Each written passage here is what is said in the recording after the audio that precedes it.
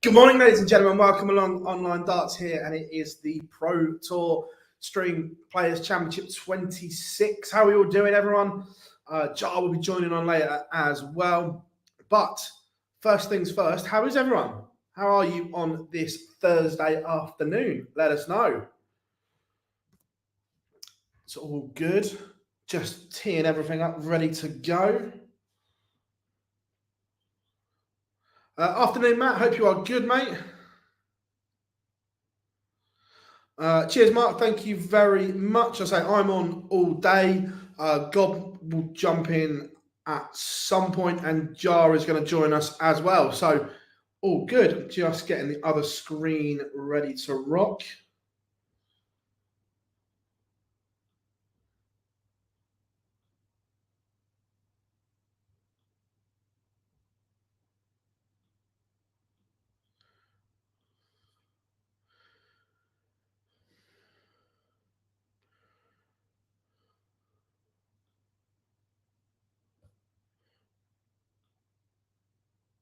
Just sorting things out. I see as well that Raymond van Barneveld has Cameron Menzies' first game. Tough tie. Cameron playing really well at the moment. Clinton is watching from Australia. Good to have you along, mate. Thank you very much. George is in. Scott Williams lost in the last 64 yesterday off the top of my head. I haven't had a chance to look at the draw yet because I'm down here in Portsmouth because I'm working on the Super Series this evening.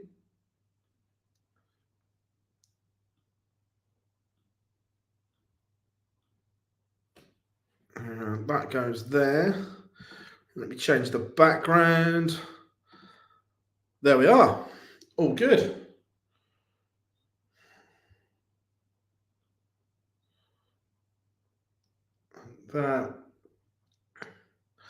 There we have it, everyone. I think we're just about ready to rock and roll. I've got that set up there. So, all right, let's have a chat until the action gets underway. What's everyone up to today?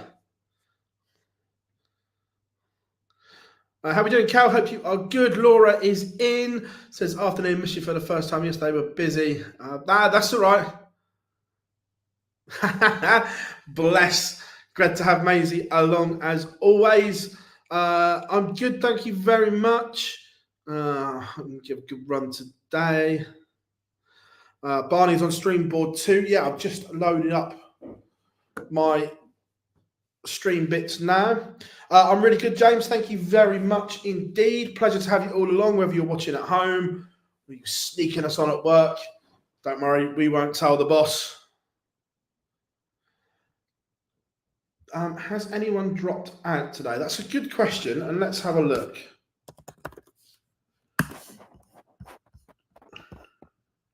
So, still no MVG, no Dirk, no Adrian Lewis, which we knew, no Louis Williams, which we knew, no Christoph Kachuk, no Luke Peters. No, it pretty much looks as it was. So it doesn't appear to be. Rock and roll, baby, you know. Good stuff, James. Good stuff.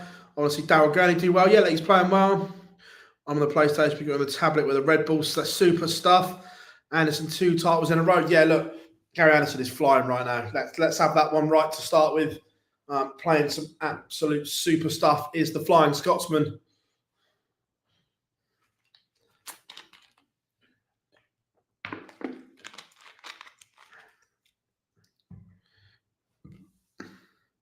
Really good. Cheers, Pete.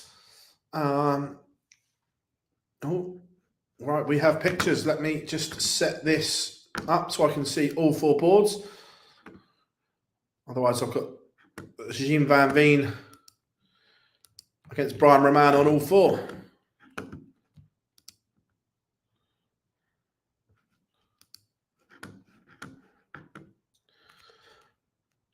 Peter Wright's playing. He needs a good run.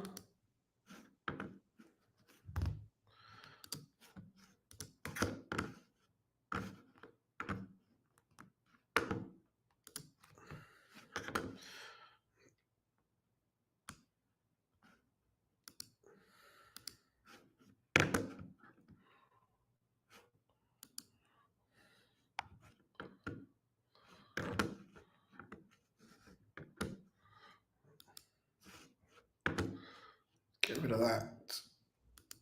Get rid of that. Get rid of that. Get rid of that. Right, I think we're just about ready to go. And before he starts, you know what's coming. The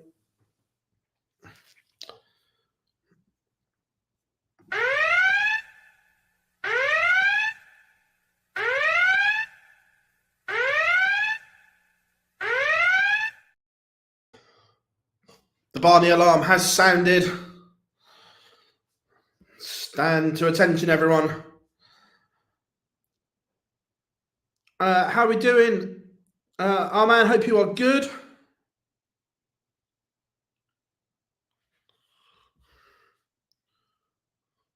It is a thing of beauty. I agree. Jar will be on later on, mate. He's going to hop on.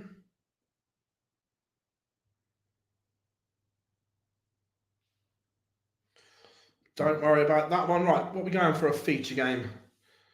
That one's on stream. Shall we go for a bit of the Asp? Because he needs to win. Big game for Nathan Aspinall. Right, we are ready to rock and roll, everyone. As you can see, yesterday we were in the comms box. Today it's the glamorous location. I'm in the little room upstairs out the way. Pick for today. Who am I going for today?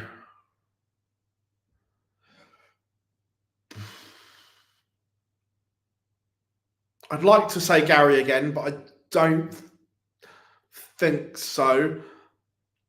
I might go for a little Ryan Selwyn today. Jean Van Veen 2-0 up on Brian Roman. Chris Dobie is taking the opener against Adam Warner. Scott Williams 1 up on Gabriel Clemens.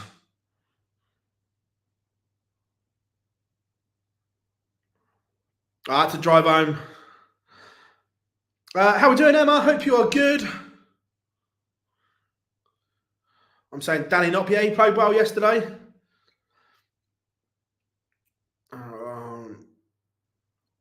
Phil, what's your opinion on Scotland and Wales getting another TV event each? I'd like to see one in each of them. I don't know which ones they'd be, but there's always certainly a good crowd when we go to Scotland and Wales. So 100% I would like to see them there. Whether it happens or not is another matter. Phil, who's the biggest name that could miss Minehead? Well, at the moment, it's Wright and Aspinall that are both outside.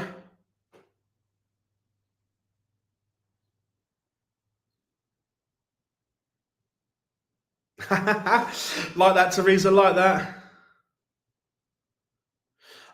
He's got a touch of the flu, Danny, by all accounts. In the Dutch media, he's got a touch of the flu, so just getting himself well for the European Championships next week. Grand Prix, yeah, I don't mind that. I think Damon today, yeah. As it stands, Gary Anderson is seeded for the Euro Tours next week. Nathan Aspinall 2-1 up on Kevin Dukes. Kevin Dukes played some brilliant stuff so far this year.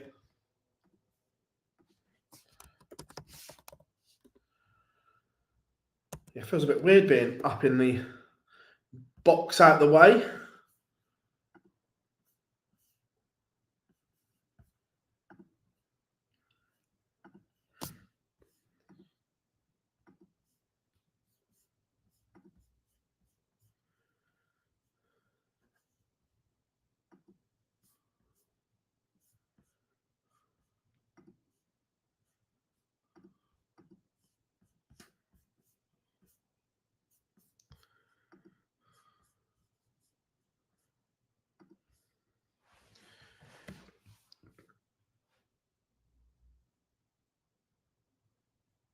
No problems, Danny, at all.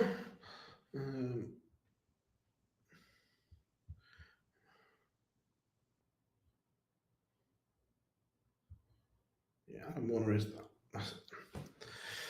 just about getting that in. Connor Scott 1-0 with Luke Woodhouse.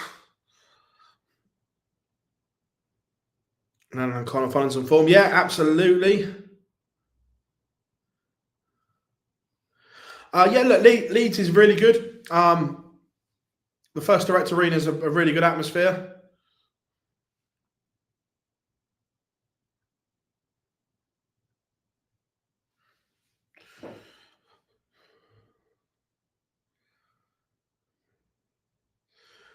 Yeah, I think a lot of it is trying to find suitable arenas to host them. The big, huge arenas like your Hydros cost an awful lot of money to hire per night. That's why I remember listening to Matt talk about why the Grand Prix didn't go to is not in the Three Arena in Dublin, because the cost per night is just astronomical. Where you could do it for a Premier League night because it sells for that one night, but the amount of tickets you'd have to shift for it to make money would be incredible. That's part of the reason. I'm really good, Juanita. Thank you. Hope you are good. Good to have you back. Yes, I am going to hopefully go and see him at the O2, Nico.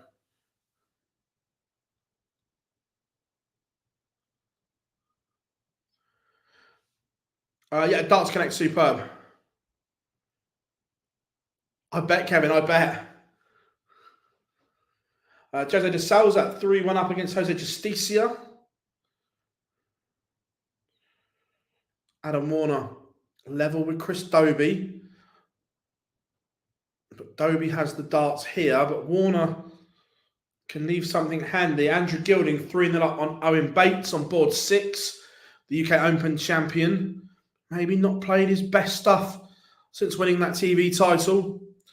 Cameron Menzies 3-0 up on Raymond van Barneveld.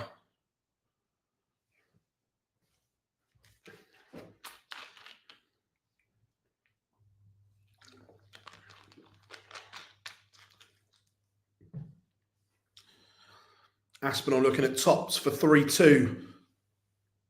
Jean Van Veen 4-1 up on Brian Roman, and Raymond has one back against Cammy.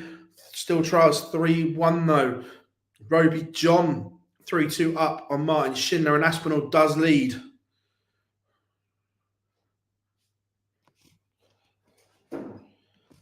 Dolan levels up with Kuyvenhoven. That one's 2 apiece.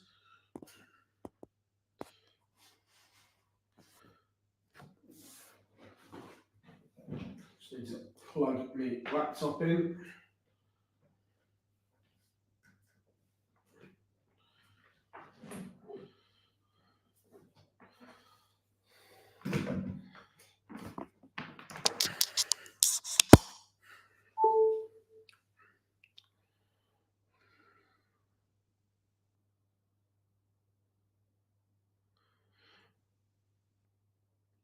Yeah, Teresa, I'm looking forward to it a lot, and I still hold out severe hope that one day we will see them play together again.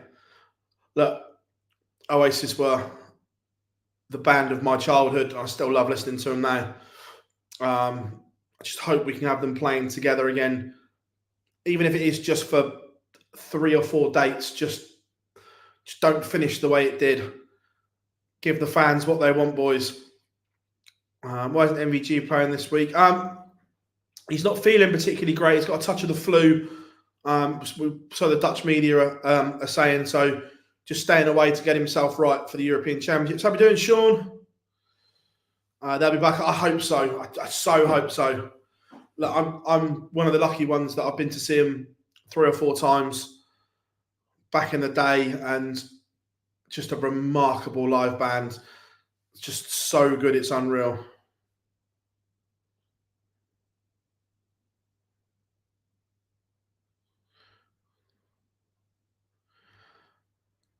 I agree. I think it will take a lot of money, but I think in the end, the demand will be that big that even if they did 4 nights at the Etihad, 4 nights at Hampden, 4 nights at the Millennium, and 4 nights at Wembley, the money they would generate would just be off the scale. Really good, Cameron. Thank you very much. Yeah, Gene Van Veen is absolutely motoring. Just playing so well at the moment.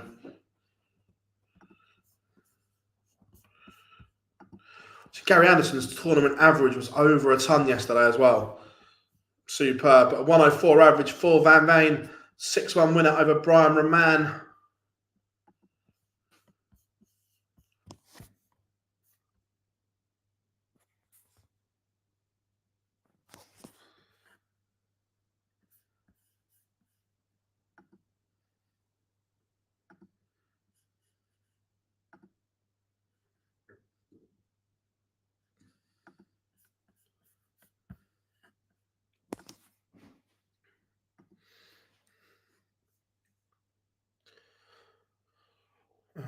Do you think Scott Williams is poor? I don't think it's anything to do with the points. If I'm being honest, I just think he's just going through one of those little spells. He'll come out at the end of it. Fabulous player.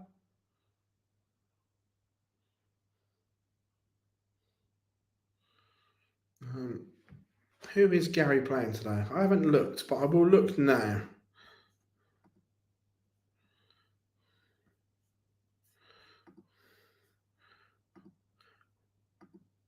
Gary is playing Jeffrey Sparanans on board 12.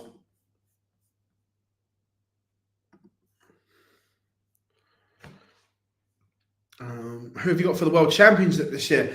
Look, the Worlds is a different breed, and I think it will be one of the usual suspects. Right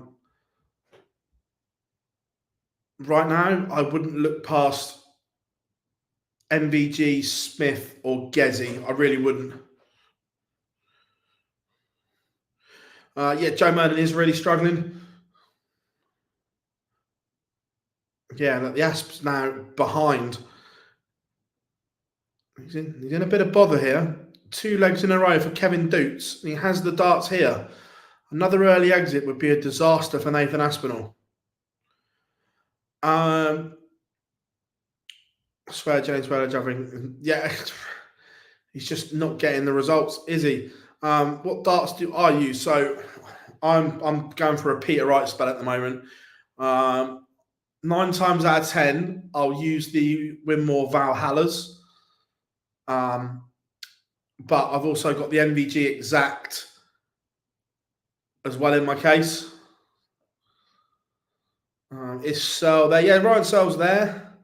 I've got Gary for the Worlds at 34-1. Yeah, look, we all know Gary Anderson just rocks up at the World Championships. And if you're going to back Gary, back him now, because if he carries on in this vein, that price will plummet.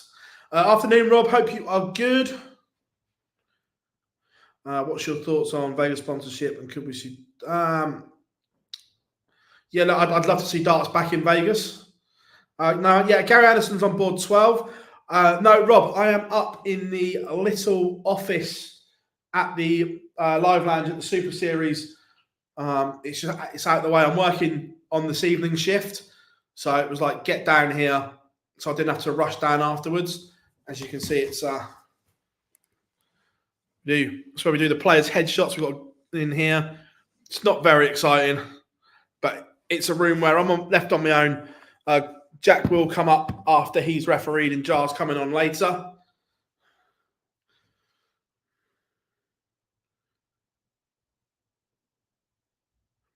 I've not heard anything about who's going to Q score and who's not. Back in James Whale, Luke Hummings, nice. Luke Wood has 5-2 up on Connor Scott. Yes, Scott Williams 5-2 up on Gabriel Clemens right now. And Nathan Aspinall is in a world of trouble. Haven't seen any dropouts. Do I get some sleep? Some. But it's what we do, isn't it? You learn to live on 5-6 hours sleep. Cheers, George. Thank you very much. You will hear me back on comms tomorrow night. So I'm producing this evening. So everyone else will hear me behind the scenes on a headset. And then I am back on comms on Friday night.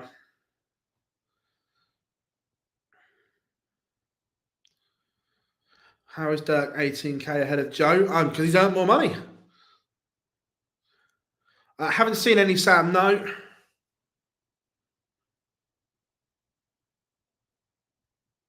James Wade to win today. It'd be a good thing.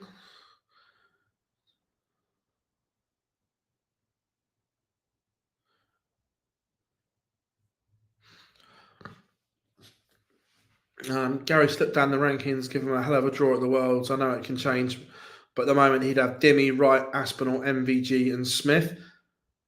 I know that on paper that sounds tough, but right now he's playing better, in my opinion, than Dimitri and Peter.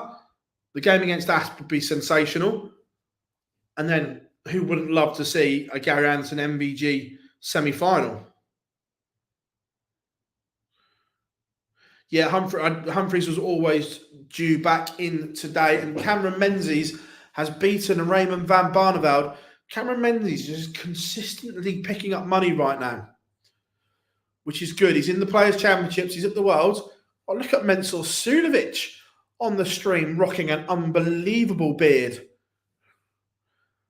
Sorry, I'm not going to tell Boris to move because he's a lot bigger than I am. And if he says it's Wednesday, it's Wednesday. But let's get Mensur back in picture.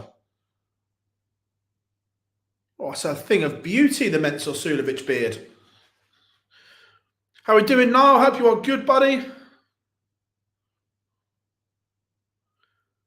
In my opinion, Reece Robinson could get a card. Yeah, look, Reece is a fabulous player. How do you think Littler will get on? I think Luke's going to have a glittering career. 72 for Kevin Dukes to send Aspinall packing. Disaster for Nathan Aspinall. It's another early round exit, and these Pro Tours are running out. Nathan Aspinall is in huge danger of not being at Minehead.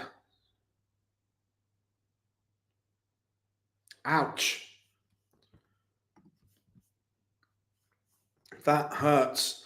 So early result roundup. Chris Dobie, a 6-1 winner over Adam Warner. Kevin Dukes, 6-4 over Nathan Aspinall. Luke Woodhouse, 6-2 over Connor Scott. Darius Labanauskas beats Mike DeDecker 6-1. Scott Williams wins 6-2. Ross Smith serves the bagel 6-0 over Joe Mernon. Jean Van Veen beats Brian Roman 6-1.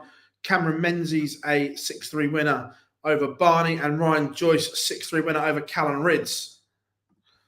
So results round up for you. Nathan and Aspinall to Minehead, yes or no? One of them will make it. I just don't know which one. Peter Wright makes it at the moment.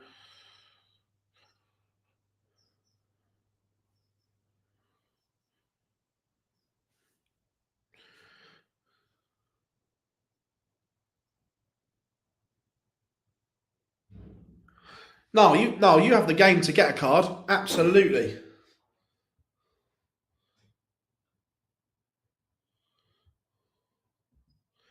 Right.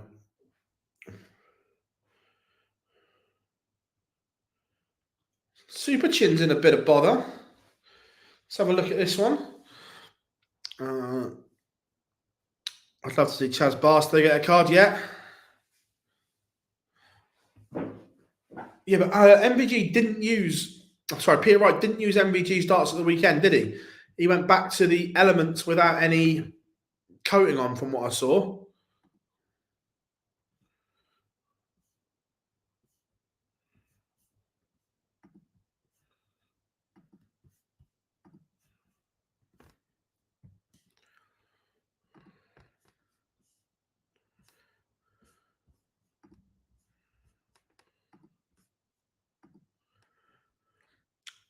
Clivenhoven up against Brendan Dolan. Barry Van Peer just getting underway.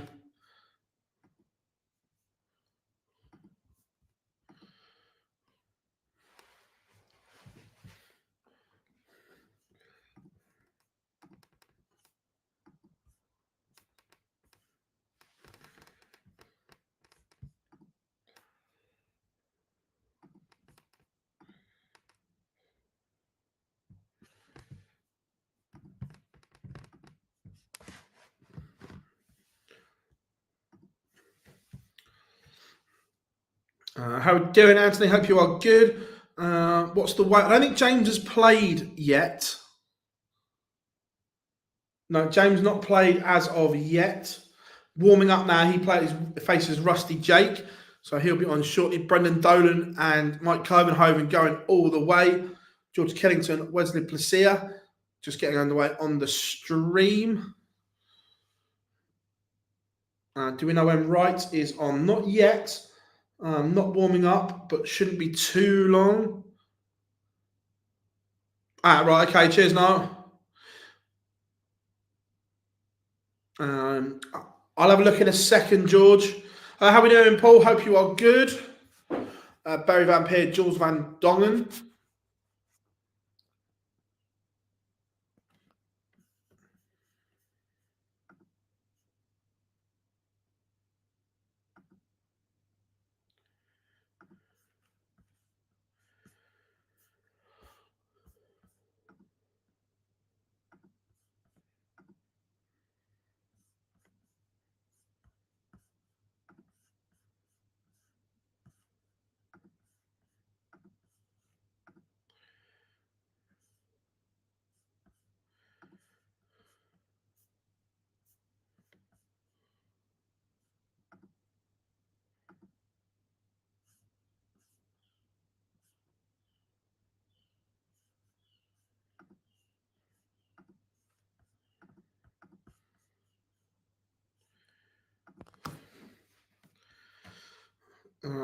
Is no Louis Williams.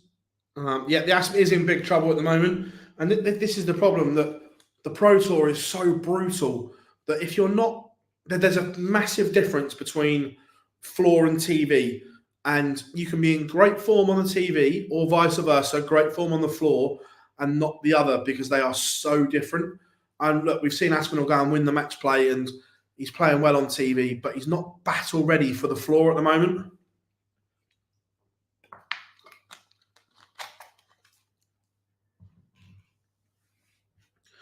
And that's the difference.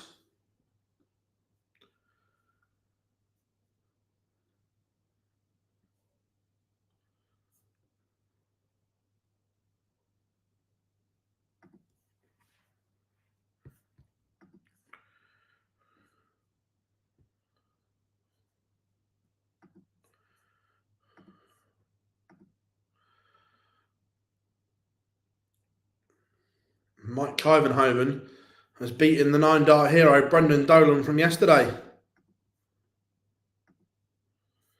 Daryl Gurney has turned it around in our feature game.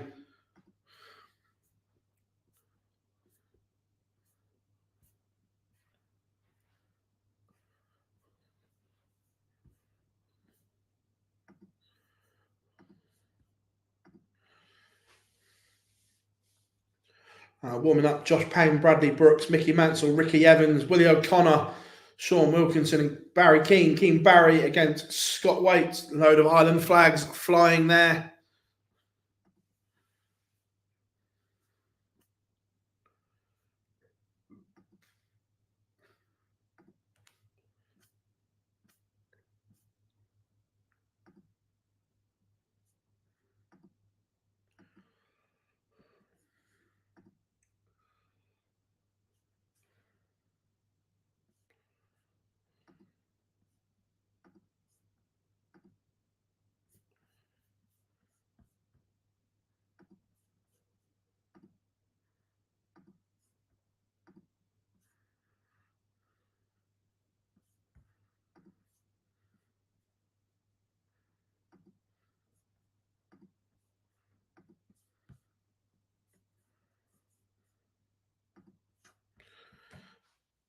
Do you think Wright will be in the Prem? He shouldn't be, but I've still got a funny feeling maybe. Yeah, I was looking for the same. I didn't see it either. I know they did one live, but I didn't see them put it out. I can't even keep track who's qualified for these kind of events. How do you? So these Pro Tour events, if you've got a tour card, if you're in the 128, you're automatically in them.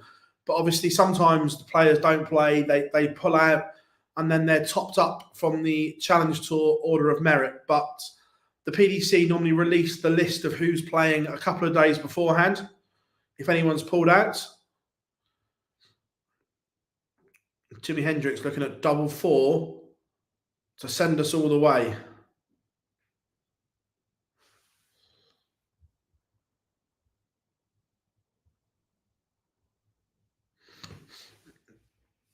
Simon Whitlock 1-0 to Nathan Rafferty.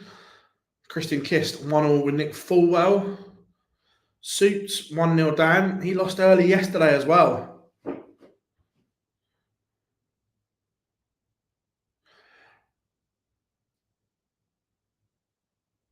Afternoon, Joe. Hope you are good.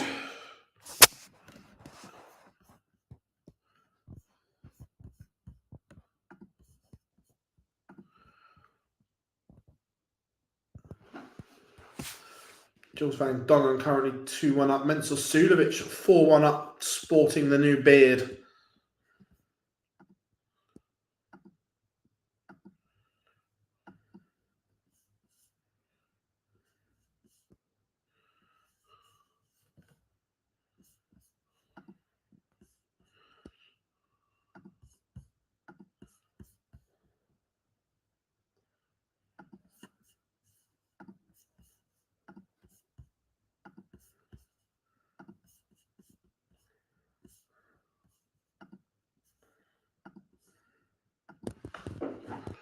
Mickey Mansell 1 up on Ricky Evans. Sorry, James Wilson fans, he's behind.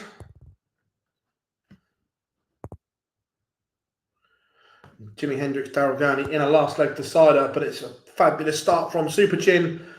Back-to-back 2 treble visits.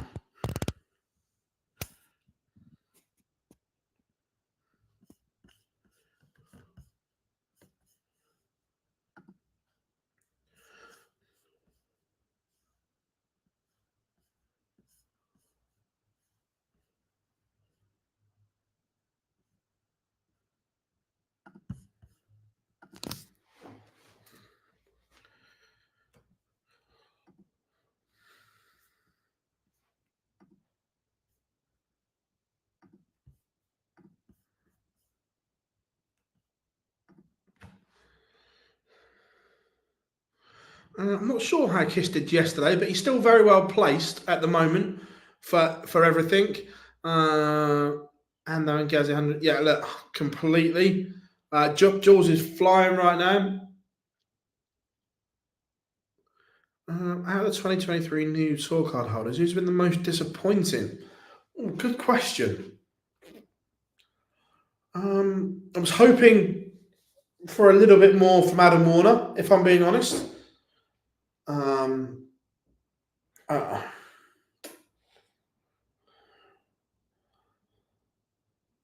I thought we may get a bit more from him.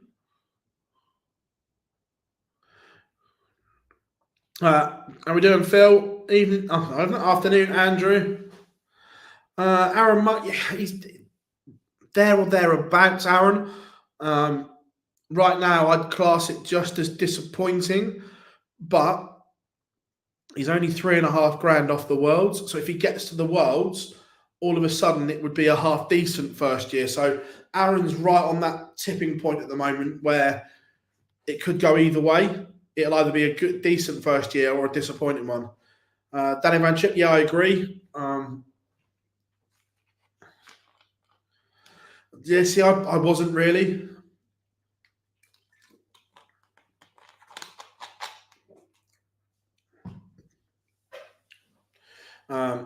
Jürgen van der Velde, 3-1 up on Mario van Bogengarde.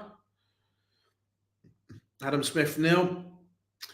Yeah, Adam's always a streaky player. When he's good, he's very good. But when he's off, not quite so.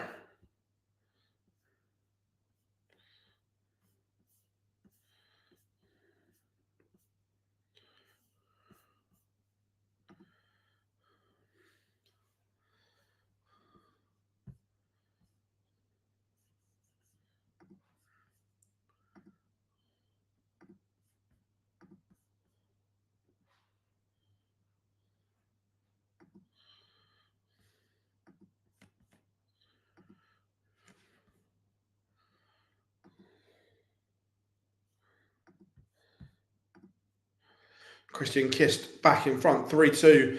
Nathan Rafferty 4-0 up on Simon Whitlock. The Aussie is in a bit of trouble here.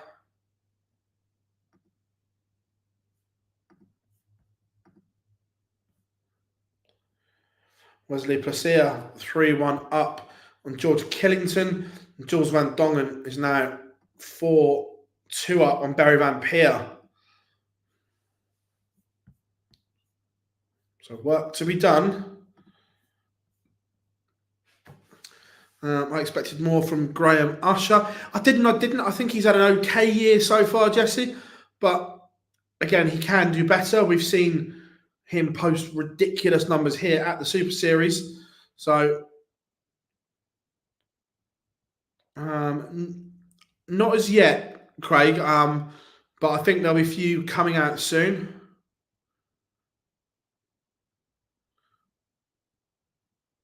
He does have a card, Sam.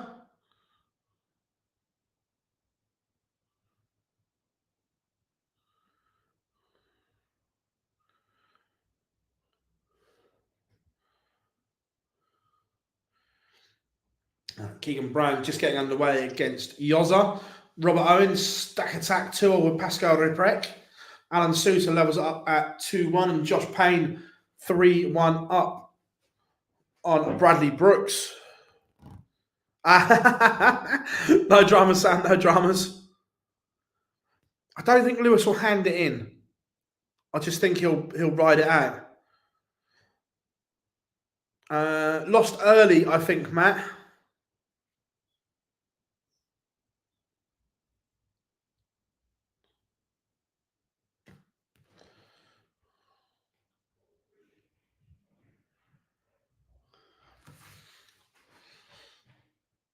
But Jules Van Dongen is now 5-2 up on Barry Van Peer.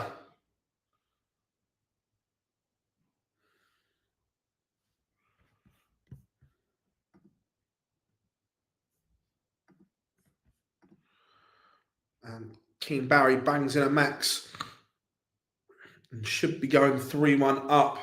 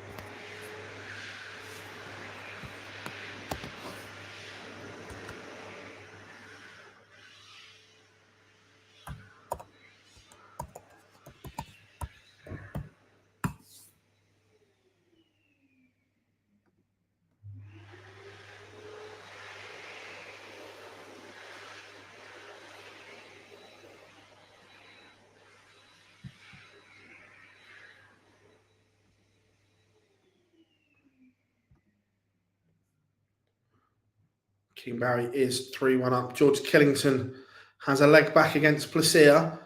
Kirchmar fighting back now against Sulovic. Bradley Brooks has one back as well. James Wilson will not be bageled. William O'Connor cruising. Nick Fulwell is now in front against Christian Kist.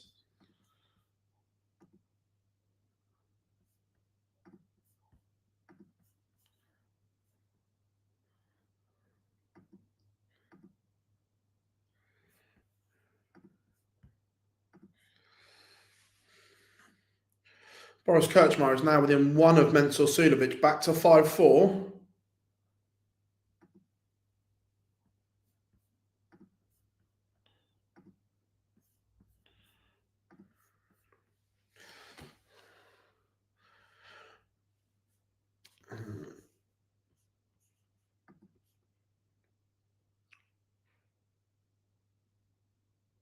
Nice. I went for Ryan Searle today, Matt. Jules is the great American. Hope that there are just fabulous players in North America at the moment. Thought Deswan might have kicked on. Yeah.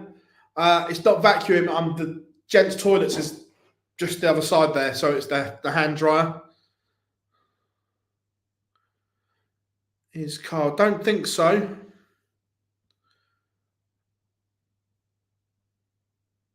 I didn't have a chance last night, but I will get it done.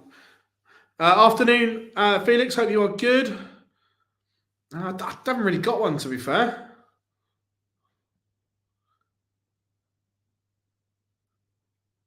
I don't think Vincent's in the right frame of mind at the moment. I'd love to see Vincent at everything just because he's box office gold, but I just don't think he's in that kind of place right now. Jules Van Dongen seals victory. 6-3 win over Barry Van Peer, and that one is in the ledger.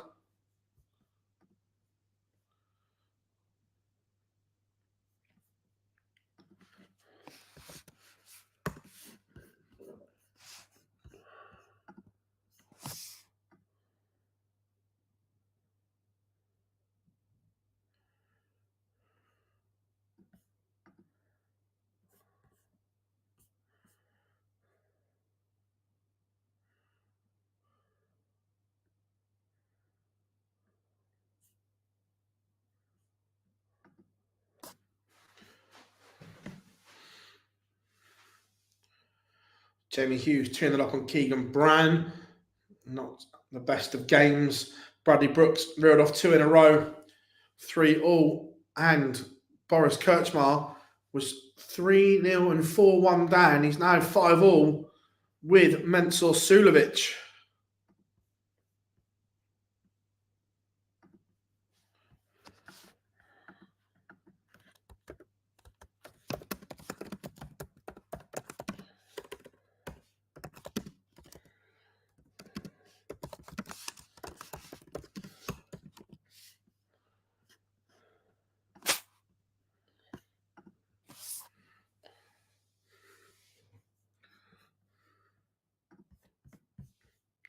Menzies, Van Dongen. Yeah, that is an ouch. Both playing really well. My nickname was Dark. Nice. Well, yeah, both absolutely sensational. Kim Barry is 5-2 up, averaging 111.50. Scott Waits averaging a ton. Superb. Agreed. Family rivalry is brewing. We spoke about it yesterday. Interesting talk around the dinner table. Alan Suter is now in front against Callum Goffin.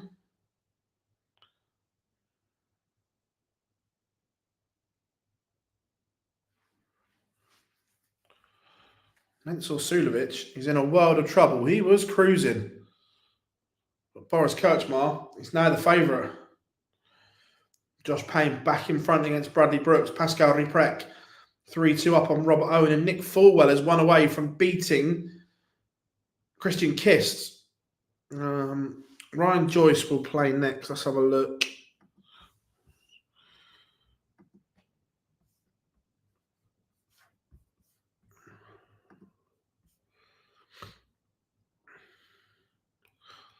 So,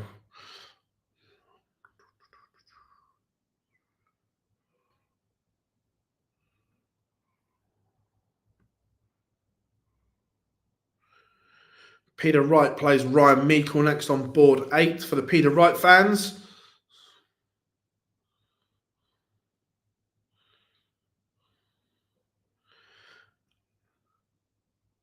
Gary Anderson also next on board 12.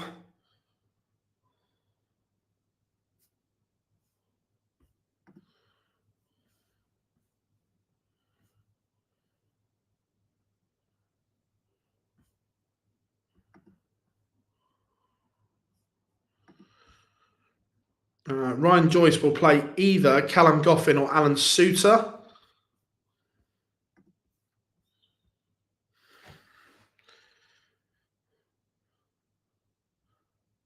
Yeah, quite possibly. Martin Lukeman's played well of late. He just seems to be coming into some form.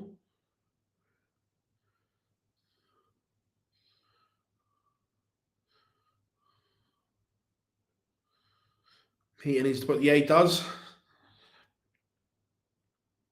Matt Campbell, Ricardo Patrizco just getting underway. And William O'Connor is a 6-2 winner over Sean Wilkinson. Robert Owens, stack attack, levels it up with Ruprek.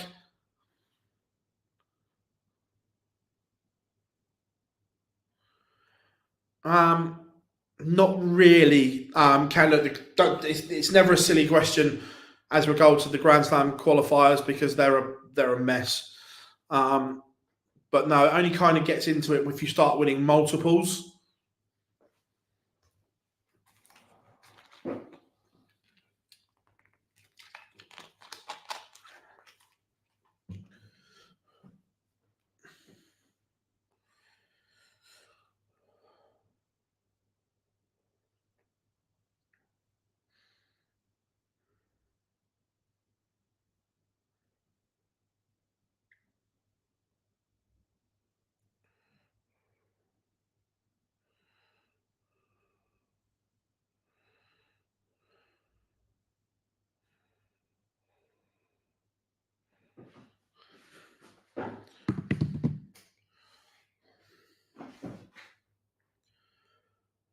Josh Payne, one away now from beating Bradley Brooks.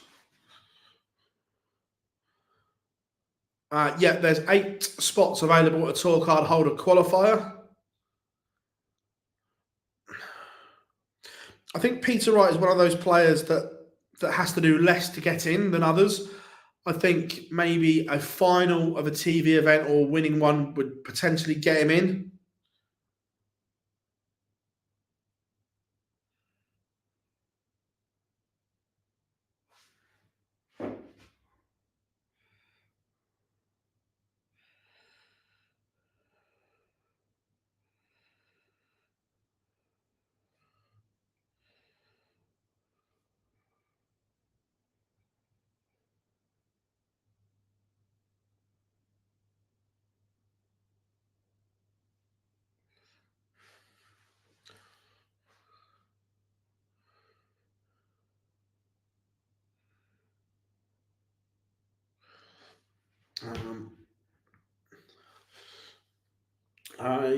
Yeah, of course, we'll have Gary on next. Why wouldn't we? King Barry is a 6'4" winner over Scott Waits. A brilliant 100+ average.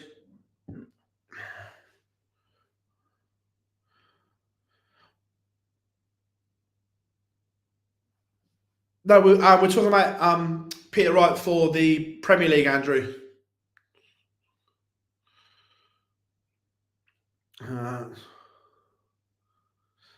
Look, every referee's 180 call has to be unique to them, so I'm a fan of it. Will Lewis be at the Worlds? Not at the moment.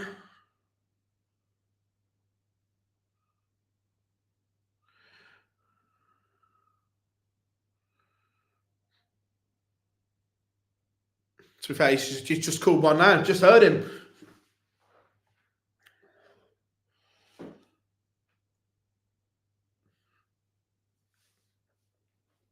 Luke Humphreys, Tony Martinez on streamboard 1 next. Josh Payne is a 6-3 winner over Bradley Brooks.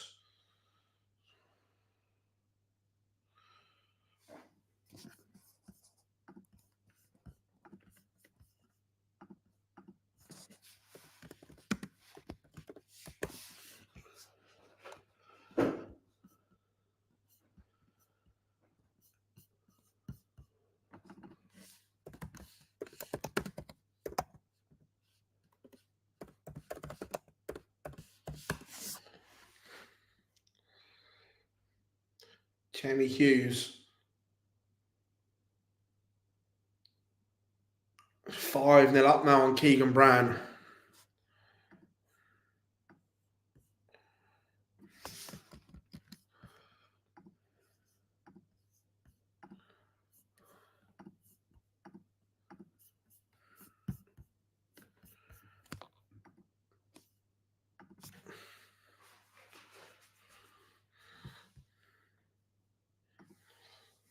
Callum Goffin, Alan Suter, 5 apiece. Steve Beaton has taken the opener against Johnny Clayton. Damon Heta, the Heat. Interesting, not playing with his new darts today, playing with the old ones.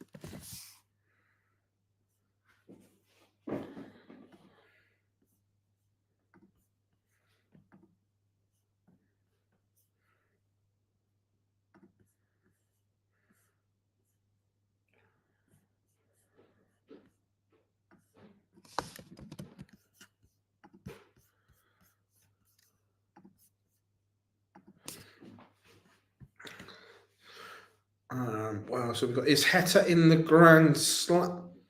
I don't know that. Look, I'll have a look in a second. I think he right left or right Premier League. Yeah. That's gonna be 35 mil length barrels. Nice. PL Knights.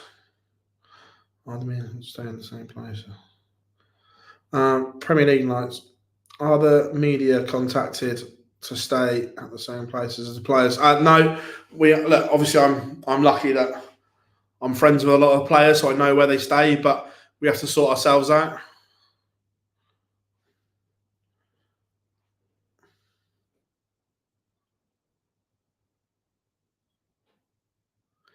Yeah, I think that'll come, Matt, in time. Jar will be joining us around 3 o'clock. Some fabulous games warming up. Gerwin Price, Graham Usher, Rob Cost, Carol Sedlacek, Peter Wright, Ryan Meikle, and of course Gary Anderson.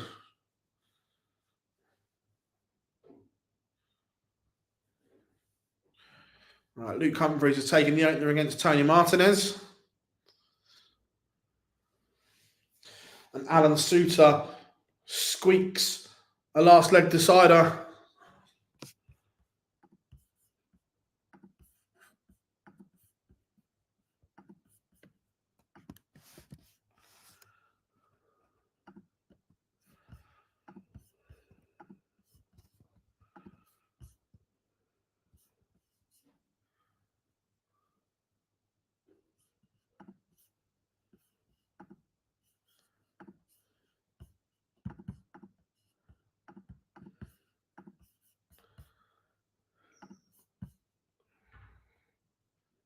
Yeah, Scott Waits is playing really well at the moment and not getting a lot of luck, that's for sure.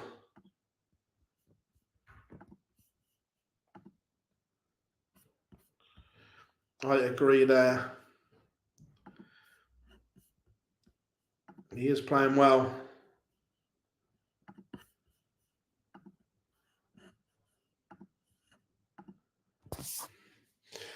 Luke Humphries 2-0 up. Jeff Smith takes the opening leg against the rock star Joe Cullen.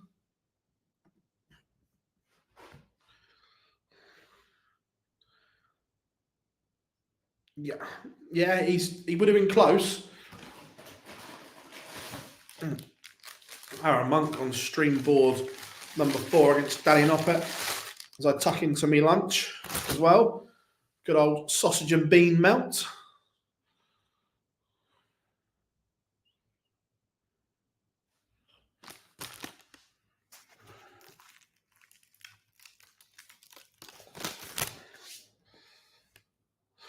Damon Heta now 4-1 up. I was trying to find it there. That one's. There we go. There he is. So a bit of Gary on. I agree, Felix. I agree. Matt Campbell 3-2 up on Ricardo Petresco. Ryan Sell 3-0 up on Neil Zonneveld.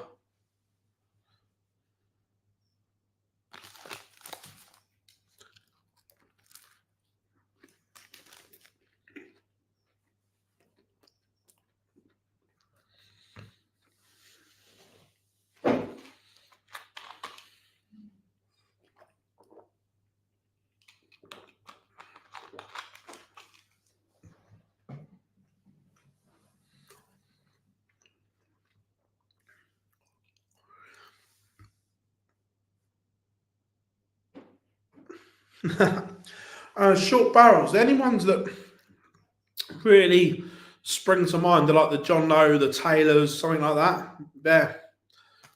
They're shortish.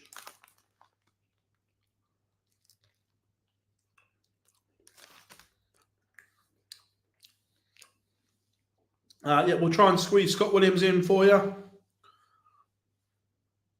Gary Anderson takes the opener. Michael Smith 2-0 with Vincent van der Voort. And Graham Usher has taken the opener against Gerwin Price. Matowski, Damien Mole also just getting underway.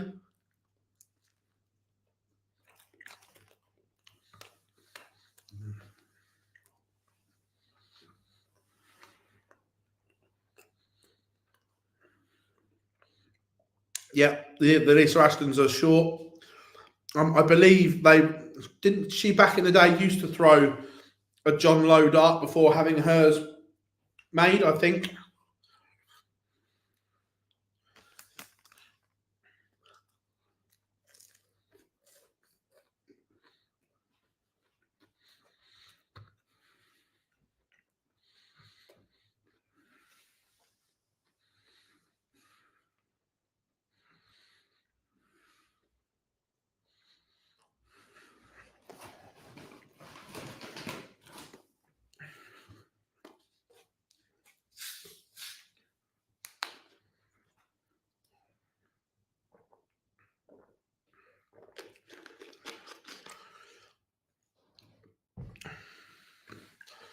Joe Cullen 2-1 up now.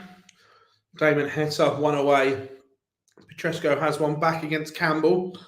I'm a big Heta fan. Yeah, I agree, Natalie. I'm not overstruck on them. Nice. Yep. Cool, Teresa. Gavin Price levels up against Graham Usher. 1-1.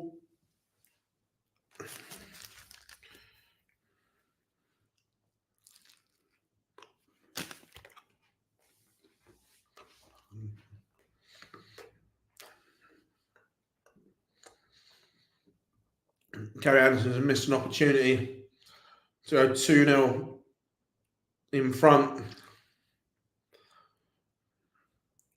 But Sparadans also misses. Can't be given Gary Anderson second chances.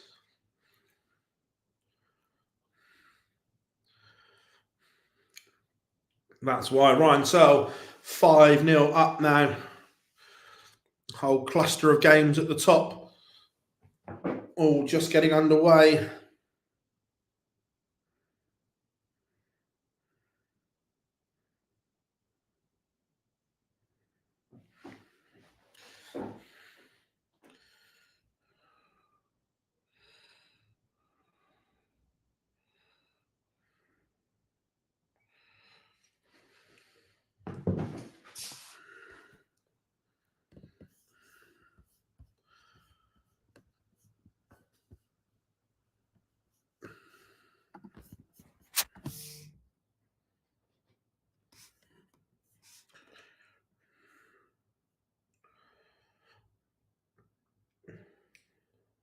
Joe Cullen now 3-1 up.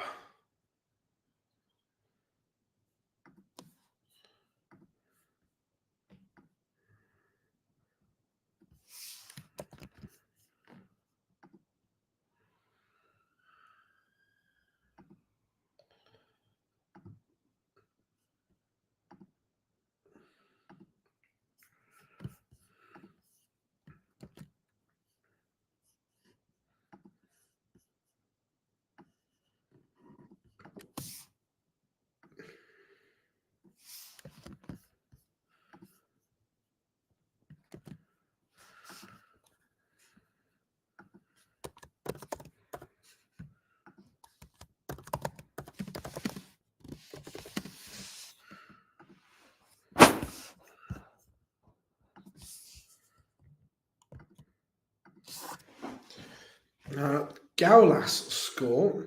Damon Heta is a winner. Very disappointing. Yeah, I agree. Spent too much time with Demi.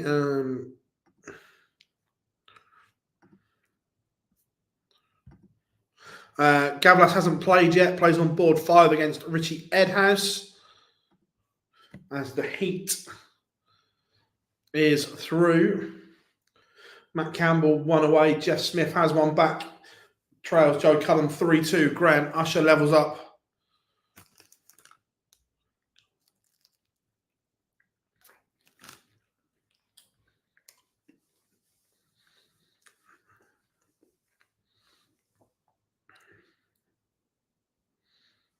Johnny Clayton 5-3 up now on Steve Beaton. Luke Humphreys 5-1 up on Tony Martinez.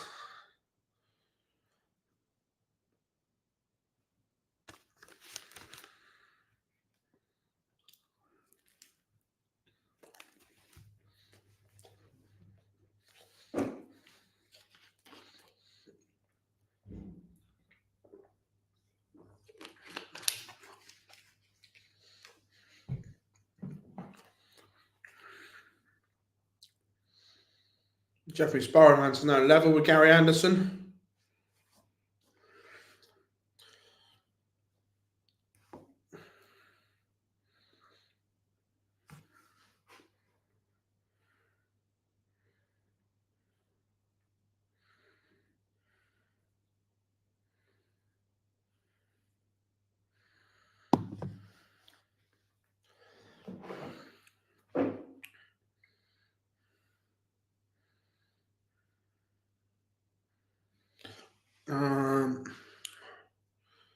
Ryan Searle, 6-1 winner. Do you think some players James Earl starts too often? Possibly, but I guess it's personal preference.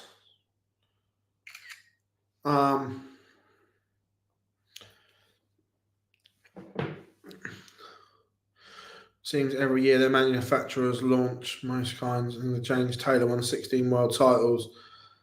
And so Taylor, with his 16 world titles, off the top of my head, and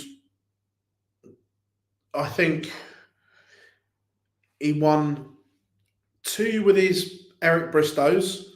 Then he had the knitting needle one, the unicorn long one. I know they brought out a couple of versions of that. I don't know if he won, I can't remember every world title, what he threw with, whether he used some different versions of that. Then he won with his Rossos and then with his target. So I reckon at least 4 darts Taylor won world titles with.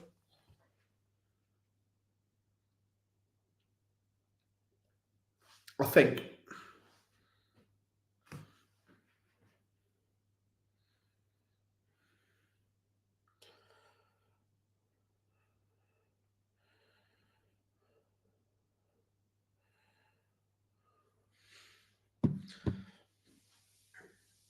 Matt Campbell has beaten Ricardo Petresco 6-4, and Jeff Smith levels it up against Joe Cullen. That one 3 apiece. Vincent van der Voort is on the verge of beating Michael Smith. Big Vinny.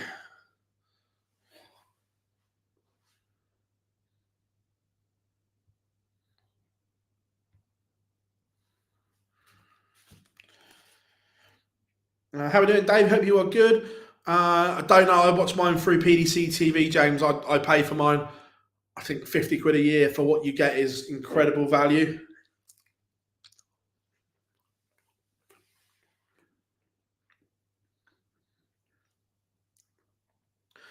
To be fair, Felix, I'm massively impressed with the CDC. As you know, Spellman, I think, could be a really good tour player. I really do. Jacob Taylor is hard to beat. Jim Long's hard to beat, but Spellman's the one for me, and Lauby as well. I like Lauby.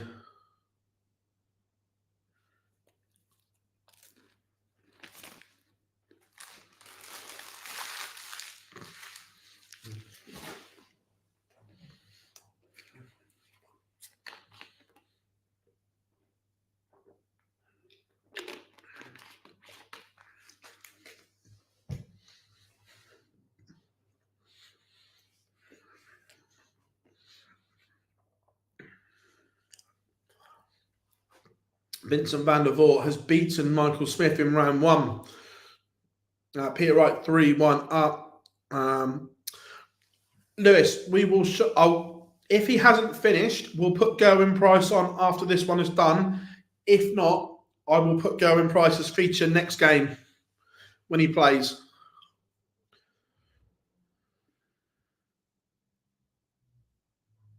Oh, sorry, James. I'm thinking of match play. He won the match play with his targets. My fault.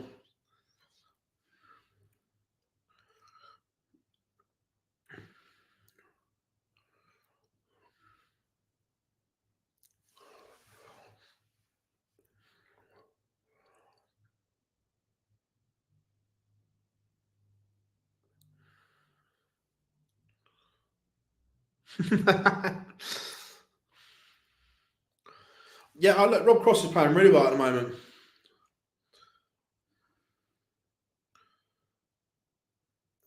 we keep saying this about Steve Beaton, but then he finds a way of getting to a final or something. But look, it is becoming increasingly more difficult.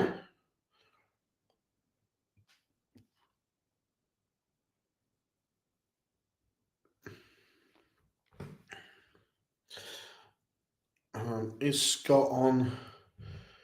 No, Scott Williams isn't on one of the live boards. Well, not at the moment, anyway.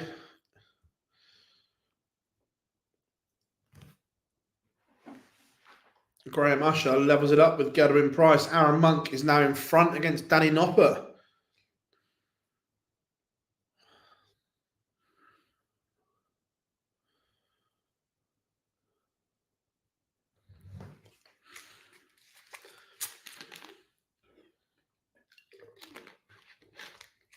And Jeff Smith is one away from beating Joe Cullen. The Rockstar's in trouble.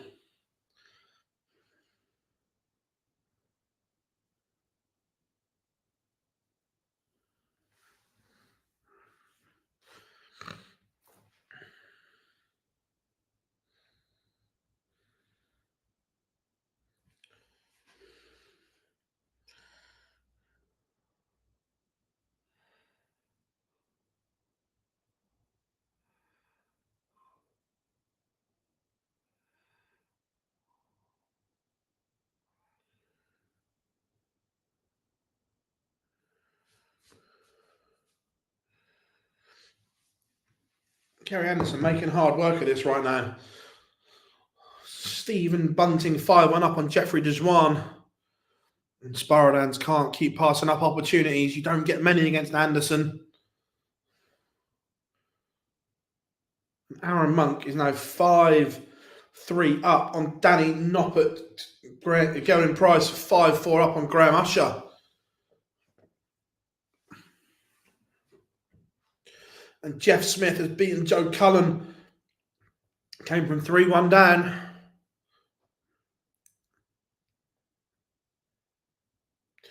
Yeah, Steve Lennon's had a really good year. Aaron Monk averaging a ton here. This is vintage Monk.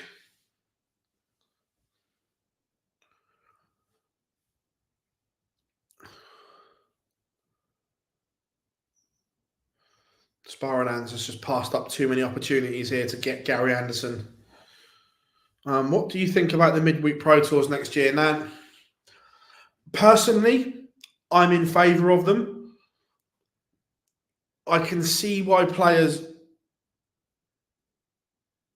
aren't, or the ones that have to work. I fully understand it, but I also understand the move to try and make the tour professional. But in doing that, you also then have to make sure players are paid accordingly. There has to be some kind of money for winning your card because you've earned the right to be there. People are saying it favours the elite, and to a point it does, but it's also a move to make the tour professional. So I get both sides of the argument, but for me, I like it, but I understand the ones that don't.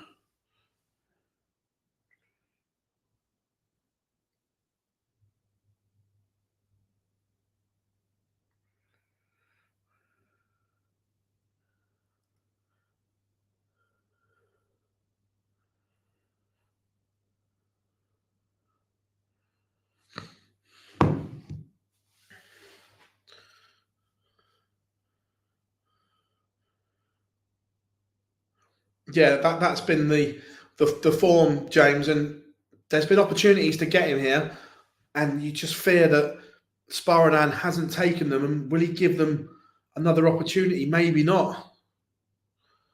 So, Owen, I don't know exactly. I was looking at it, just rough calculations and knowledge. I reckon around 60% of the tour still work in some capacity. It's then whether they can get the time off required. I don't know is the answer. It's going to be interesting to see how it plays out.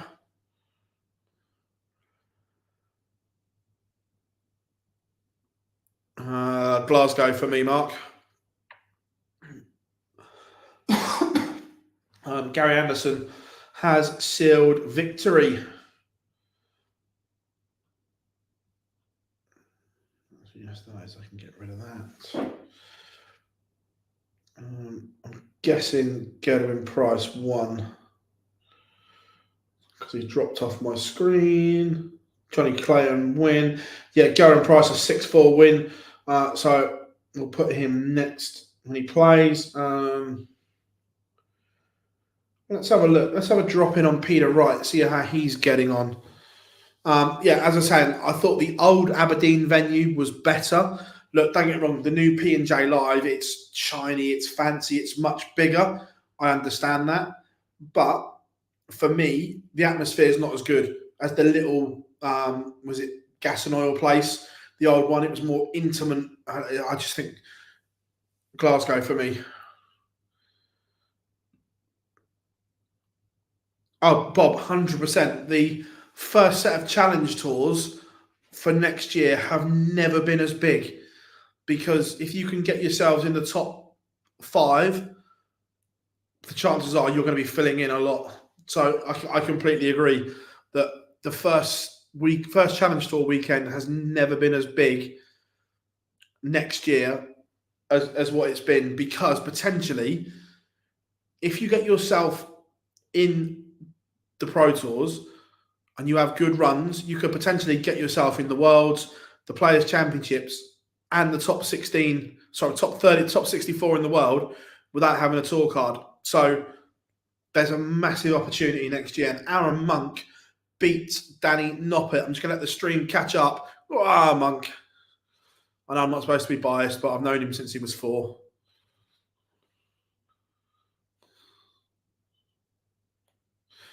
.95 average for the Monk. No, it wasn't pretty, Curtis. Agreed.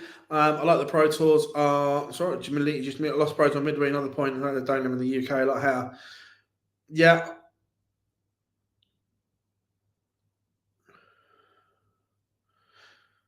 Captain Aidan Kirk can make a comeback. Yeah. Have I ever been to a football game up here? I've been to Ibrox, and there are a couple of grounds that I'd like to tick off the list as well. Perhaps not ones that you think. I want to go to Pataudry, and I really want to go to Inverness Cali Thistles ground as well and watch them play. Random question, Phil. Do the fill-ins on the Pro Tour get to take part in the Euro Tour qualifiers too? I don't think so, Bob, but I'll try and find out 100%. My understanding is the associate members that fill in on Pro Tours only get the associate member qualifiers, not the tour card holder qualifiers, as I understand it. Peter Wright, 5-3 up now on Ryan Meikle.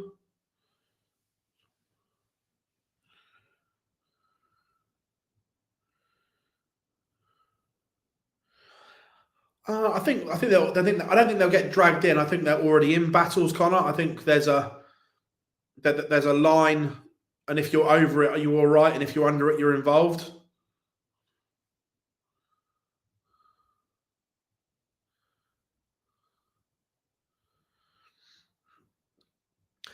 Yeah, I'm not an Aberdeen fan or anything like that, but I just like that old-fashioned ground.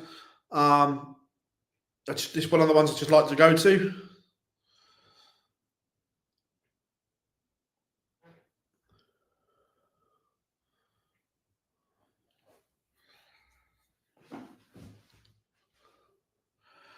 I wouldn't say I'm a massive Scottish football fan, but I keep that Rangers are my side, and that's purely because of that I'm a Spurs fan, and Gazza was, or still is, one of my footballing idols.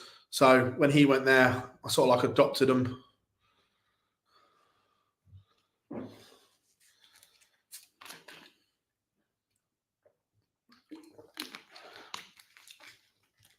Rob Cross safely through.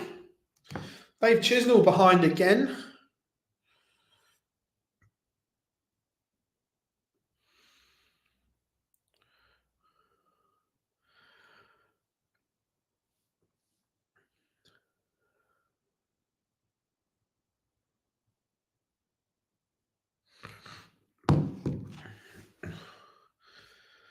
How do women qualify for the Worlds? So, in a usual year, Joey, there are 3 places for the women at the World Championships. It is the winner of the Women's World Match Play, gets a spot, and then 2 and 3 in the order of merit. Now, if the winner of the match play is in first or second in the order of merit, as this year, it's Bo. The place then goes down to third in the order of merit. So this year, it would have been Bo, Fallon, and Mikuru. Bo has not accepted her invitation to Alexandra Palace and instead is going to play Lakeside. So there will only be 2 women, but I'm kind of expecting a couple of rule changes for next year. One that says if a woman doesn't accept their invite, it goes down in the women's series order of merit and not the PDPA qualifier. Oh, don't be like that, Joey. Phil, the ex-Aberdeen commercial director Rob Wicks is now in charge of the venue that you talk about. What, the P&J, Lee? Yeah, it's a nice arena, but the atmosphere wasn't as good. Just my opinion. I don't know if Shawnee Mack's in the chat room. If you are, Shawnee, or if you're listening, make yourself heard. I know that you've been to the P&J the last couple of years.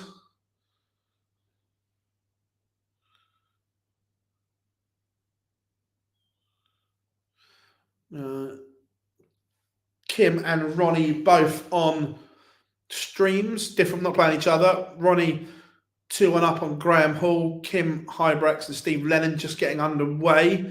Adam Gavlas 3-1 up on Richie Edhouse and Andy Bolton and Martin Luke, man, as Swiss Phil says.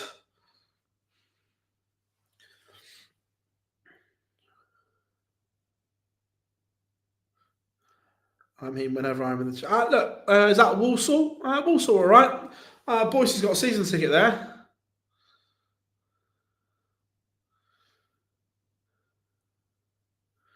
Which countries are on the rise? Poland, certainly. North America is really thriving right now, and I hope we can get something in Canada.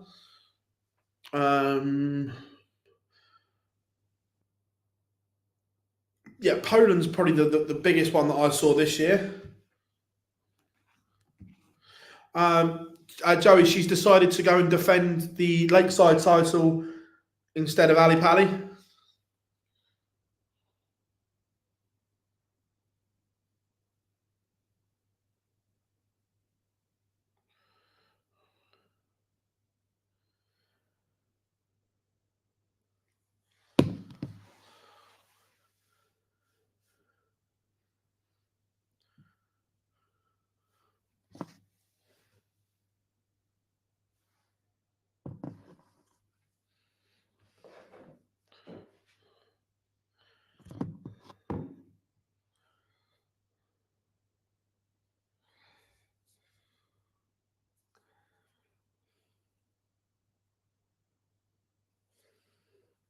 Peter Wright seals a 6-4 win over Ryan Meikle.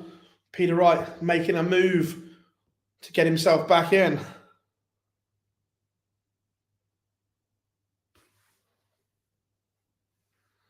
Oh, need to just switch this over.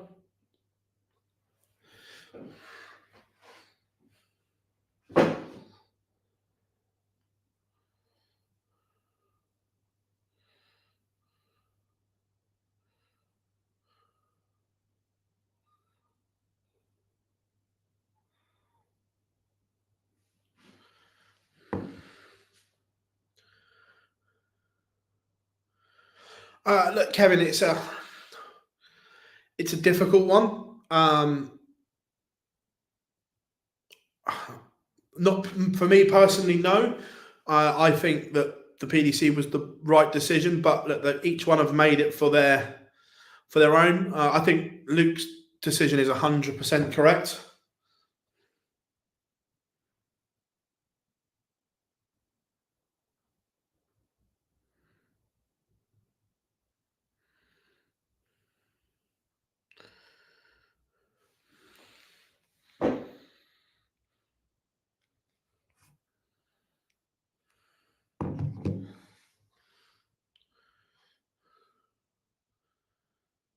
Do you think the PDC is pushing Asia too much? No, I don't think so. I think that Asia is a big market of growth that can work the same as North America. So I like that the fact they're pushing other areas.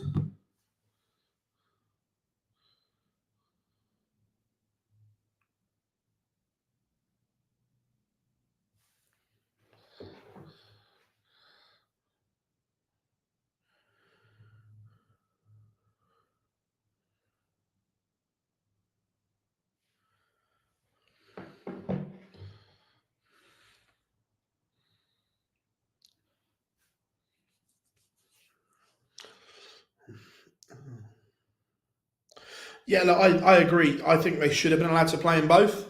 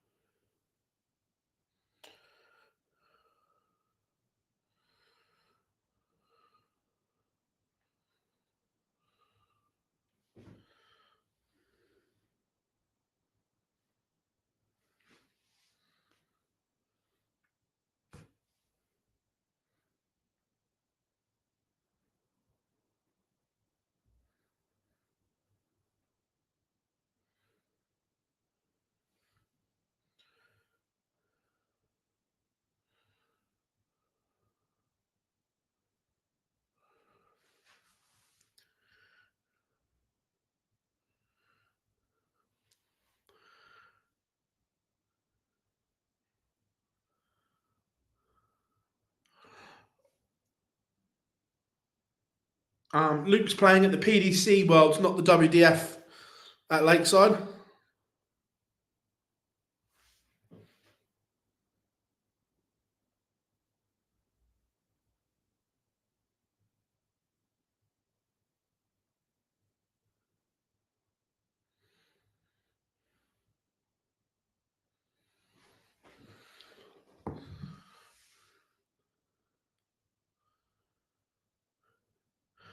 Yeah, I'm with you there, Joel. I think that if you're a tour card holder, I fully get it and understand. The non-tour card holders, I'm with you.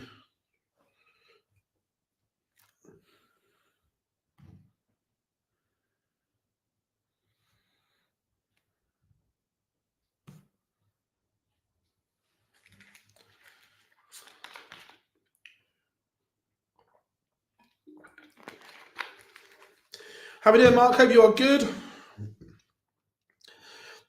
No one will want to play Luke. I agree, and I think he can go on an unbelievable run as well. Now Fallon lost 3-1 to Ricky Evans off the top of my head. It was definitely Ricky Evans. Just thinking 3-1. Florin Hempel 4-3 up on Richie Bennett. 5-3 make that.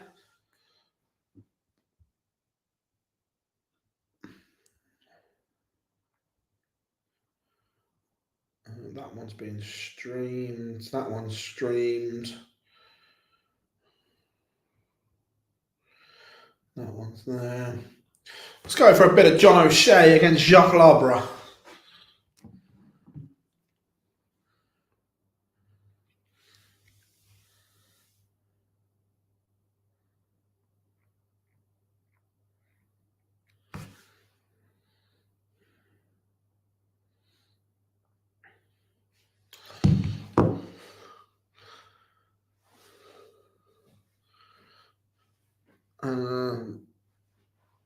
Yeah, Fallon could play Luke, yeah.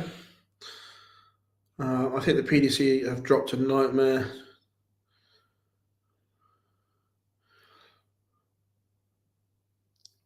I don't think it's a nightmare. I think they've done what is best or what they perceive as best for their brand, Rob. And in their eyes, that this is just my opinion, by the way. No one's said anything. I don't think it is a good PR spin. My impression is that the PDC don't want anything to do with the WDF or the ADC or anything at the moment.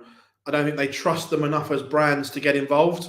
So I don't I don't believe they see it as a good spin. Like I say, that's just my opinion.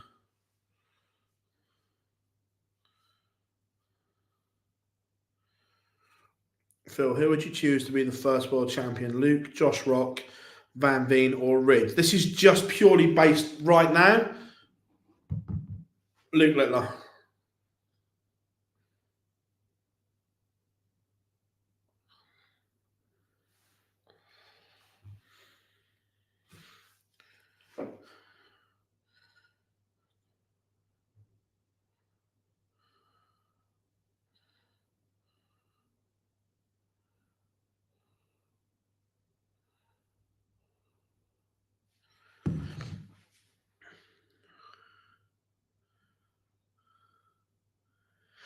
The PDC refused John and Emma's permission to play in the clan. That doesn't surprise me at all, Laura.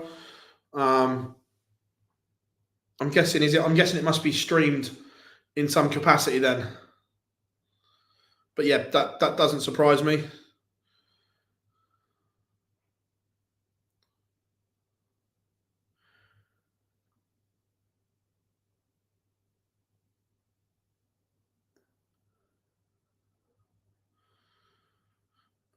Who does Scott have next? Good question.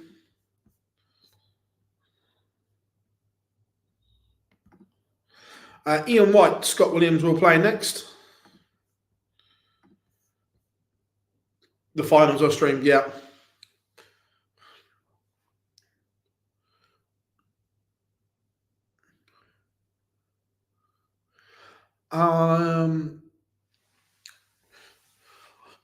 Prague is very good. The atmosphere was sensational. But I really enjoyed Budapest. I thought Budapest was superb. Great venue, amazing city. So yeah, Buda for me.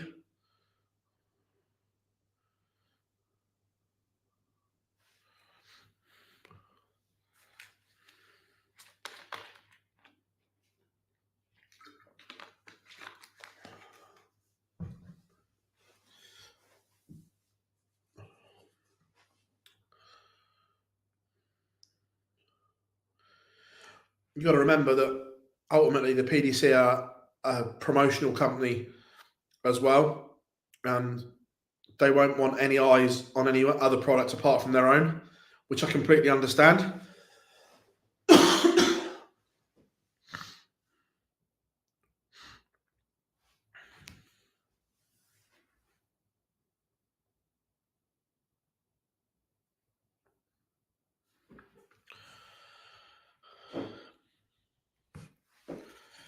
Afternoon, James. Hope you're good, mate.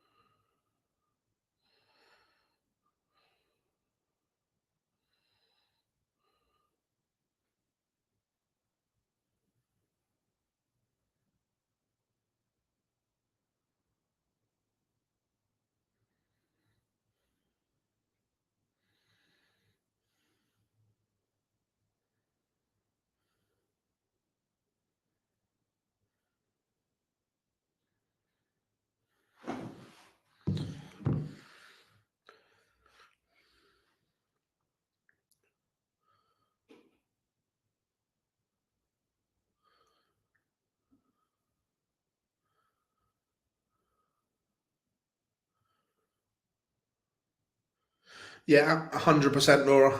Completely.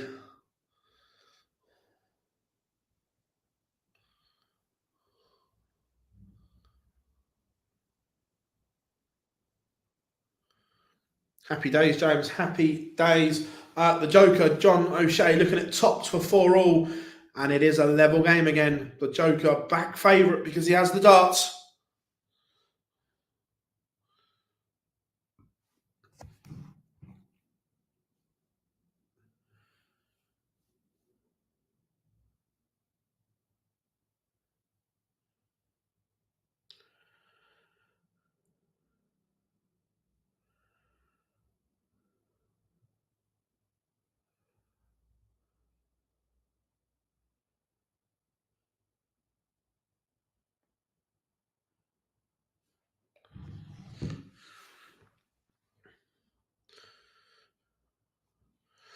So we have some 64 games underway now as well.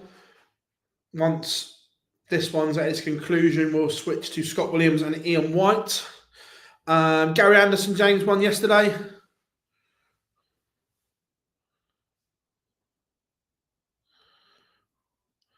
And Andy Bolton seals a 6-1 win over Martin Lukeman. Good result for the X Factor because Smash has been in some good form recently.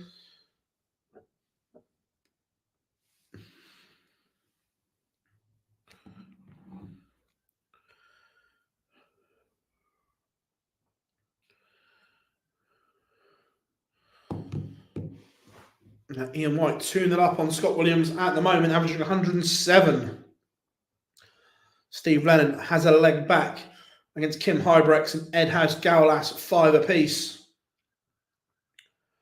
Schoolboy error from Jacques Labra gives John O'Shea 6 darts at the 148. The setup could have been better though.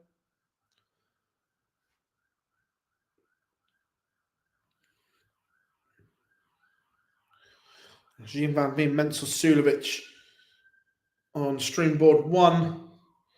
92 for the Joker.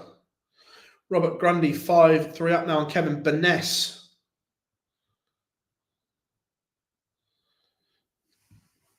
Doesn't go for the Joker, so it gives Labra another opportunity. At the moment, neither player can hold throw in our feature game. Someone just hit a maximum here. Just heard Gob call it.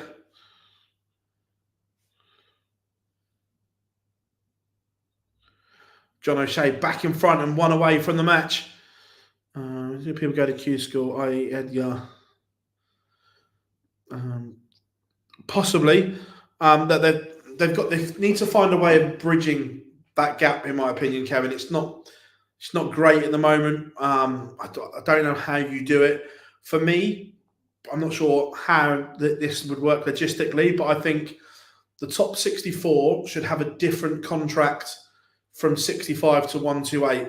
I think if you're ranked between 65 and 128, you have a little bit more freedom and a little bit more flexibility to go and play in other events. But that's just me. Are you surprised with how many of those standard names not in mine head? Guys like Keane, Barry Keane. On the edge, possibly, Joel, but it also shows the standard of how it's growing so much.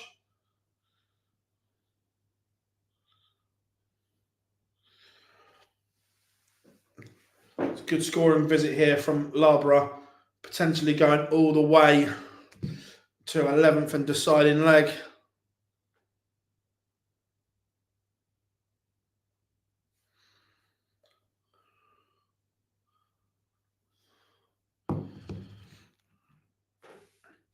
Richie Heather, comeback win over Adam Gavlas.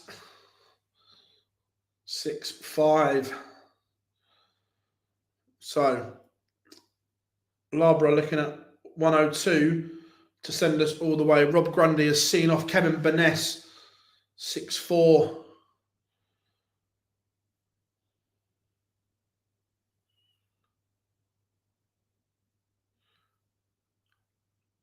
Big visit here from John O'Shea to apply some pressure. Darren Webster levels it up. He's 5-all with Ross Montgomery. Scott Williams has a leg on the board against Ian White, but trails 3-1.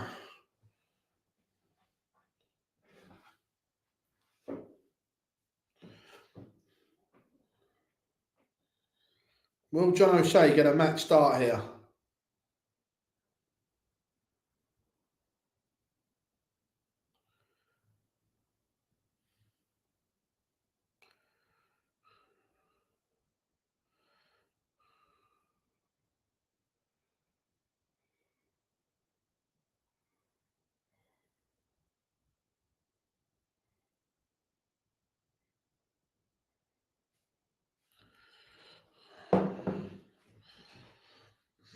John O'Shea, the Joker, seals a 6-4 win over Jacques Labra.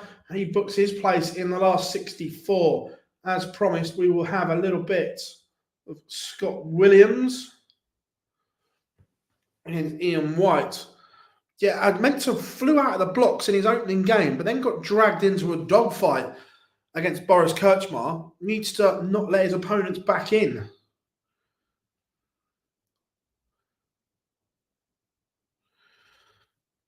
Remember, everyone, come and say hi in the chat room. Make sure you drop us a like and subscribe.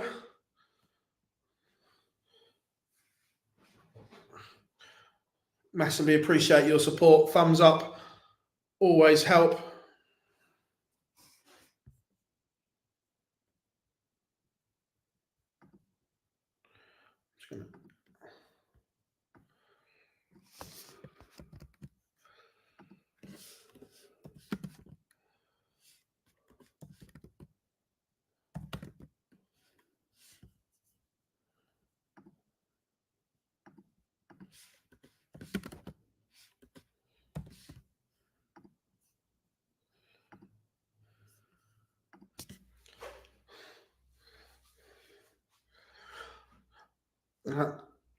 All right, it's all about the W. They don't write averages or performances on checks or trophies. It's just who won.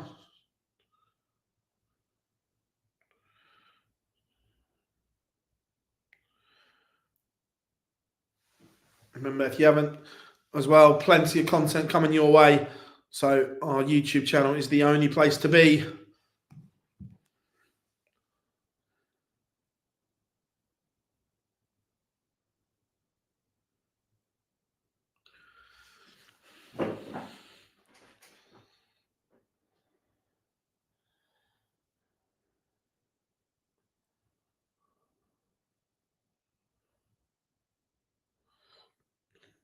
Gob shouting again.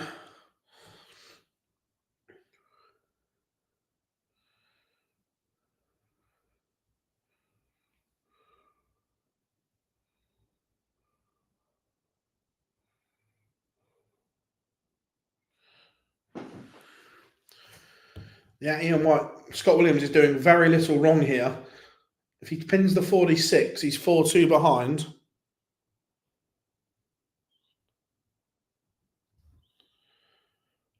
He will be back.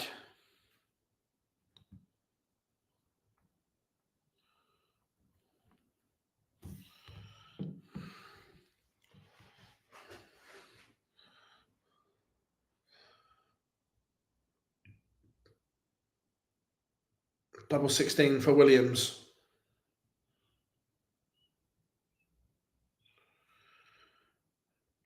Here's Ian White averaging 112 right now. Scott Williams just over a ton.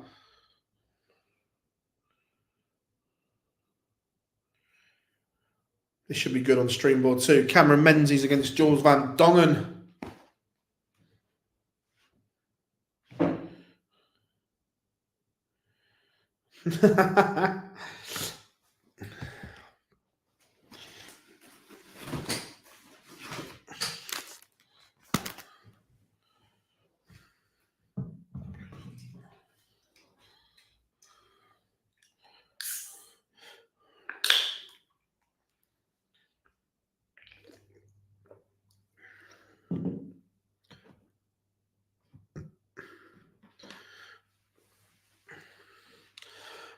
Yeah, Robbie kind of has to, because we have to, otherwise he levels out the audio, but it looks really good. Same as Paul Winks, he has to do it as well.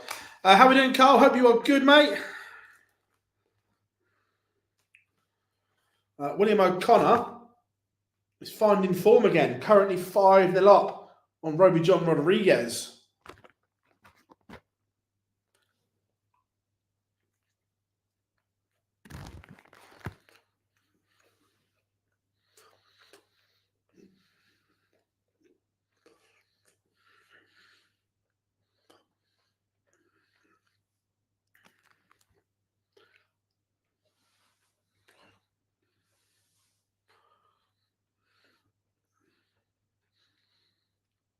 No problems, Joey.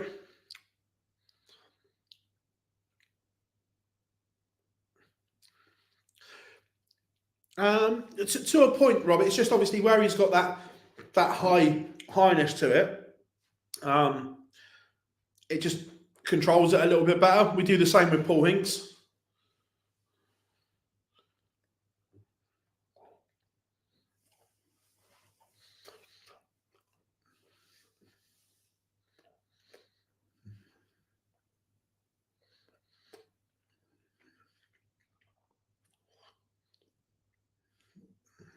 There's a chance here for Williams to get this game back on throw.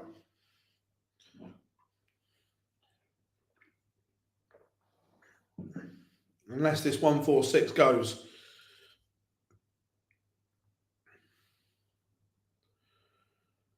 And it doesn't. So Scott Williams, big opportunity here. And it is. It's back on throw. Mensur Suljovic averaging 103.95. There's 4-1 up on Jean Van Veen. Xian is averaging 98.5, doing very little wrong. William O'Connor, Bagels, Roby John Rodriguez.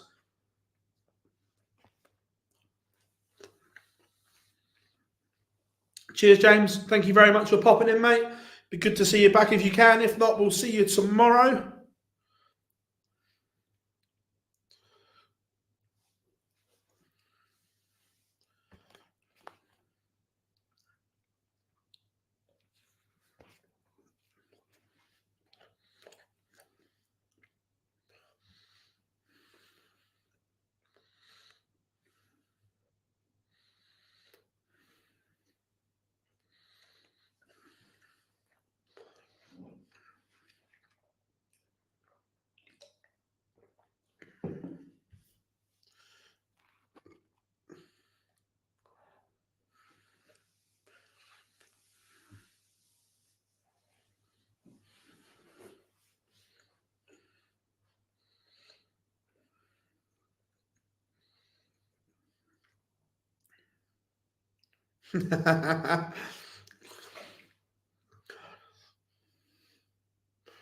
Andrew Gilding, 3-1 up on Ricky Evans.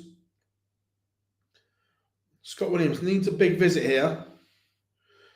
Otherwise, he's going to undo the good work that he put in to get back level, and that's not enough. His advantage. Ian White again in our feature game. Scott Williams is up against it.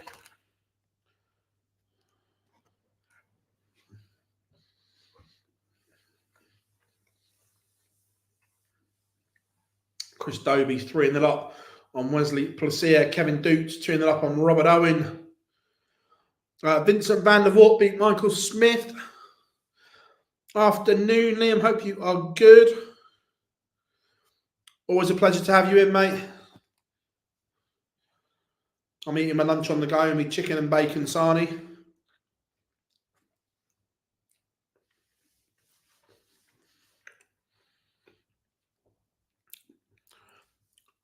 Gian's just missed a golden opportunity here and has been punished because Mensur Suljovic steps in.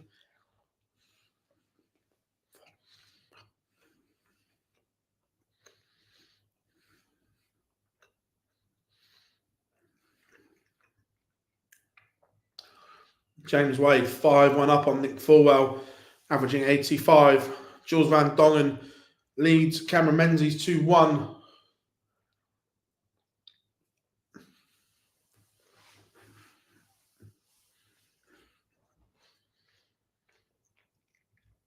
Ian White has missed, but Williams can't take the chance.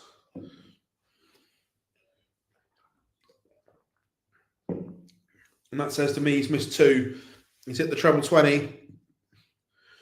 And then he's either gone outside and then inside or inside and then missed double 3.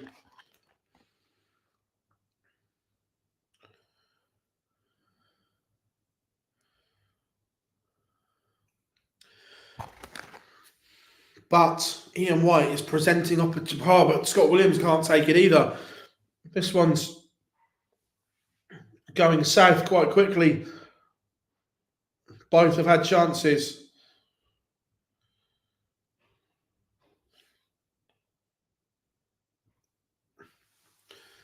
Can one of them take it?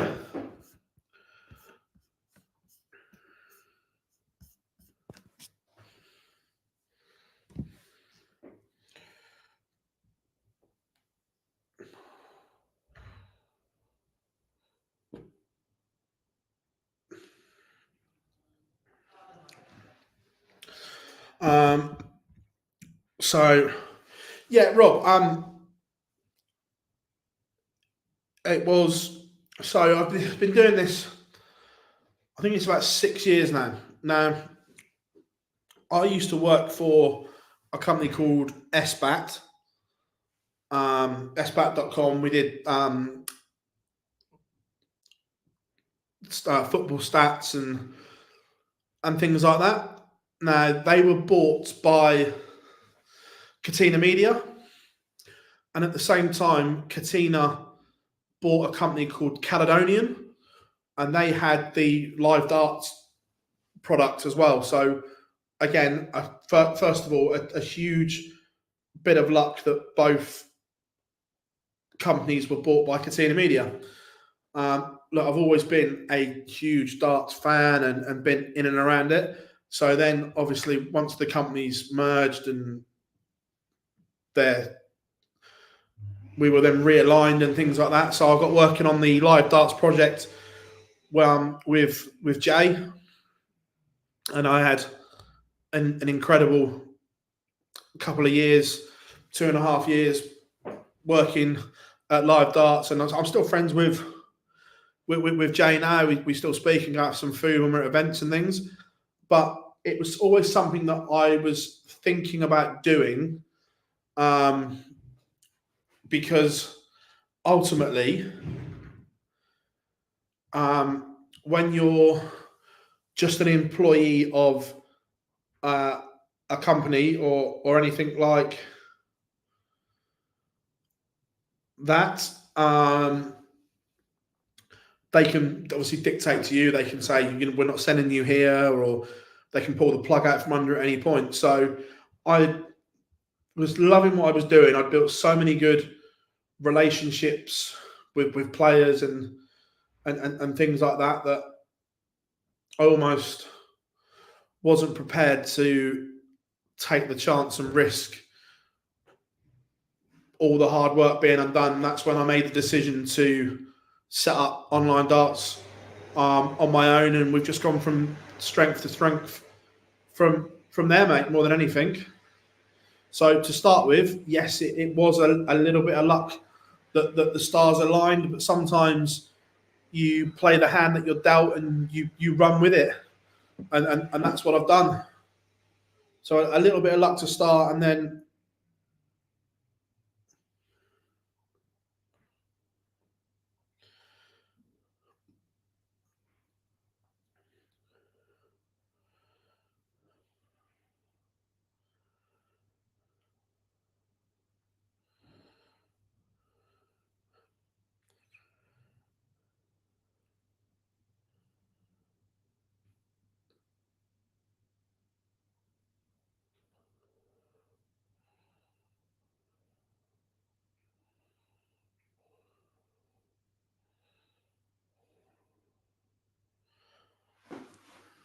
Cameron Menzies level with Jules van Dongen.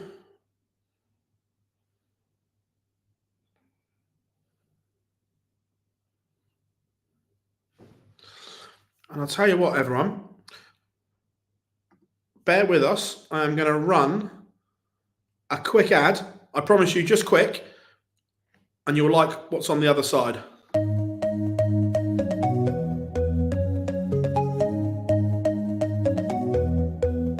Take me home, take me on a ride. I got a good feeling about the colors lighting up your eyes. Take me home, take me to the sky. I got a good feeling. Tell me the only thing you are is mine now. I got a good feeling. I got a good feeling. And as if by magic, we are joined by the one and only Mr. Jarlath Ian. How are you doing, buddy? Good afternoon, sir. How are you? I'm very well, mate. Very well. How's tricks? Not too bad. Well done on the first couple of hours. Thought I'd save you a little bit and have someone to talk to. I keep hearing God screaming 180s from downstairs. I was like,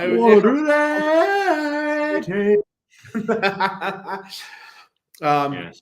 Hello. But yeah, it's been a good morning so far, or good afternoon so far, should we say? Right. What have I missed? Gary has won. It wasn't convincing. However, as we say, has he given the field the one opportunity to get him, and no one has? Gary. So yeah, Joe Cullen out first round. Jeff Smith taking care of him. Big result for Jeff. Look, this is we were discussing it earlier. This is the type of the year where the people scrapping for their lives needs are greater than the top end players because they're already in everything. I know 100%. I'm just looking right now at the race for the Players' Championship Finals, and what is very interesting is the fact that everybody that's just on that cusp, so anybody from £15,000 down, is already out today. So people who are from 60 to 67th on that race are already out. So this is an opportunity for someone like a Lee Evans, who we know has got through to round 2, just looking at it now. Mensah as well with the new beard. He could potentially be in that race. It wins a couple more games today, and he's in the Players' Championship Finals races. Obviously, you mentioned Nathan Aspinall, which is a big loss for him, who is fighting for his life. And of course, the main man that everybody's thinking about at the moment, Snakey, Peter Snakebite Wright, in a bit of bother in the race. Yeah, it's won his first game though, so there is some money going on to that today.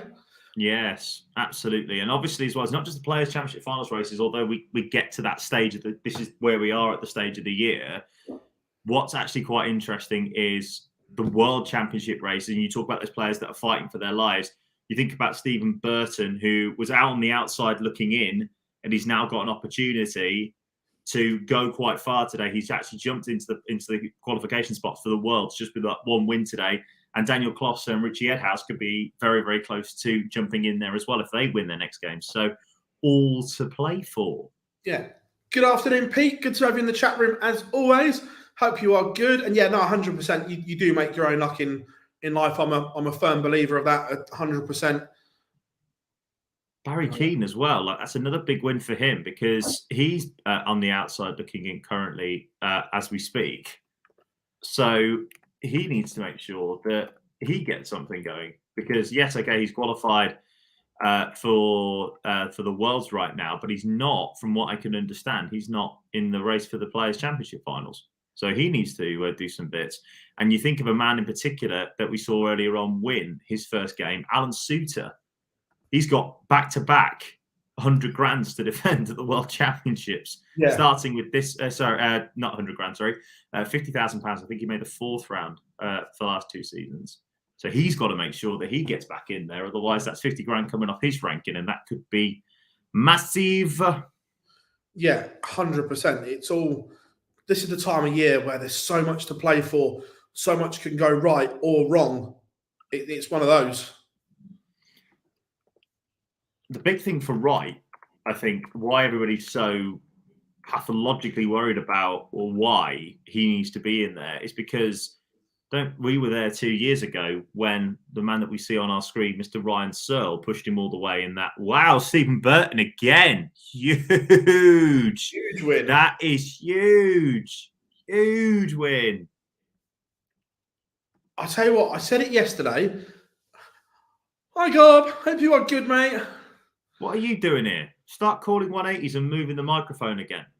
What it is, there must be a quick in between games. He's popped on to say hello. I know. I'll tell you what, I know he's just gone behind. Fabulous 1-2-1 finish from Cameron Menzies, but Jules Van Dongen, I know he's got to find 20 grand, which is a lot, but he's the one that is in ridiculously good form right now. Well, let me just take a quick look and see where he is in the race for the World. And he's absolutely fine. He's safely in the Worlds. That's not an issue. So on the tour card race, it's obviously got first round money on, hasn't it?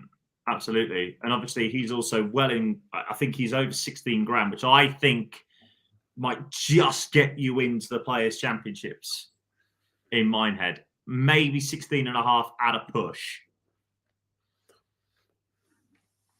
Yeah, I agree. And he is going to pick up more money as well. Even if he loses to Menzies here, he's still going to pick up more money on the Pro Tour. So, and not being funny, here's one for you.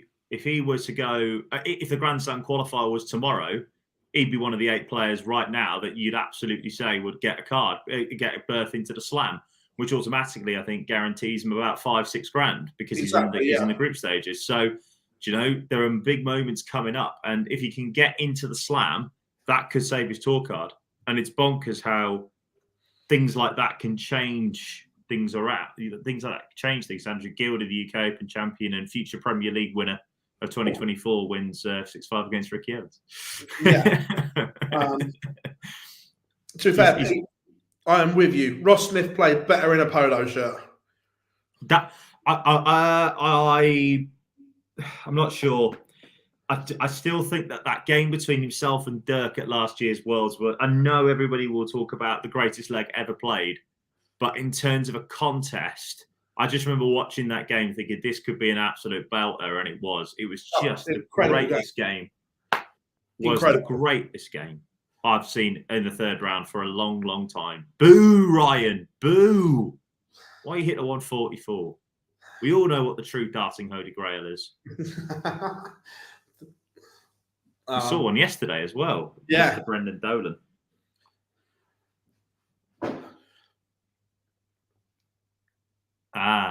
Right, fair enough. Well, you got 2 minutes. How many 180s have you butchered, and how many checks have you butchered today? To be fair to Gob, I didn't realise until yesterday someone has messed up and he was hearing stuff in his ear that he shouldn't be hearing. So I can understand why it was off-putting. Don't give him the excuse. We're here to bash him. That's how this stream works. It's worked like this for 3.5 years now. Oh yeah, don't worry. We'll bash him up.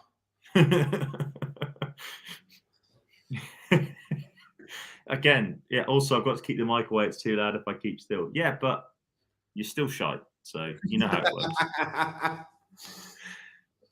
I don't. What's happened, by the way? Why has Prime Merv turned up recently as well? The last couple of days, the Merverts. Yeah, I was going to say we've seen nothing from King from 18 months, and then all of a sudden it's like, where's this guy been?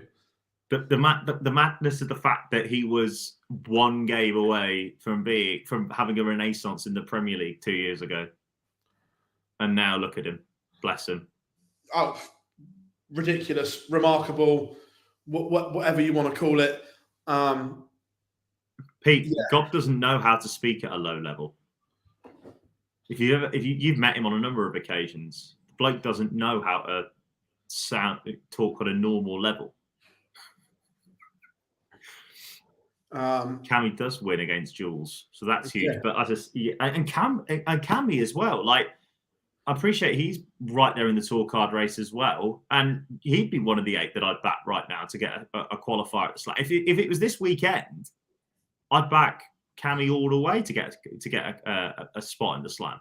Yeah, and as well, at one point, the Cammy tour card, I wouldn't say it was in danger, but he was getting a little bit too close for comfort. But the last 6-7 weeks, he's now not a worry at all. Just trying to find out, where is Jules on the tour card race?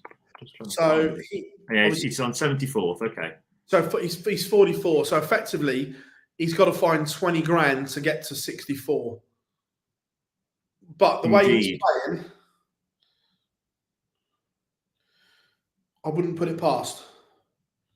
Oh God, no, absolutely not. With the way that he's been playing, he's been absolutely brilliant. So I would. How's your luck to get Luke Littler round one at the Worlds?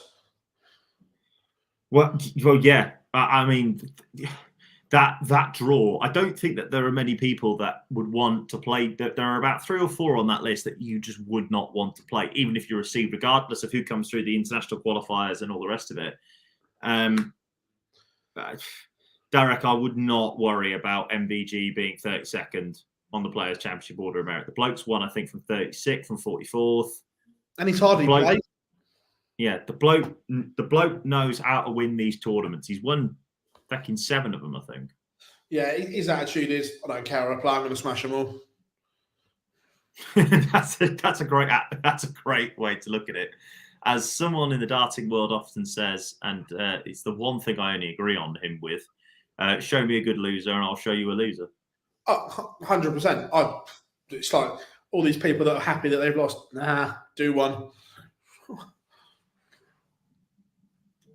So then where are we looking? So big game between Ryan Joyce now and Suter. If Suits can continue to climb as Chris Landman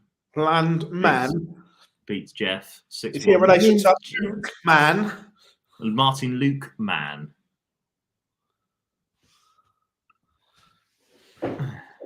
God. I've just seen the team. The team was only announced a few hours ago, but I've just seen the team for the egg chasing on Saturday night. It's interesting how England have decided to get rid of Chesham in the line out. I was in Marseille on Sunday, and I thought he played absolutely outstanding. I know that goes straight over your head when it comes to. I watched the South Africa France game. What a game that was, by the way. Yeah, ridiculous. I do think there's 2 quarterfinals in Paris, and I will be biased because I was at one of them at least. I was at one of them. Ireland, New Zealand pushed the envelope. South Africa and France changed the way that rugby was played, in my opinion. That was just, I've watched it back a couple of times now, and I've just watched that test match back because we were on the train back from Marseille and the signal was cutting in and out. The one thing the French are very good at is their public transport. The one thing they're very bad at is their signal is shite.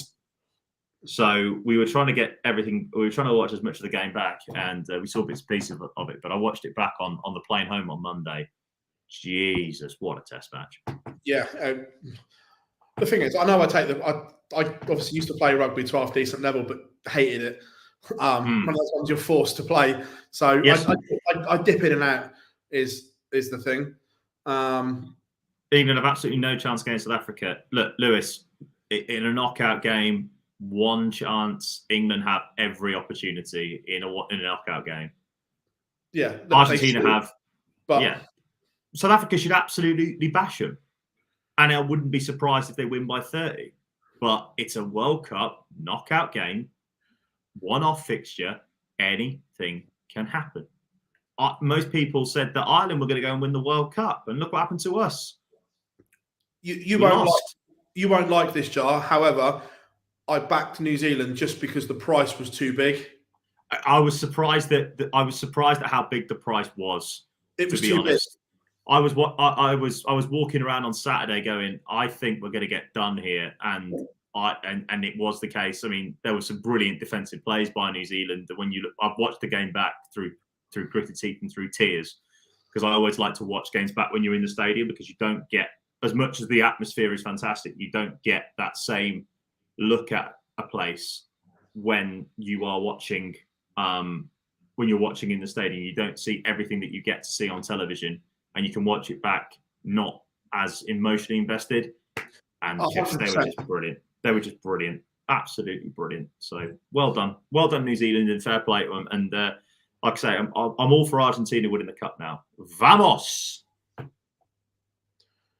Also, someone asked about Steve Lennon. He's given himself every opportunity. He's only $4,000 off of the cutoff, so he has every chance to keep his card. And he's playing well. Did you both get a £5 increase on your dolls? Actually, we got £7.50 each. Yeah, it was a what's it called? It's a terrific Thursday. Yeah, down the doll. So excellent stuff. The same, Lewis. I got them at 13-10 as well, and it was just too big. Look, Ireland being favourites in a World Cup quarterfinal did not sit right with me, and that was the reason why I was going round on Saturday as Merv, up the Merv, 6-3 winner over Iron Cell. As I say, I was going around Saturday, and there was a lot of green. There was a fair bit of black as well there, and all the All Blacks were. I've never known an All Black set of fans being so nervous before a game. Like, obviously for us it was massive, but it comes down to moments at elite level sport. If Kelleher doesn't get held up by Geordie Barrett, if Sexton doesn't miss the penalty that he makes 99 times out of 100 and normally does with his eyes shut, there were so many moments in that game that just didn't go Ireland's way, and it wasn't Ireland's time. And that's sport. It's why we cover it. It's why most people on this stream love it, because there are moments in games, moments in darts games that completely go the other way. I mean, when we've been at Players Championship finals, or when we've watched premier event televised finals, we sit, don't we, Barzy, in the press room and go, that's a huge moment that goes, that will swing a game, and that's elite level sport. 100%. And look, that's why sport grips people. That's why during the pandemic, when everyone was told they couldn't be friends, that sport, everyone was like, oh, why are they allowed to do this? Because sport kept people's hopes alive and stuff like that. I've said this for a number of years now. I do feel sorry for those people who find sport boring or don't find it interesting or whatever, because sport is the only thing in the world that is unscripted, that entertains and makes you feel and does things to you that can never happen in any other format. Like, I'm having a little girl in March, right? And it's going to be great. And I'm really excited. But are there going to be moments where the fact that I've watched Man United in Stockholm win the Europa League live, moments like that, you can't script. We can script that we're having a baby in March because things happen. Do you know? that's how it works. but you can't script sport, and that's why it grips everybody. It's a marvelous thing. It really is. I saw a TikTok the other day actually that had like 3.5 minutes of like truly great sports moments. The Smith Van Gerwen moment also was on there, but the one that always will stick in my mind, there were 2 football games that were on there, which was obviously the Aguero moment and Deeney in the last second scoring to send Watford to Wembley off the penalty. You can't script that. The one for me, obviously, a bit biased being a Spurs fan, but that last 10 minutes away in Amsterdam, you should have lost that game about 5 times. For across the 2 legs, for 180 minutes, Ajax were the better team for 170 of them. I don't mind saying that. Yeah. For 170 minutes out of 180, Ajax were the better side. Good to have you in, though, Debbie. Not a problem at all. Gary Anderson 2-0 up on John O'Shea. Should be 2-1 here. The Joker has tops. Anderson back average over the ton mark after a subpar opener, but you can't be gifting those opportunities to the Flying Scotsman. Not in this form. Big moment coming in for Lee Evans as well against Johnny Clayton as Gando goes 3-0 up. If Lee Evans gets over the line here and gets the victory, he'll be 1 game away from making it back into the Players' Championship top 64. And that could be huge as well in terms of the tour card. So, yeah, Radek Sadansky 3-0 up on Stephen Bunting as well on board 6.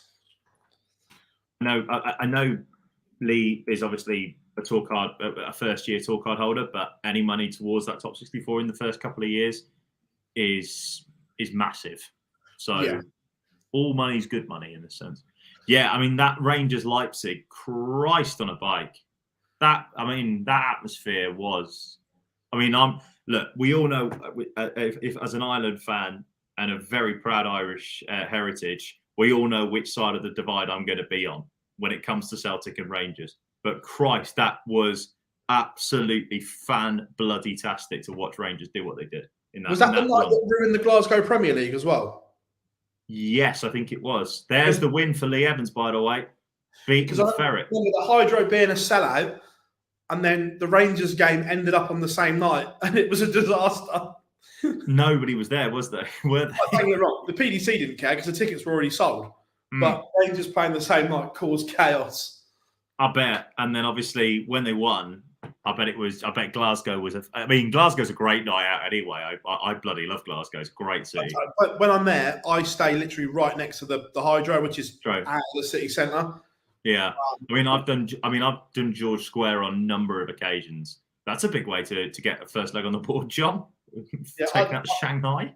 I like Ashton Lane in Glasgow. Yeah, I like the main city centre in Glasgow, and I think it's just absolutely fantastic.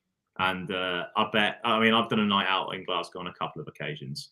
They've ended very, very interestingly before I stopped drinking. Yeah. A couple of really good nights out in Ashton Lane. The one I really, as I mentioned yesterday, do you remember in Aberdeen when we had that one in the hotel room, in the hotel across from the from the venue? Yeah. When we said, what was it? We were just asked to go for one. 3:30 in the morning for me for a 6 o'clock flight home. We'll finally get back. Yeah. Good times. Josh Rock.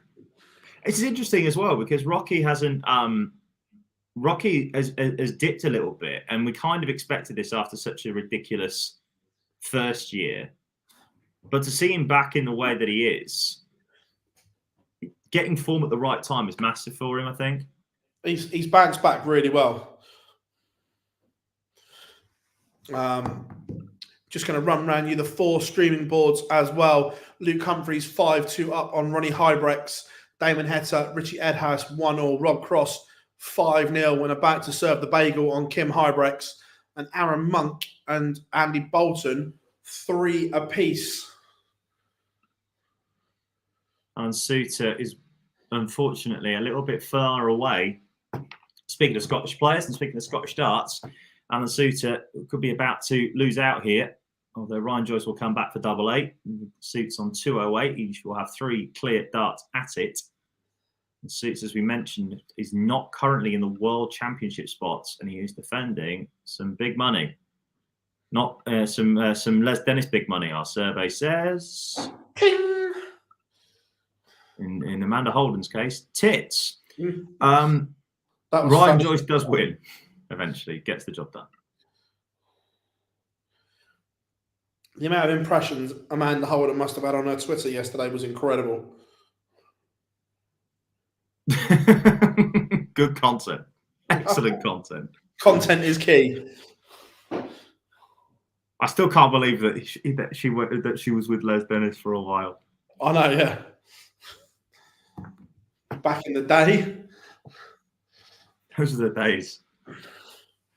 Wright and Watamina currently 5-3. Wright averaging 112.17 as things stand.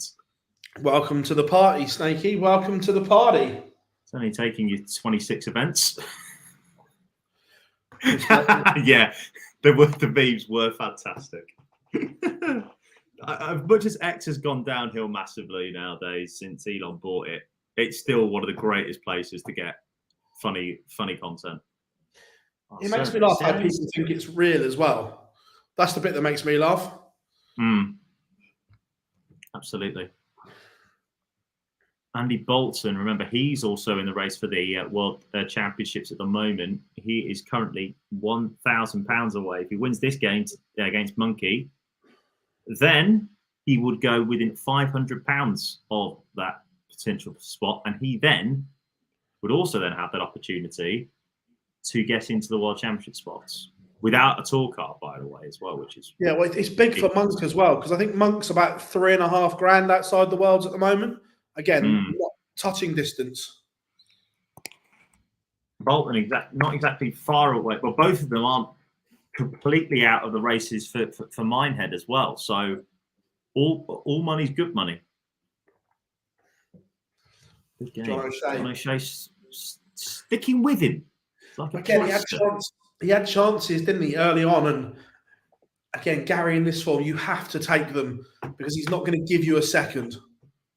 There is the victory for Peter Snakebite Wright.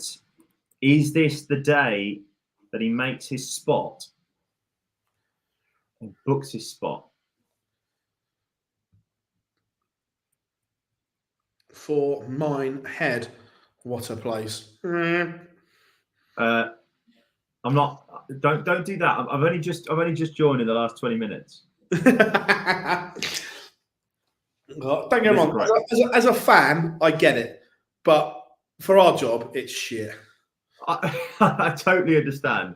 Driving down to the southwest is a pain in the arse. It's a pain in the arse, regardless. Honestly, right? Mileage-wise, it's the closest venue to my house that the PDC use.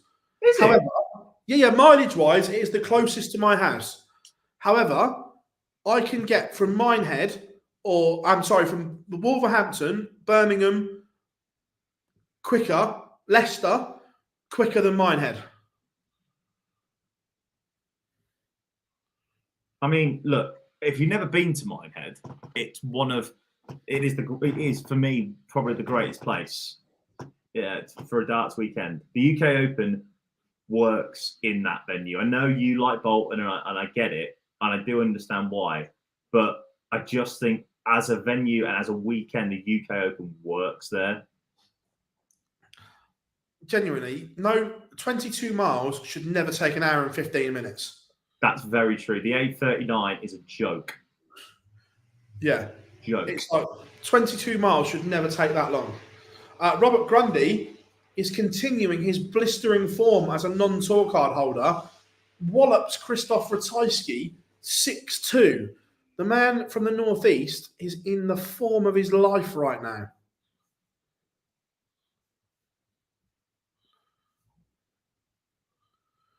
And bearing in mind, he wasn't a top-up early on. This is just his recent form that's got him here as well.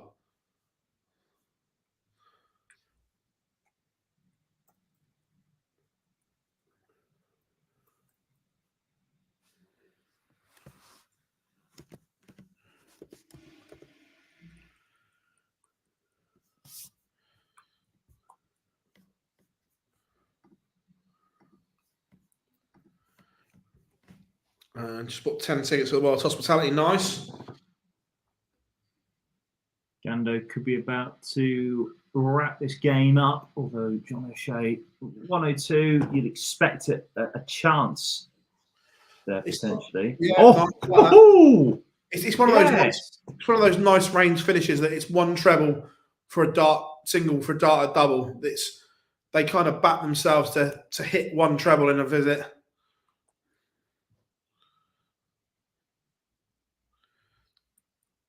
Stephen Bunting has turned this one around. He's now level with Radek Sadansky.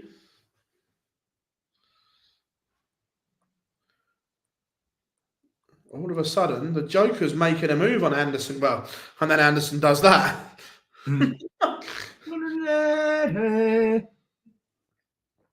Just when you think, I'm in, Anderson replies. Isn't it? Just like Michael Bublé, just in time for Christmas, Gando awakens. Beginning to look a lot like Gando. Andy Bolton, big win that for him. Will have an opportunity in his next match to get into the World Championship qualification spot. Big. It's a battle of the 1-2-1s. Anderson's not done a great job setting that up. So over to you, John O'Shea. You've just done 102. Can you do 1-2-1?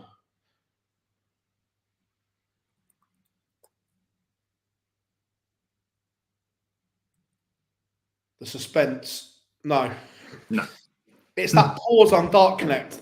The suspense kills you. No. But Anderson's not hit. Match darts missed. Over to you, John O'Shea, to send us to an 11th and deciding noble leg. Opportunity missed.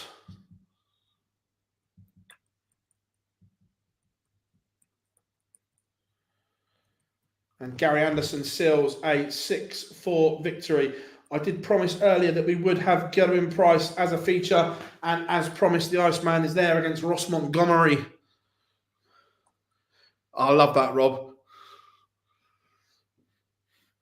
I loved Gary's clip from the interview as well. We did the World Grand Prix with him when he said, I can just hear the boys whispering again. I like it.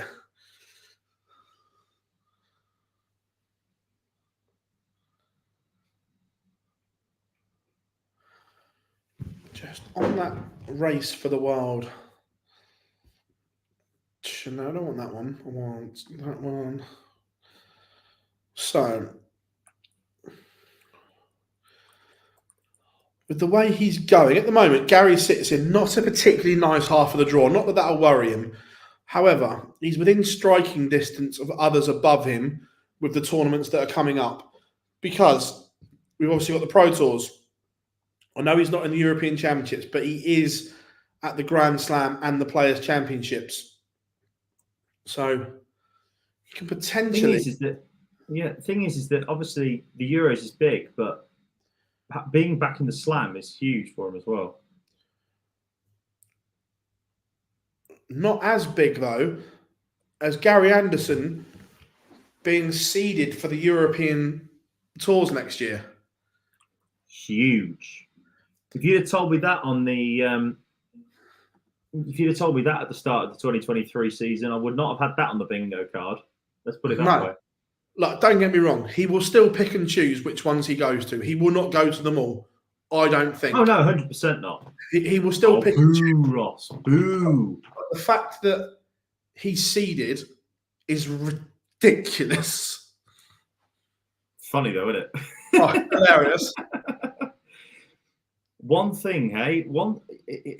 I don't know. It only takes one thing, maybe a text message or something, Barzy?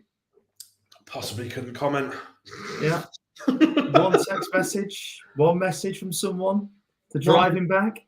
One beast you didn't want to awaken. He was just going off into the sunset, doing his own thing. Well, we don't know what that could be, though, could we? You had one job. You fucked it up. You had one job and you absolutely fucked it. He was happily retiring, going off into the sunset, doing his own thing. He was he was going to be so excited just to have a lovely night, a lovely life fishing, having a lovely time. Lovely time, and then all of a sudden, we can't say who it is, by the way, people. So we can't tell you what's happened, but we could tell. But it's funny. Let's just say something happened earlier on this year. A text message was sent to Gary Anderson, and it awoke the beast. Yeah, that, and he has just decided to actually start playing again properly. It's great. Gerwyn Price is 4-0 up. Look, he's not at his brilliant best, but doesn't need to be. He is just doing what he has to.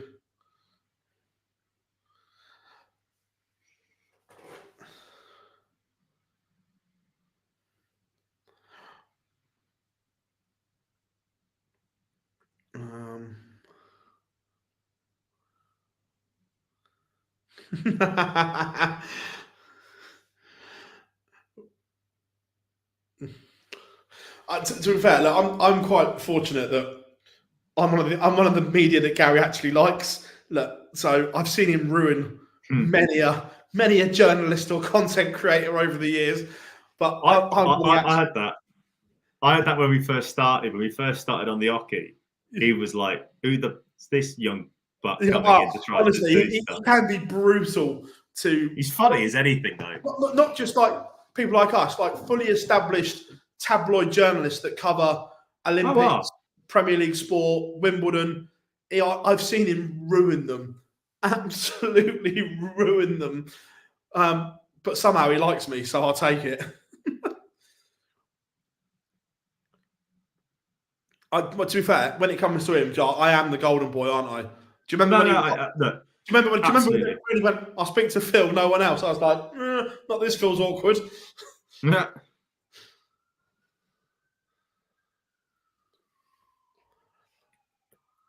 It was funny, that was, actually. Although we managed to get him for our final episode before we moved over to you, Gob and I. We got him for our final episode where we tried to see if he would get where he would maybe potentially say that he was going back on the Euro Tour. He just went, not a fucking chance, lads. Well, I remember because I did you a favour because he messaged me saying, "Who are these boys?" I was like, "Speak to them. They're good lads." Yes. Yes. I was like, "You're a solid on that." Yeah, I was like, "You're fine to speak to them. They won't stitch you up."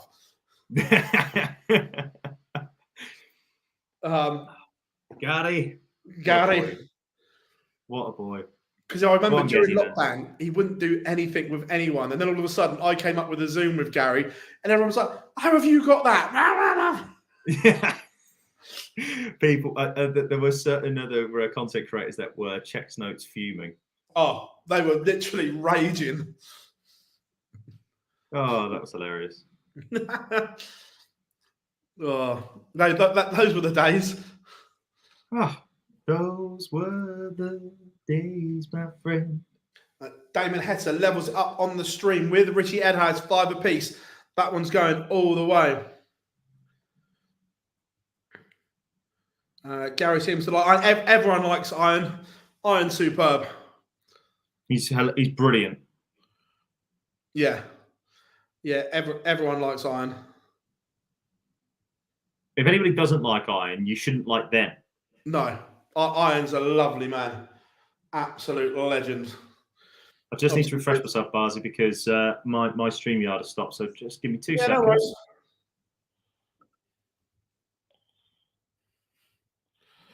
Jar will be back in a sec.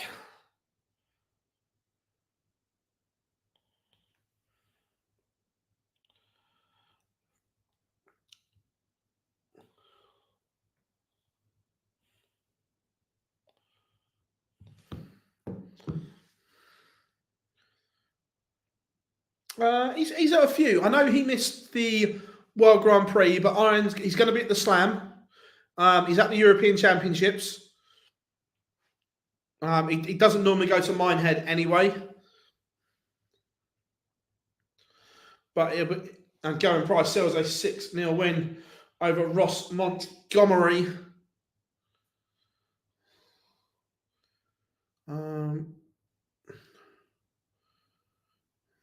What else have we got warming up? Should we go for a bit of Chris Doe, a bit of Hollywood against Voltage?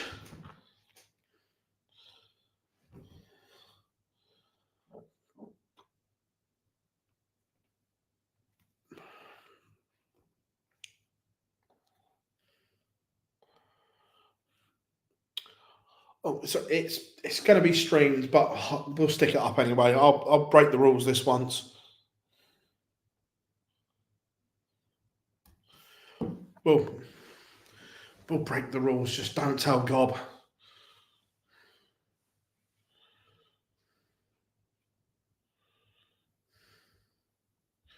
Chris Landman against James Wade underway in the last 32.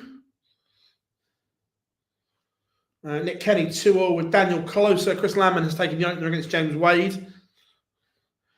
Terry MVG is not playing.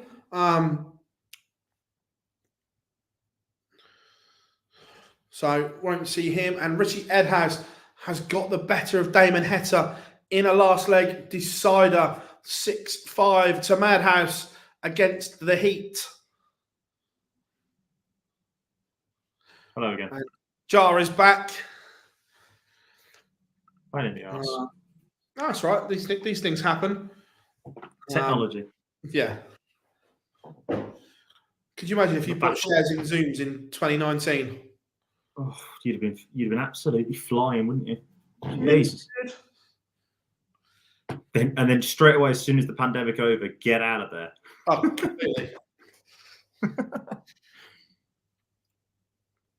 Yeah, a huge opportunity.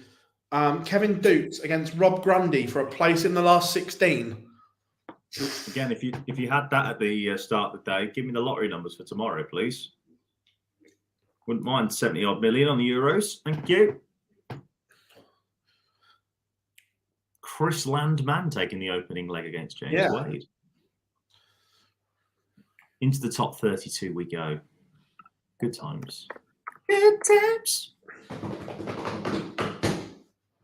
These are the good times.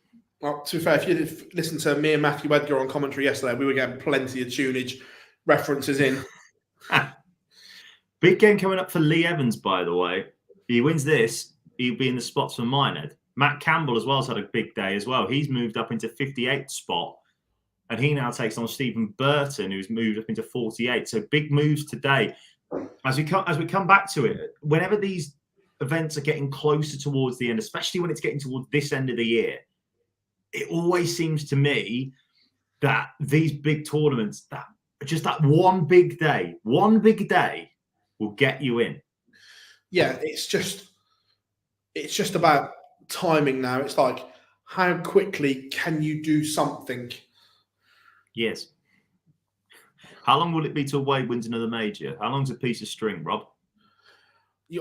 I agree with the sentiment, but it's just, of the one person I would never write off of winning another one would be him, because yes, he's the only player that can do it the way he does it.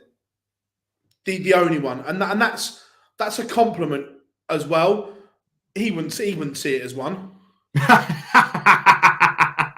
He can hate you.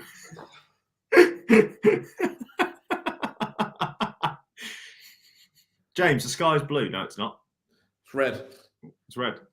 Why are you saying that? To be fair, Rob, if you had any awkward interviews, yeah, James Wade normally.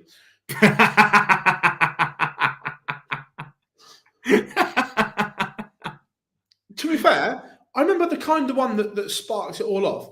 I genuinely gave him the biggest compliment in the world. And the one that started his dislike for me was at the first year the Grand Prix was at Leicester. Yes, I remember this. And he just won, and it was his first win in the first round for a good couple of years. And the question was, James, you're one of the best tops and tens hitters the world's ever seen, but I think it's fair to say, considering how good you are on those doubles, your record in recent years in this tournament isn't perhaps as good as what it should have been. Do you feel ready now to go and attack it now you're into round 2 and the format goes up? And he just went off on one. It's like, I've just called you one of the best tops and tens hitters the world's ever seen. To be fair, Matt, right, when it comes to awkward interviews, it just all depends on how the player's feeling. Yeah. Because this is the biggest thing that you need to understand in the job that, in particular, that Phil does when he goes to events. But I've been in that scenario. I was in that scenario for a couple of years. When you're interviewing the same players week in, week out, and that's not a knock on them at all, because they deserve to be in that slot because they've won games and they've won big tournaments. They get bored as well. Like, the players get bored of basically getting of interviews, and that's not a knock on anybody in the profession. It's just a fact. Like, if you've got the same people interviewing you after every game that you play, you're going to get bored. Especially at the Worlds, because they have so much media commitments to do at the Worlds. It was like, so at the Worlds, Sky, TalkSport, Viaplay, DAZN, Sport One, and any other major broadcaster. Sometimes there's Belgium TV there as well. Then the PDC. Then the sponsors. And then it gets the to the press conference. Yeah, it's ridiculous. And like, even for events, I mean, we're fortunate enough here at OD, because obviously Phil goes to a lot of events and goes to pretty much all of them, that they know that Phil's not going to try and stitch him up. But there are some people there who are, I don't want to knock anybody, but there are tabloid journalists that are there that any darts within the M25 they'll come to. Anything outside the M25 they won't. And so that's why they do get a bit arsey sometimes. And no familiar faces, and they don't know these people. Yeah. It's like, for example, there was one particular player that will remain nameless at this point, that really had a go at me the first time that I was in a press room. You know exactly who I'm talking about, and you know exactly the moment that I'm on about. Yeah. But because I was that was my first time really in a press room. They were obviously worried that I was going to try and stitch him up, and so they went back at it. And it was awkward, but you learn from that, and then you get to know these people, and then they get to know you, that you're not trying to stitch them up. Yeah, completely. To be fair, Andrew, me and Wadey have been all right recently. It was that 6-month spell that wasn't great, but no, to be fair to him, he's been all right recently. Who was was it in New York that he played? That he was absolutely brilliant with you last year. He wasn't in New York this year. Last year at the media day in New York, it was one of the best James Wade interviews we've done. It was superb. Yeah. Depends on where he finishes. Depends on where he's ranked by the end of the year, Stephen. Was Mickey Mansell interview on stage after his win? I remember after he won last year, Polly had asked one question and she got it in her ear, rap, rap, rap. Yes. It doesn't with Ronnie Baxter, at least. Yeah, Ronnie back in the day was brutal. Ronnie What's was funny. Brandon Bogengard's average at the moment? So he plays Gezi next. His average in the last game was... Big moment here coming up, by the way, for Daniel Klosser, because he could be about to jump into the World Championship spots. If he wins this game, he does. He knocks out. Oh no, sorry, he would go 250 quid away from doing so if he wins this game against Nick Kenny. And then you've got Richie Edhouse, Andy Bolton, and Daniel Klosser all with an opportunity to try and get into the World Championship spots, potentially knocking out Connor Scott and Ryan Meagle, who both lost first round today. That is what we're talking about when we say these final Pride Pro Tours now are brutal. Yeah, Mario has averaged 90 and 91 so far today. Do you remember who your first interview was? I do indeed. I do as well. You can go first. It was outside of a Pro Tour in Barnsley, ironically enough, and it is a man who we currently have on our screen as a feature game. Absolute gent, Mr. Chris Dobie. Before the UK Open, we interviewed him, and he was genuinely, at that time, obviously 2019, he was just starting to really make a bit of a noise and a bit of a move up the rankings. And he was so humble and so gracious that we had him on about 4 times. Oh, yes, Dobes. The big fish. Yes. Yes, Dobes. But this game, by the way, 108 plays, 107. Keep it going, lads. Yeah, mine was Mr. Glenn Durrant. Who? Mr. Glenn Durrant was mine. Who? No, I love Glenn. Yeah. Got a lot of time for him. Helped me out no end during those couple of days when I was working on the Super Series. Interviewed him a couple of times as well. We did a sit down with him actually when pandemic had hit. We did a sit down interview with him for an hour, and it was a brilliant listen to it, an insight into his life and how he'd come back from that 2015 loss in particular. Yeah, he's a real gent, Glenn, real gent. Buzzing as well that he's got a couple of days at Sky for the Slam as well. Oh, absolutely. I mean, I think as a commentator, he's starting to really cut his teeth quite well. Like we heard him on the scene. You said heard him on the seniors, heard him on the MODUS Super Series. I mean, we had him. I was working with him obviously first couple of days, and and it's unsurprisingly for a 3-time Lakeside World Champion, he and Premier League champion, he knows his shit. Yeah, no, he's really really good. Phil, how good are the odds I'm going to get Ferrando to get to the World Final? So at the moment, you can back him for the Worlds, and you'd probably get quarter odds until the draw's done. You don't get the individual markets, but you could if you back him each way for the Worlds, you'd get quarter odds or whatever he is. John was great when we had him on the live lounge, Laura. He was really good. Jade says, I have a good feeling that Peter Wright is showing some good signs heading into the Worlds. Well, he needs to show it on a big stage. I'm not being funny, Jade. He was what, quarter-finalist at the Grand Prix? Yeah. I think. Yeah, and the thing is, he's defending a lot of money between 100 grand at Minehead, and he's still not qualified for that yet. And he's got £500,000 to defend at Alexandra Palace. And call me a cynic, but I can't see him defending the £500,000 with the year that he's had. No, so between now and the Worlds, he's defending £670,000. I just remembered actually, and a Grand Slam final. Yeah. Jesus.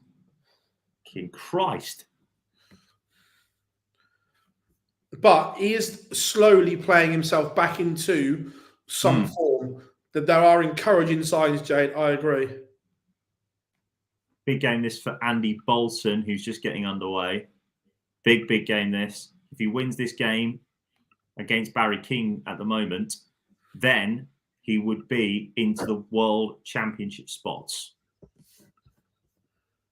And Andy as well, if he wins this game, he would move on to £13,500, just 1,250 quid off the Players' Championship spot. Although Lee Evans could be about to jump into the Players' Championship spot.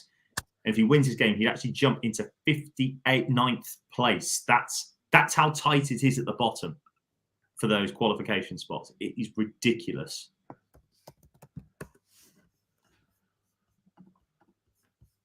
Yes, no, the Players' Championship final doesn't count towards the Pro Tour Order of Merit, Sajid. No, Sagitt. Sorry, no, it doesn't. No, it doesn't. Wow, that's been some. So before, not this block of Pro Tours, Jar, but the last block of Pro Tours, you could have got 80-1 on Gary Anderson to win the World Championships. There's some worried bookmakers out there now, I bet.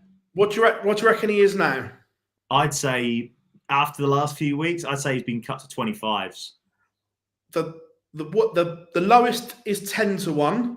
What? The best is 20, but he's around the 16s with a lot. He's now Jesus. He's now 5th favourite. There will be some very worried bookmakers about if anyone got on him at 80s. Yeah, the last block of Pro Tours, you could have got 80s because we were looking at it and it was like, well, 80-1's generous. What, for a 2-time world champion back to back?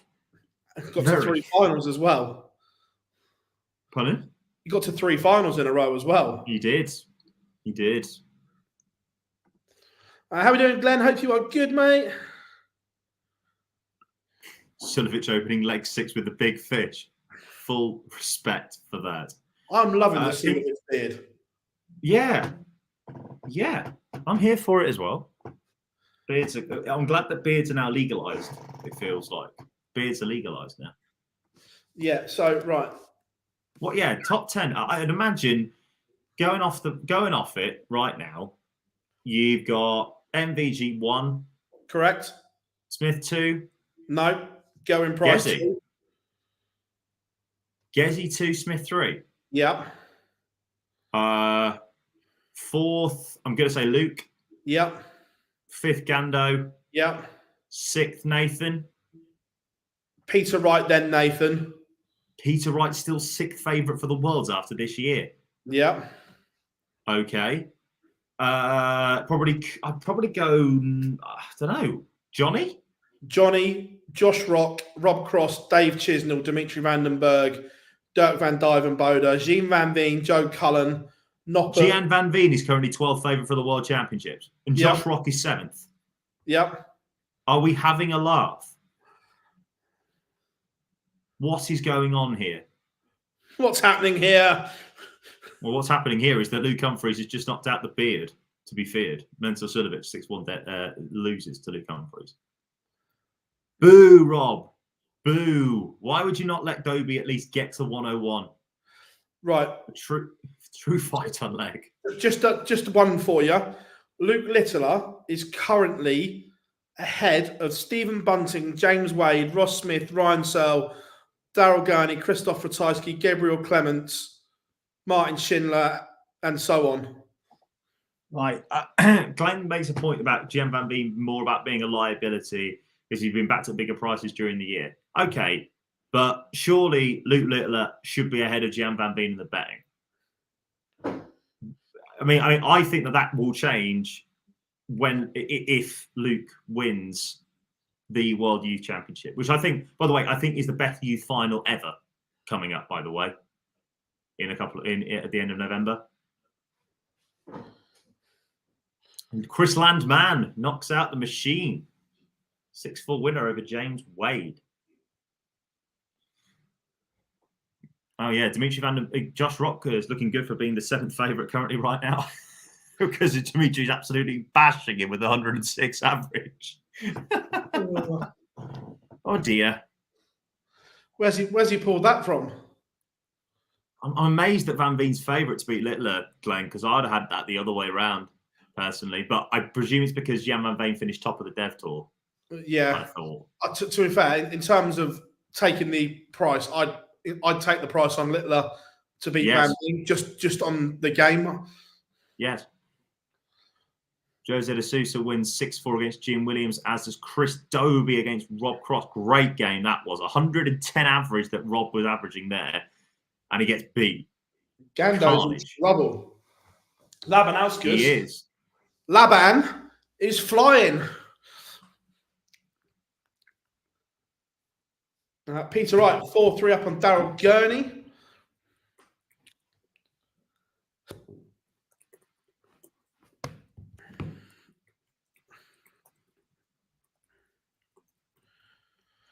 Luke 66. Oh no, for the World Youth. Sorry.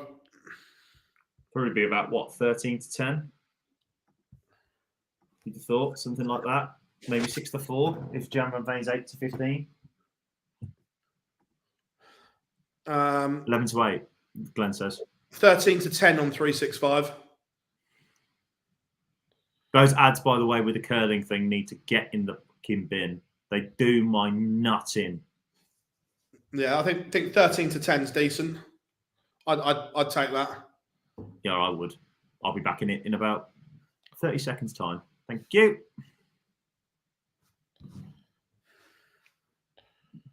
Gary missing and Labanauskas hitting for a double break. Huge. Look, yesterday's winner could be about to fall here. Barry Keane and Andy Bolton 2-2 at the moment.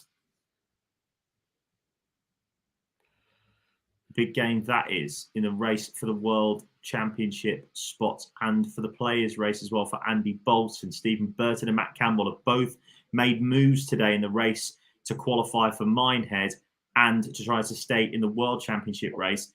5-3 Matt Campbell leads with an opportunity to move into a last 16. Cameron Menzies and Richie Edhouse. We haven't talked about Richie Edhouse, who has an opportunity as well to try and keep his spot in the World Championships as things stand. He would go into the top 32 for qualification with a win here against Cameron Menzies. Jade asks if you could pick one dart player to hit the ball, save your life, who would it be? Alan Warren a little. In his prime, Whitlock. Wants the ball. Prime, I'd be Whitlock. Would you? Yeah. I can understand that. Any money Luke wins at the Worlds that count on his first year tour card? No, it does not. Once you get your tour card, you start there. You start from zero. Sorry, Glenn, I never look at your odds because one, I can get good money with good money on 365, and you're not an odds checker either.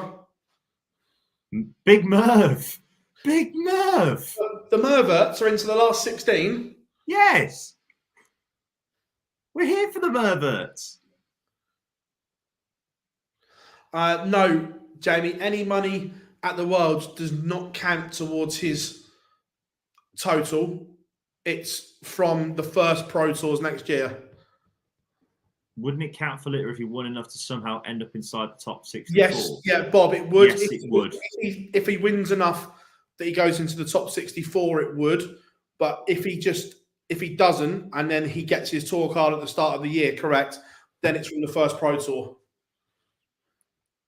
I can't see Luke getting there unless he absolutely has a ridiculous run. I think he'd probably need to make quarterfinals at the minimum in order to get into the top 64. But I think fourth round, and he's about 35 grand. When did you go back on odds checker, Glenn? Because you were off there for ages. That's why I never even used to bother looking. What? Which one's he with? Ladbrokes, Coral. I like lads, although I haven't really been betting with them recently. Don't bet responsibly, by the way, kids. But yeah, no, I haven't bet with them for a little while. 365 because I can get good money on. I hate 365. What's that? Although I hate 365. Although the one I genuinely do hate with a passion is Sky Bet, because I did an absolutely brilliant. I had a moment where what a dead cat shot that is. Yes, Gando. but no, the reason why I hate Sky Bet is because I had one of those moments where I had a week where I opened up a new account with Sky Bet. I then had a week where I hit everything at Cheltenham, and then I also hit a huge Premier League darts acca as well at the time. And they closed my account within about 4 days. I was just like, you twats. So, yeah, I'm actually banned from Sky Bet.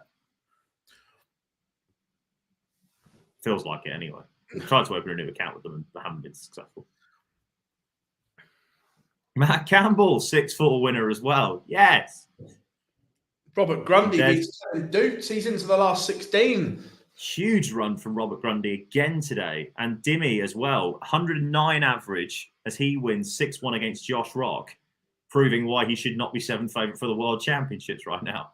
Gezi also gets the job done. 6-1 victor over Mario van den Bogart. So some big names are going through. A big name in trouble, as you can see on our feature game right now, that is Gary Anderson. He is in huge trouble.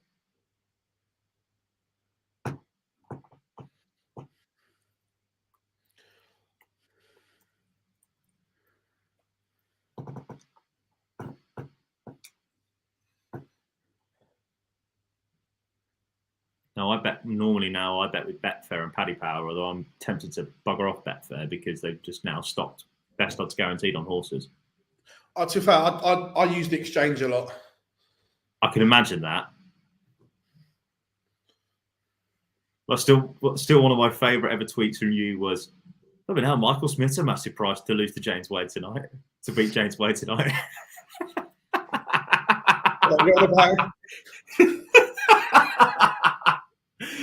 I certainly at that time definitely didn't see that tweet and definitely didn't win any money off the back of that.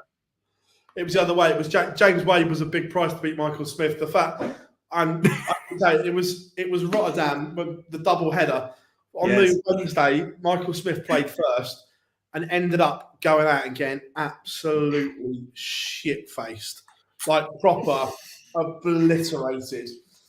And we're talking MVG Vegas shit-faced. Worse. Wow. One of the other managers put him to bed around 7 a.m. the next morning. That bad.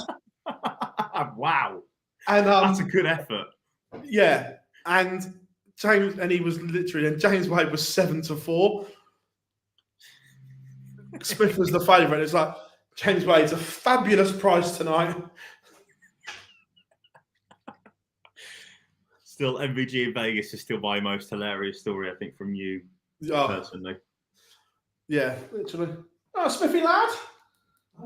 Yeah, you're right. Come and say hi to our stream. Don't be shy. You might have seen this man on many a TV or exhibition, Mr. Mark Smith. His manager Centre of the Universe. Where is it? We're streaming to over 300 people right now. All right, I'll leave you to it then. Legend. Last leg decider between Ian White and Lee Evans. If Lee Evans wins this match, he would go into the World Championship qualification spots.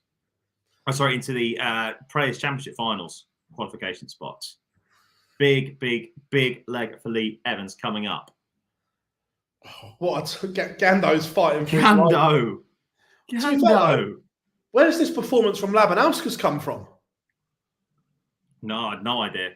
Richie Edhouse could be about to make his way into the qualification spots for the World Championships. He just needs 81 more points to do so. Doesn't get it, but he's going to come back for it. Gando does go back to 5-4. Andy Bolton and Keane Barry leveled up at 4 apiece. Sorry, should I say Barry Keane on this stream? Yeah. Excuse me. That's a game that we'll keep an eye on as well. Now Edhouse is back for double 18 and to get into the World Championships, and he has done it as well. Richie Edhouse moves up into the World Championship qualification spots. A huge moment for Richie Edhouse. He actually goes into 30th place and knocks Ryan Meikle out. Big moment. Oh, is that a mistake from Labanauskas? Oh, dear. Yes. Oh, Ed has just had one of the famous Cammy hugs. Oh, God. Vincent will be loving that. I still remember that. Vincent, did you enjoy the hug? If he didn't let go, I was going to smash him. I will miss him when he retires. I will miss him. So going to this Ian White Lee Evans game, I appreciate we're close to a 5-all in Gando, so we will come back to that in a minute. But Lee Evans wants 136 to get into the Players' Championship qualification spots. Ian White has left himself on 121 after 12. Lee Evans has left himself 136 after 9. Only a 60 till he's 76, so White will come back for 121.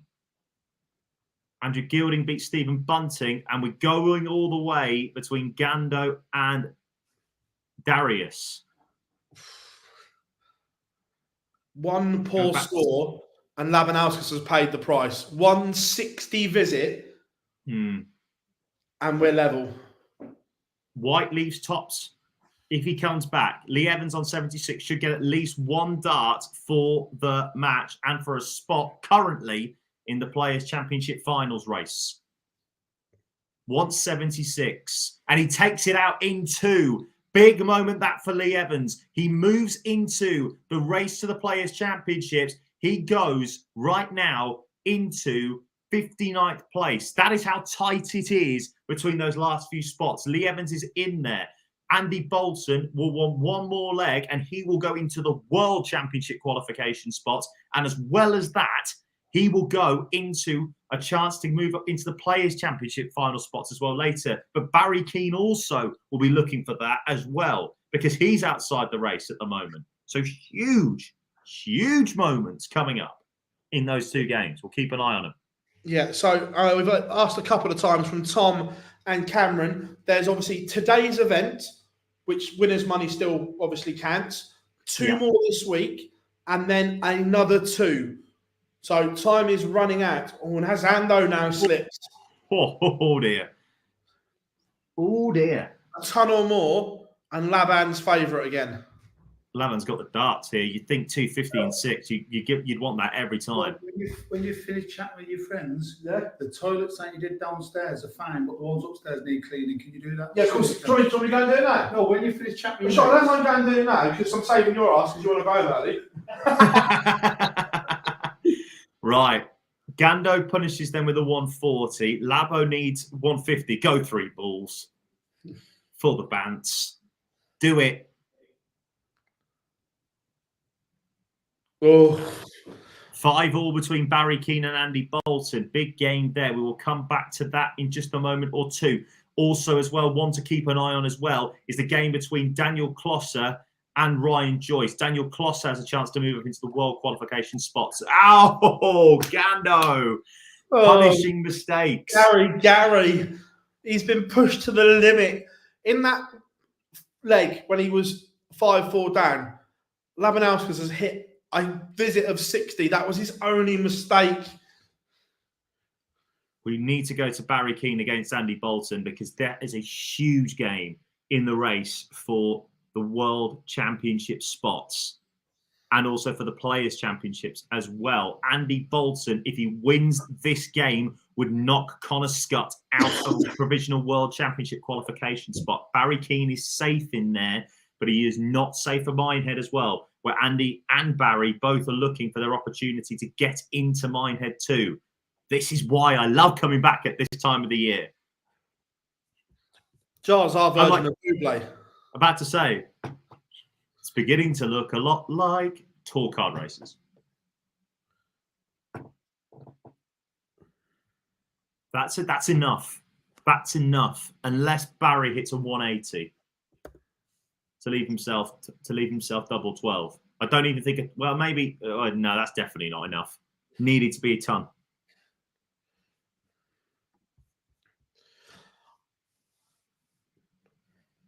So what's going to happen here then?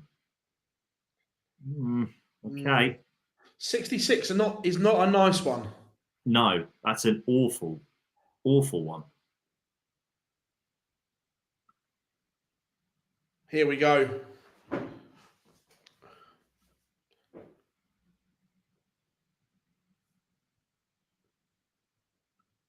Yes, you're right, Joey. Yes, you're right, Kevin. He would. You're right. Oh, dear. Don't think it's going to matter, though. but he will still have another couple of opportunities in the next couple of days to try and get himself into those spots. Because Barry Keane does get the job done. You can't miss that many darts in order to get there. And Keane Barry is now just £2,250 away from a shot at Minehead. So he will keep going today. Andy Bolton ends up 750 quid away from £1,000, sorry, excuse me, away from a shot at Minehead. He'll have to come back tomorrow. But Barry Keane now moves on to £13,750. A win in his next game will get him into Minehead provisional qualification spot.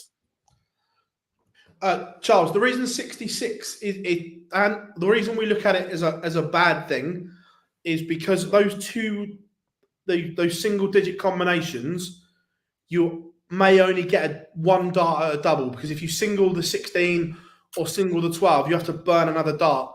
Where Keane Barry was on 52, it's one big number for a dart at a double. Merv also, as well, having a resurgence today, has pushed himself back into potential qualification talk. Which for him would go within 500 quid of a spot at Minehead as things stand. Yeah, just those personal ones, the 61, 62, 63, 64, I'm just not I think they're the awkward ones that aren't great, because you may only get one dart. Daniel Klosser, by the way, if he were to win this game, he would go back into qualification spots for the World Championship. So 3-1 up at the moment, he would knock Connor Scott out. And Stephen Burton, who hit a third round today, will be sweating a little bit, because as well as that, a man who is on the move, don't think he'll get into qualification spots today, as Ryan Joyce takes out a lovely 105 there. A man who is on the move and doing bits is Chris Landman as well. He's on £18,750. He's still about 3,000 away, but hey, we've seen weirder results than Chris Landman winning a Pro Tour before. If he were to win one today or get a final, he would be well into the race, and he would be well safe for a spot at Ali Pali in December. Landman is very much safe in the race for the players. It's mad, by the way, that Landman hasn't made a single Euro Tour this season and has still got an opportunity to qualify for Ali Pali. Yeah. What's your 9 out of 10 one dart double? Same as that. Yours is the same as mine, Charles. Double 4 was always my go-to. Always. He has, hasn't he? Yeah, he did. Yeah, he lost to Christoph in April. You're right.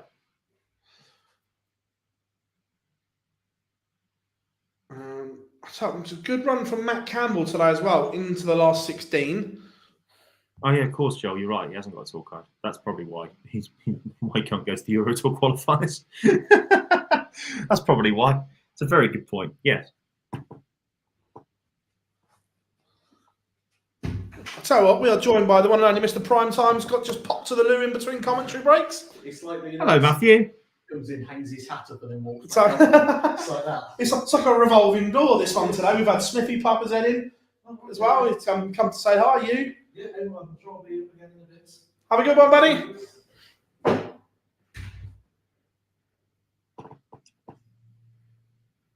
We are going to be waiting in a little bit of time now, because the last 16 is when they normally take a bit of a break on this. So we will be back, I'm sure, back to full boards, 8 boards a little bit later on.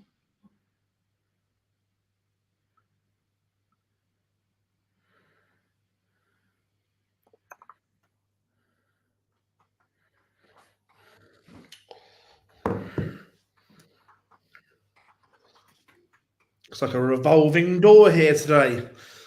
And I'll be here tomorrow as well, in exactly the same spot. A few more.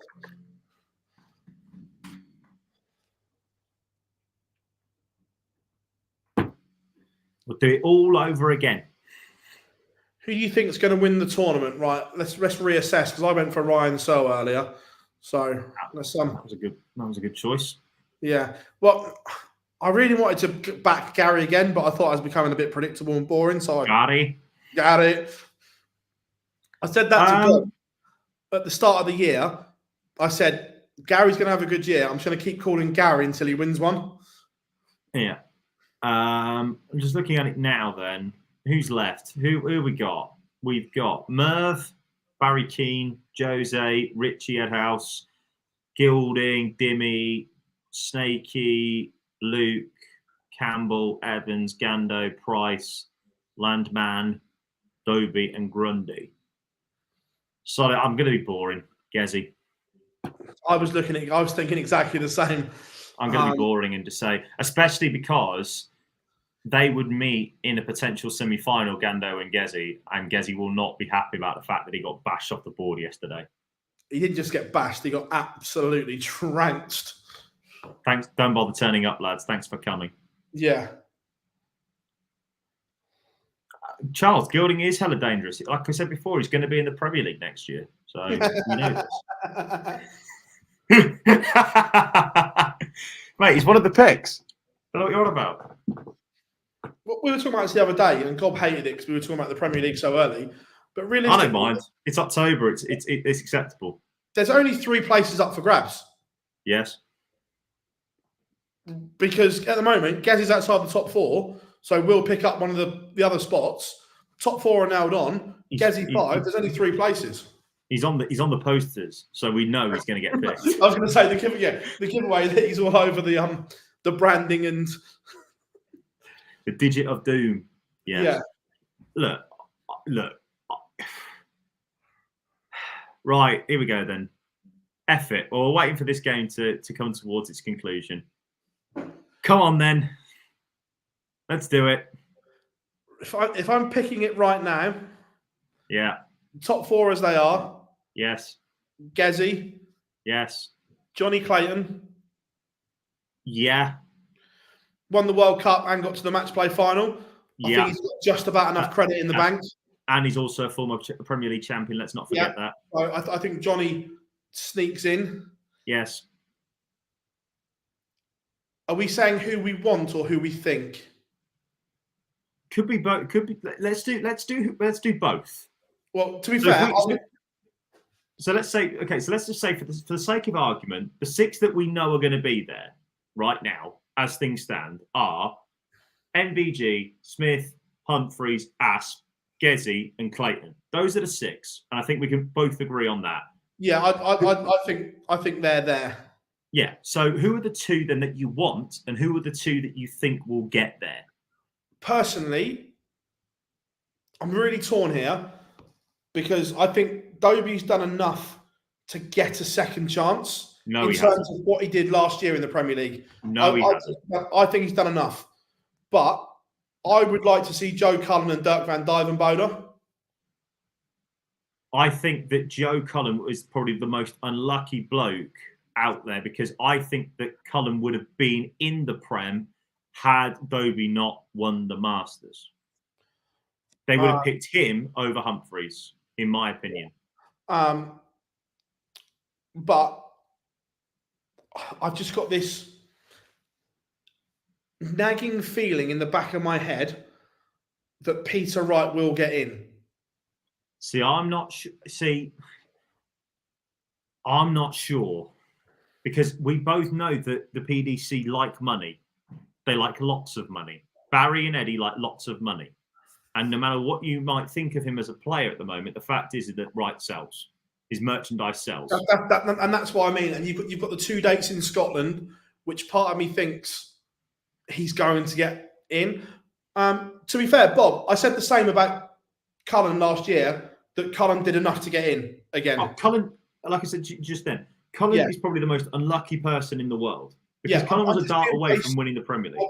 The Dobie one, I'm just basing it on what he did in the Premier League this year. I think he did enough to have another go.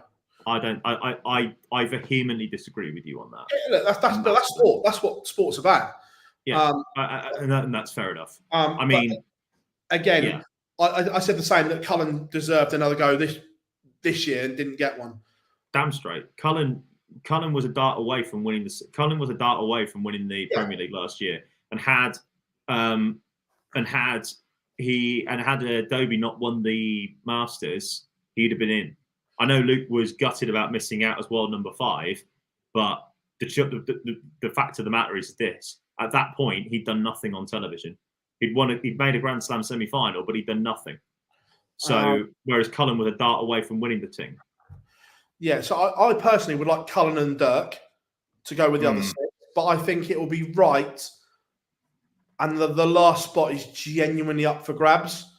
I think that they'll leave it to see if anyone has a good run at the Worlds or anything like that. I think Joe Cullen is a cert because, I tell you why, because he ticks boxes. There's your answer. He's made a match play semi-final this year. He probably will go on another run at some stage during the year. He ticks boxes, right? And we all know what boxes he ticks. Kevin, you might not say having Clayton, but he's won the World Cup and he played a match play final. No matter what you might think, winning a Sky event and being in the final of a Sky event is much bigger than being a winner of an ITV event. It's just a fact. Look at last year. The 2 winners of the major of the ranked 2 winners of the ranked ITV events did not get in. Danny Noppert, Ross Smith didn't come close. I just think Cullen is getting in, Bob, because he ticks the boxes. I'm not sure he is getting in. Because I'd have him in, but I'm not sure right now they'd pick him. The thing is that like he is the exact brand what they want, what the PDC want from darts. And this is, you know me when it comes to the Premier League, I always think that a major champion deserves to be in there. And let me tell you, if we're talking about players that I want to see in there, Gilding deserves to be in there. We all know it's not going to happen, but he deserves to be in there. Let me put that in perspective on that, right? Let me do that. But let me say this. Cullen ticks the boxes for what they want. They want young players that aren't, with no disrespect to anybody else, old fat blokes that are playing down a pub. That's what they want. Because they want to showcase it as a young man's sport. Look at what happened when Gezi went on Soccer AM. Look at all that sort of stuff. Look at what Bully Boys happened and all the rest of it. That they want those young, vibrant players coming through in order to sell the brand. Cullen ticks that box. The reason why they didn't pick him last year is because Dobie won the Masters. But they can't do that this year because the Masters comes after the Premier League. I agree. I think Cullen was the 8th, but I think they looked at the pressure on social media to pick Dobie. I genuinely think that Dobie was close to being left out despite winning the Masters, but that's why they stepped on it that night. And I think they looked at the reaction and put Dobie in because they knew they were going to get absolute pelters if they didn't. Yes. Dobie does tick that same box, but Dobie's done nothing this year, whereas Cullen at least has made a match play semi-final. Yeah. Oh, Aspinall's in because he's in the top 4 in the world as well, Richie. So don't worry about that. No, Glenn, Matt's already confirmed that it will be the same format, 8 players, as it was last year with the tournament every night. I think we can all agree on these 6 as Ryan Joyce does get through and Daniel Klosser will have to wait to jump back into the World Championship spots as the top 16 have just got underway. I think we can all agree on these 6, to be fair, right? MBG, Smith, Humphreys, Aspinall and Price, and more than likely Clayton. I'm 99.9% sure Johnny will be back in. Yeah, I think we can agree on these 6. The next 2, you can toss a coin on a number of them, but I think Cullen should be in, and I think he will get in. The 8th spot, feck knows. Noppy? I think he's in the conversation, but I don't think he's a front runner. I think he'll be. No, I agree. It'd be difficult to leave your world number 6 out. I know Humphreys is world number 5 and they left him out, but it'd be difficult to leave your world number 6 out. Yeah. Oh, yeah. Oh, look, if Pikachu wins the Worlds, he'll be in 100%. if anyone wins the Worlds, they'll be they're guaranteed him. They'll be offered a place. But I'm telling you, if Gary was to win the Worlds, he would turn it down. Yes. His exact words he's told me, he was like, no intention of playing in the Premier League. His exact words were, we were having a Nando's, not Nando's, a Waggers. And he was like, if I win the Worlds, I would not play. Let's see what happens there on that one, boys. Let's see what happens. Because I reckon the PDC will make him a very sweet offer. Well, if they do that, then then anything may be in play. But yes. Right, shall we go for a bit of Luke Humphries and Matt Campbell as featured? Yeah, why not? I like the look of that. Now we're underway. We can park the Premier League talk for now. No doubt it will rear its head again later on. I'm sure. Look, this is what happens. In life, in October, there are 3 certainties: death, taxes, and darts fans arguing over who gets to be in the Premier League. Far too early. What happens? Them the rules. And they are. Rule number 1.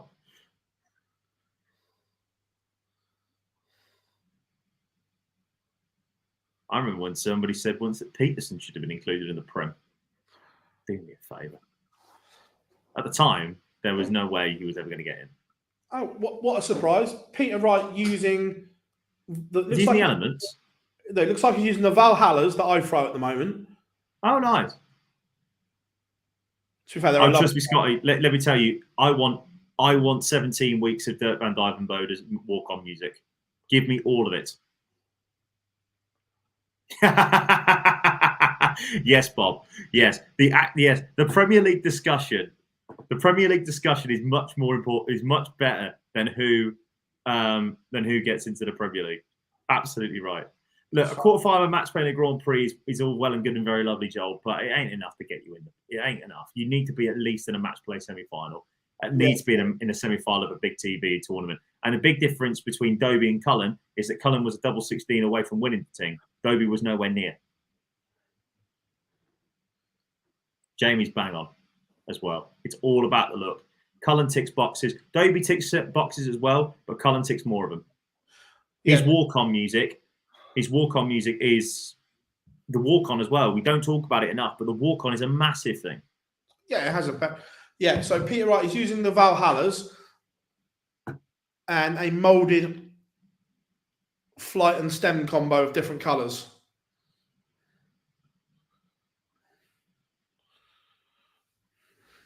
Wonder why that's the case, Teresa. Sorry. Well, I know you're a massive darts fan. Well, hello there. Hello there. I mean, Andrew Gilding deserves to be in the conversation because he's a major winner. He's never going to get there, but I think they've both done enough and should be in the conversation. What's Cross done? He's won 2 World Series events. Oh, fuck off. Do me a favour.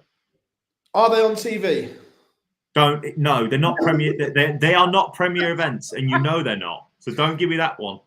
I think he's in the I think he'd be in the conversation. Nah. Not for, as Andy Townsend often always said on ITV's Champions League coverage, not for me, Clive. Hey, not for me got me in trouble, remember? Did it?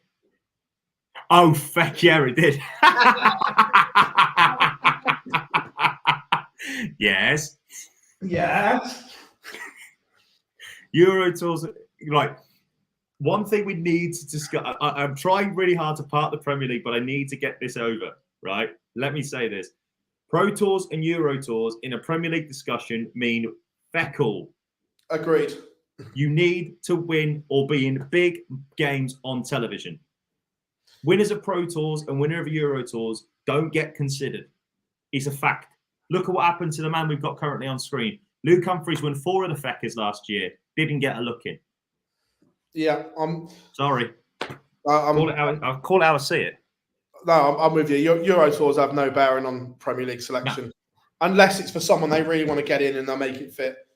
Yes, well, but that's just the PDC in general. Yeah. let's not beat around the bush here. Remember, rule 1: The rule number 2, if wrong, please refer to rule number 1. Correct. No, Davey Dirk's not playing at all this week. What else have we? Dan Pellegrino is in the chat room. How you doing, my friend? Just knocked off of work. How are the Geordie lads doing? Well, Doge is doing all right. Yeah, He's 4-1 up currently on Robert Grundy. Yeah, to be fair, Robert Grundy's from your neck of the woods, the northeast as well. So you're going to have one of them in the last 8. Yes. Yes. And Gezzy's absolutely cruising to victory right now with 102 average. Yeah. Gary's averaging 115 again. It's just ridiculous. I've said this before, and I'll say it again. I just remember following him pretty much everywhere in 2018 of that year and just thinking, this bloke is just the best player on planet darts. 2018, Gary Anderson was by far and away the best player. To be fair, I said it yesterday, and I'll say it again, that anyone that just wants to indulge, just go and watch the Dubai final again. Yeah. I tell you what, if you want to watch an absolute epic, I've said this before, the most underrated game in PDC history is the 2015 World Darts Championship final. The most underrated game in PDC history. Yeah. It doesn't ever get talked about in the same breath as 03, 07, the Cross Van Gerwen semi-final of 18, the World Final in 2023 with terms of Smith and Van Gerwen, and the 2022 one as well. It doesn't get anywhere near the coverage that it deserves because it is the most underrated game in Premier League history. In PDC history. Gezzy, the first man through then to the quarterfinals, comfortable 103 average against Chris Landerman, 6-1. Yes, I like that, George. That's really good. Cool. Yeah, that Scott Williams is a decent lad. Do you think they'll put Rock in once he's won any major? Yeah, look, I think again, once he's into the echelons of the rankings and wins a big one, he'll be there. David needs to change his walk on to Sam Fender Hypersonic. Nah, Hypersonic Missiles isn't his best song though, by a long chalk. Get the Borders is everywhere he goes, just needs to walk onto Local Hero. Oh God, no. Balls the arse off with that song. I love it. Sorry, Newcastle fans. I mean, I would have Will We Talk personally from Sam Fender, or Get You Down, or 17 Going Under. Much better songs than that. I think Callum Ritz uses Hypersonic Missiles, doesn't he? Sure, one of the boys do. Sure, one of the boys in the Northeast do. I was saying the other day, just for a crack, I'd walk onto Sia Chandelier. What would you not? I could see you doing a Miley Cyrus and Wrecking Ball. The Wrecking Ball video. Yeah. I came in like a wrecking ball. Yeah. I just for shits and giggles, I come into like something like Chandelier. I know. Do what that Chinese player did at the World. He raised me up. Yes. More of it. We need more of that. James, the Dubai final was a great watch. Yeah, just incredible. Especially the fact that they're playing outdoors. It's utterly ridiculous, that final. Here's the thing, Rob. You say Rob Cross's walk-on song there is garbage. But he wants to change it back, doesn't he? Because he used to come on to high voltage. High voltage. Ultimately, the broadcaster gets ultimate say on the walk-on. Ultimately, because Peter Wright asked to change his once and he wasn't at the Sky. We're like, no. You can't not change it to Don't Stop the Puck. That just works now. I love Dad's Army. I love Dad's Army.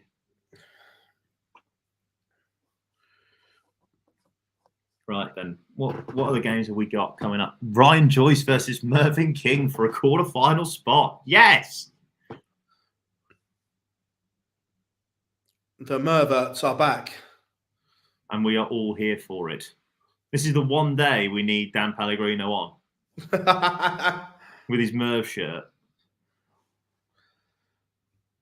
Barry Keane, 3-2 down to Jose de Sousa. Peter Wright is having that day. Barzy, we talked about it. We said that him and Nathan Aspinall needed a day.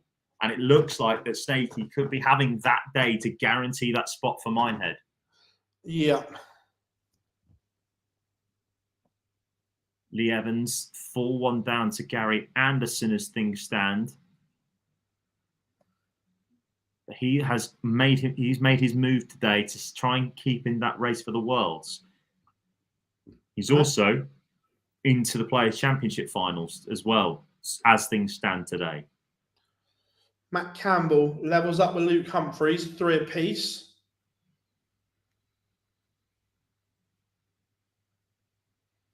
I think, James, one of the best days of darts that I've ever had a privilege of going to was 2017-18, the World Darts Championship quarterfinals day.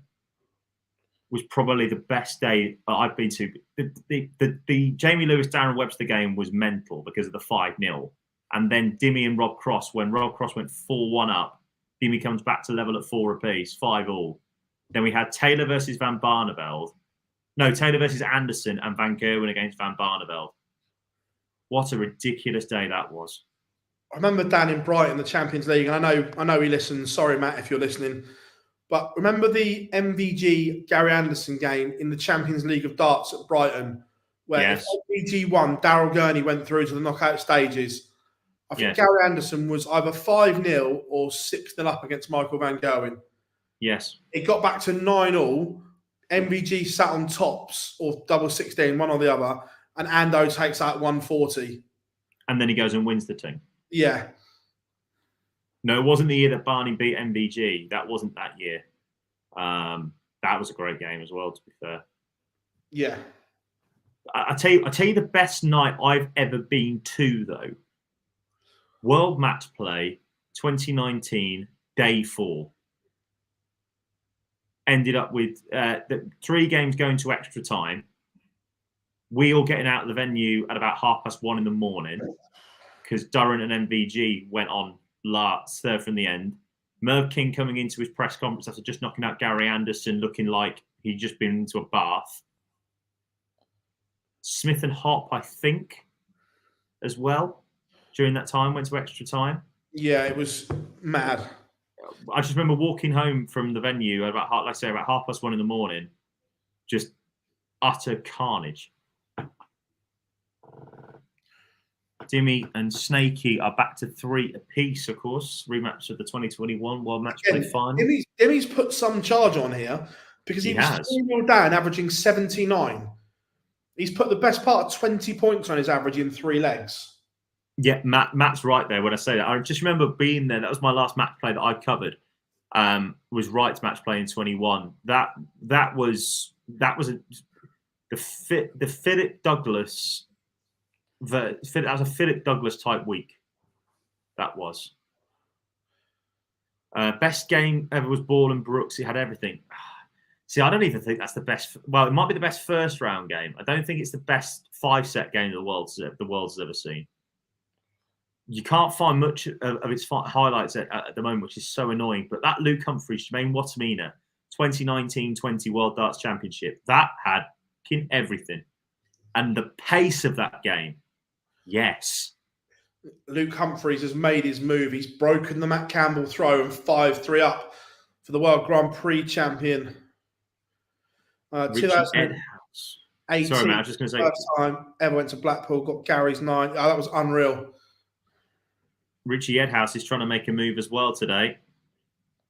If he wins this game, he would go. It would stay in 30th, but would be a grand clear of the a grand and a half clear of the next player in the field. 5-2 up over the UK Open champion. Right, goes 4-3 up, averaging 108.4. He's fantastic, Peter Wright. Maybe just in time. Ryan, Gary Anderson won yesterday. Gary. Wright would move on to 12,750. He'd be $2,000 off of Jeffrey Sparadans. A final gets him in the Players' Championships.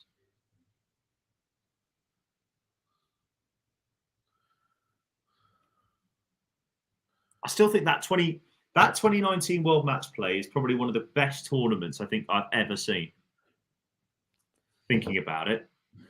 That night of day 4, where it was chaos, and then you think about that quarterfinal where Gurney put in arguably his best ever performance I've ever seen from him to knock out the man who was probably going to win the tournament, Andy Knott, in Snakey. That was just ridiculous. Luke Humphries becomes our next player into the quarterfinals. 6-3 victory over Matt Campbell. Gilding gets a leg back, as does Barry Keane. Yeah, it was such a good 2019 was right up there, but also I did like 2018 as well. Oh, 18 was quality. It started off with an utter ridiculous upset in the second straight upset when Jeffrey Desvan beat MBG, and then finished off with the longest ever, possibly the greatest. No, it wasn't the greatest ever match play final, but it was up there. The greatest ever match play final is quite simply 2013. The lesser remembered of the 2 games between Taylor and Lewis that year. Just looking at some of them now. That Gando winning 6-3 against Lee Evans. So Gando back into the quarterfinals for a second straight day.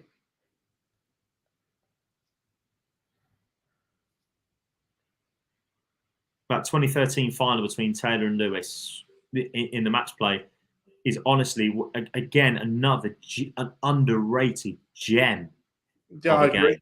No, I agree. It never gets the same love that the 2013 Slam semi-final does, and it bloody should do. Oh, what a quarter-final. Streamboard 2, Luke Humphries against Gary Anderson. Yes, please.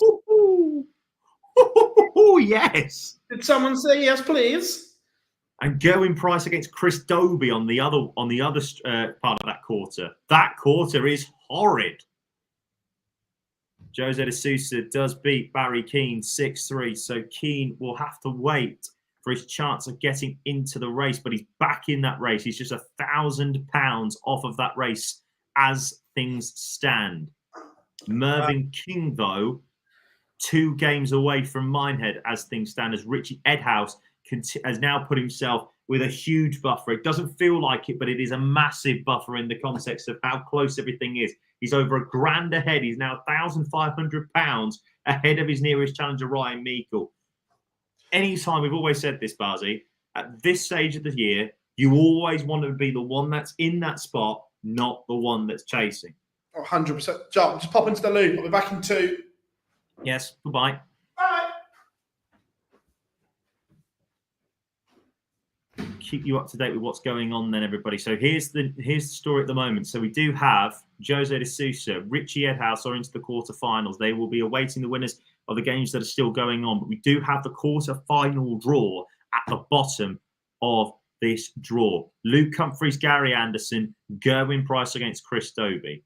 Yes, please. Shout.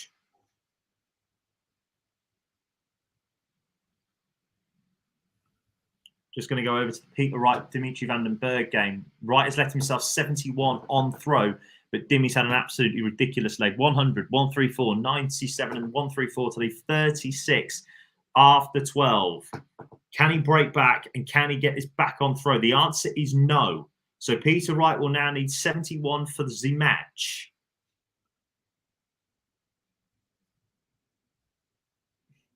Remember, a final today for Peter Wright puts him into the qualification spots for Minehead.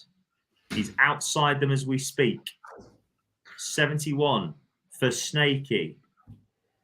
Oh, yeesh. Misses double top and leaves himself on 10s and misses that as well.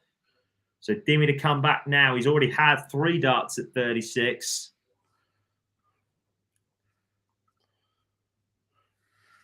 How many more will he need? The suspense on Dart Connect. Then he probably having a conversation to himself. Oh dear, he's gone around the houses, gone inside on the 8s and gone inside on the 9s as well. Left himself on 9, so right back now for double 10 for the match and gets it First dart, it is a 19 darter, but he will not care. Peter Wright is making his move to Minehead as we speak. He moves onto £12,750. He is 2 games away. A final appearance for Peter Wright will get him into the spots, into Minehead. He is making his move. Just watched it on the stream. Demi starts at 99. One was so far outside, and the other one was miles inside. All over the game. Joey, no. Could be second. It could be second, but the greatest game ever played will always be 2007. Sorry. I thought, for me, Painter Taylor's better than the part one. Yeah, that was a great game as well. Doesn't ever get same breath with Taylor Anderson. Never gets the recognition. Look. But 2007 will always be, because it's the game. It's a seismic moment in the game. 92 changed the game, moving to when it moved to when they had the World Darts Corporation. 2007 changed the game completely. And that was also good because that was before Barney had any scar tissue. Yes. He'd had that year. He had one of the greatest first years ever. He'd beaten him in the UK Open. I think he beat him in the World Grand Prix as well. Remember, says me correctly. He'd also hit a 9-darter in the Premier League, and then he goes and wins the big one. He goes and wins the big pot. What a year! What's the score on the RVB match? He's gone. Barney lost early. He lost first round. To Cameron Menzies. What a shame, eh, Barzy? You mean you're gutted that you missed the Barney alarm? Yes, absolutely. Well, sheesh. I'll say it now because it's obviously been released. I've known for a while. Obviously, week 11 here at the MODUS Super Series. Week 12, the last week to get in. You've told me this lineup. Before Champions Week. Group A, Martin Adams, David Evans, Mario Robe, Rob, how you want to pronounce, ADC Europe qualifier. Stefan, again, another ADC Euro qualifier. Mike Huntley and Fallon Sherrock complete Group A. Group C, Kevin Downing, Justin Hood, Reece Colley. Group B, Steve West, Danny Lauby, Robert Thornton.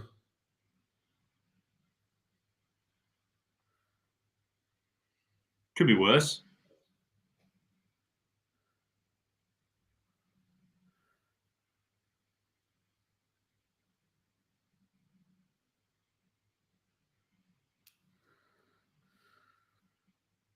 Cheers, Big Johnny. Thanks, mate. I knew I knew we'd had him in a couple of years. I knew he got him in a couple of games. So thank you for that. Oh, they've released today's only dart connector as well.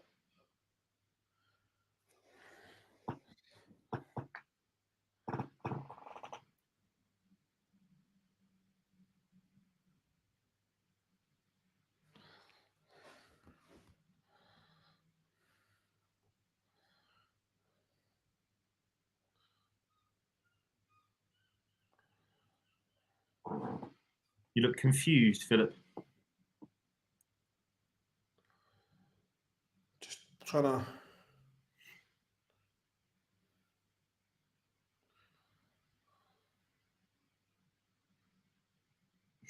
Yeah, that cross 161. That's probably the checkout of all King checkouts. Stones, and the way he did it as well. Didn't go 20s and 17s. He went 19s and 18s for it. Oh, I love this way. Bullseye for a 161. For the set.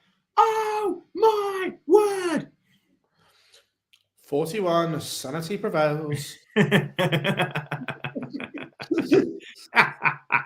That's still one of my favourite Rod Stud lines. Well, still, when there was another one from Stud.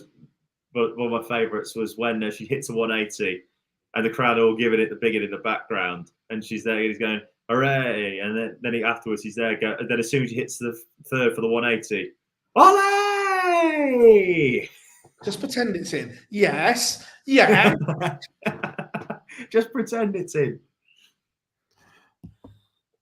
Nah, Matt, like Wayne is fantastic, but even he won't ever admit that. There is only ever one true god of darts commentary. I know you're going to say Sid.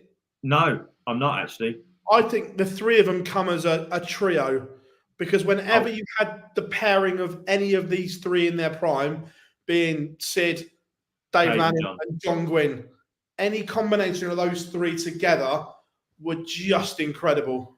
I thought, I mean, Sid obviously gets the high praise, and rightly so, for the way he's the master of words. But I actually think that Dave as a commentator was better, ironically enough. Yeah, no, I get that. I think, but any combination of those three together at any one time was just immense. And I still think though that obviously it's difficult for Rod now since he's had his stroke. But certainly prior to the stroke, whenever him and Wayne were on a match together, the two of them just worked like a dream. Oh yeah, I agree. They worked like a dream. The late Nigel Pitt. Yeah, Nigel was superb as well. Nigel was superb. Yeah. Don't get me wrong. But the thing is that I tell you who I am so stoked for. I know you said it to him when you interviewed him. I'm so stoked that Dan finally got his break. Yeah, on Sky. Dan's superb. I don't think there's a bloke or woman in the world right now that knows the game as much as Dan Dawson does. I just don't think there is. Snakey will play Richie Edhouse for a spot in a Pro Tour semi-final. You'd have taken that at the start of the day. Yeah. Yes, Crofty. God, I miss him. He won't ever come back, but God, I miss him. Murph's superb. I agree, Glenn. Yeah. Murph's really good. Yeah. That's why I like it. I just come down here and fill the gaps when the good ones aren't available. Dan's knowledge is scary good. He's one for the darts purists and the Twitter. Exactly. And it's very rare that you have a commentator that can cater to both audiences. Oh, to be fair, he did the best the best Twitter fishing ever when he reeled in the Della. Yes. The thing is as well, right, about Dan is the fact that it was at the Worlds last year when they talked about Smith and Van Gogh and they were at the Sky Pad before the final. That is honestly one of the greatest bits of television I've ever seen. The way that he broke down each throw, the way that he explained the difference in each of the players. I was just like, more of this. Yeah, Emma. Thing is as well about Emma is that I still remember her when she first made a debut at the World Match Play as a reporter. The amount of notes that girl was taking to make sure that she knew what to ask was ridiculous. And she has worked her what off in order to get to where she is. And she's fantastic at what she does. Yeah. Oh, just insane. Croft won't come back, Matt, because as Brian Joyce completes our lineup. So we'll go through the quarterfinals in a minute. But the reason why David Croft won't ever come back is because he's getting paid a fucking fortune to be the lead commentator for Sky F1 now. Yeah. Mace is just having a well-deserved week off.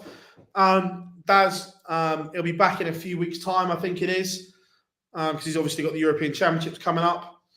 I'm back on comms tomorrow night. So here's the lineup then. Here's your quarterfinals. Ryan Joyce versus Jose de Sousa. Richie Edhouse against Peter Wright. That's in the top half of the draw. In the bottom half of the draw, it's Luke Humphries against Gary Anderson and Gerwyn Price against Chris Dobey. It's like the World Cup. It's like the Rugby World Cup quarterfinal draw. One half of the draw stacked, the other one's not. Yeah, the bottom half. Brutal. good luck picking that. What is the best Sky tournament and the best ITV tournament? Well, for me, that's quite easy. Match play, UK Open. Simple as. No. I'll tell a lie. Grand Prix. I like the Grand Prix. Purely for its uniqueness, and it has the best format in the world. So the Premier League and the Masters isn't the right answer?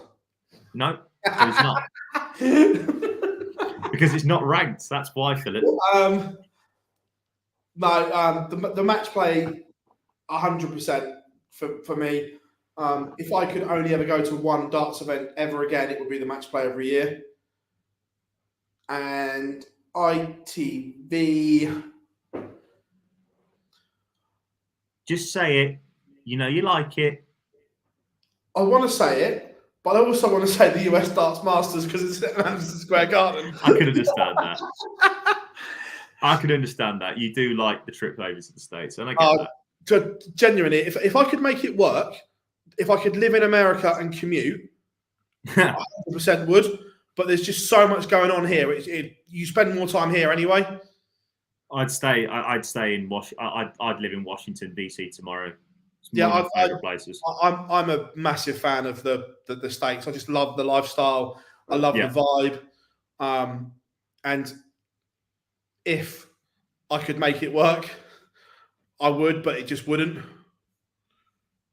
Right, what we'll do, I've got a couple of ads lined up in the back end, Barzy. I think we deserve a well-deserved break after the chaos of the last few hours. So we'll take a quick break or we'll wait for the quarterfinals, and we'll be back on the other side of them. See you shortly.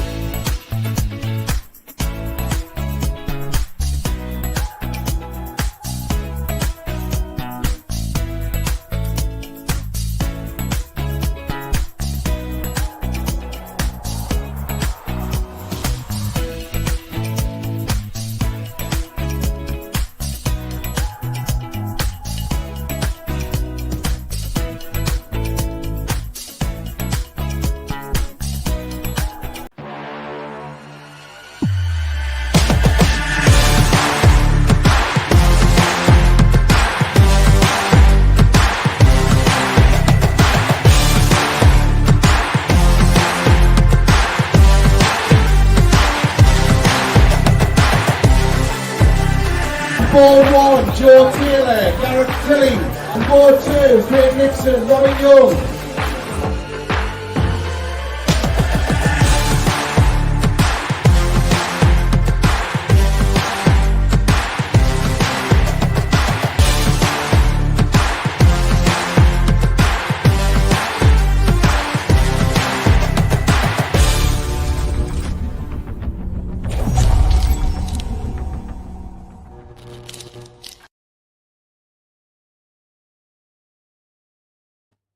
Welcome back, everyone.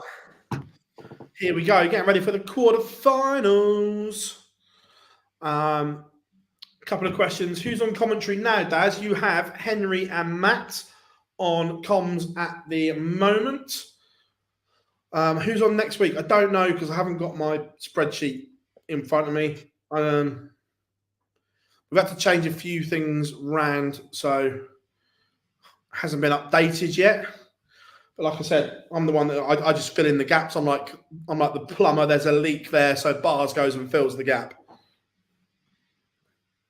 Jamie, I'm going to say this because I made a comment maybe about that draw being like the Rugby World Cup draw. Ireland didn't bottle it. They just didn't win the game. Simple as that. They didn't bottle it. They just lost to Classic in the same way that France didn't bottle it. It happens. If South Africa lose to you on Saturday, they will have fucking bottled it. Yeah. Has Bully Boy met Aaron Harawini in person yet? Is he the podcast dude from America?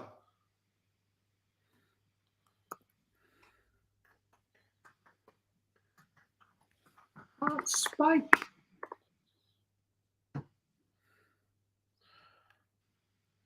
Daz, who do you think? Same bloke who's been reffing all bloody week. Go.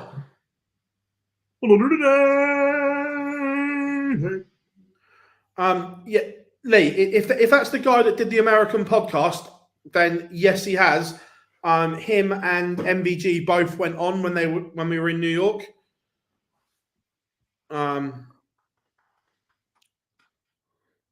Do you think ITV would ever show the US Darts Masters live? I hope so, but I don't hold out much hope because of the time. Yeah, Johnny missed that kick, but the rest of the game, like Ronan Kelleher, got held up by a ridiculous play. Caleb Doris knocks on a ball. Sam Whitelock definitely doesn't release for the game-winning penalty, but I'm not being bitter. But anyway, the side of this is this, right? And going back to ITV, I'm confused because there's not been a release of an ITV contract yet, and the ITV contract was technically up last year, so the PDC haven't released that there was a new deal. They normally do those sorts of things. Yeah, I think it's just rolled and yeah. Do you reckon then? Here's a question, as a man in the know. Do you reckon that that when the PDC deal comes up for Sky's contract, which is obviously next year, do you reckon that much like in Germany and the Netherlands and other places, a streamer will come into Eddie and go, "We want to take everything," and PDC will produce a feed, just like Matchroom do for the boxing? No. Part of the answer, yes. I think that Matchroom will have more say in the broadcast and stuff like that, because that's the way you look at most of their stuff's going. The snooker's done a lot of that way now, and the boxing and things like that. Do I think it will go on one platform? No. I think they like having some darts on free-to-air TV.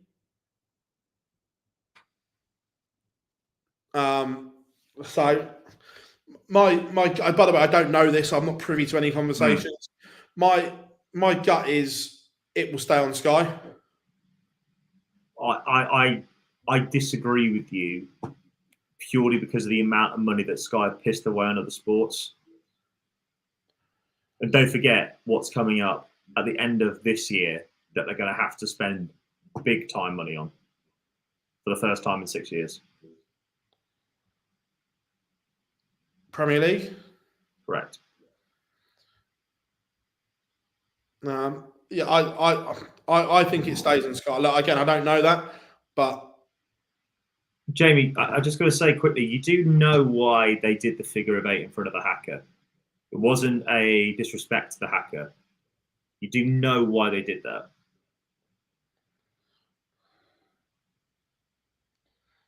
I don't. Why did they? Because of a bloke called a fantastic coach that Munster had, a guy called Anthony Foley, who died in a Paris hotel room 6 years to the week, or 7 years to the week when that happened. Right. Okay. They did that for. They did that when they beat New Zealand at Soldier Field in Chicago in 2016, and New Zealand, fair play to them, actually did the hacker and put a shirt of Foley 8 down on the bottom, which was a massively nice gesture. So it wasn't to rile up New Zealand at all. It was because they were remembering Anthony Foley. Fair enough. I didn't even know that they'd done it. So it's interesting to know. Yeah, I mean, Simon, right, good point. 270 games now will be shown on the live on the next contract. That's a huge increase. I don't think. I actually can see Amazon pulling out of those rights. Do you know? I don't think Amazon are going to bid for them because they got those rights cheap as chips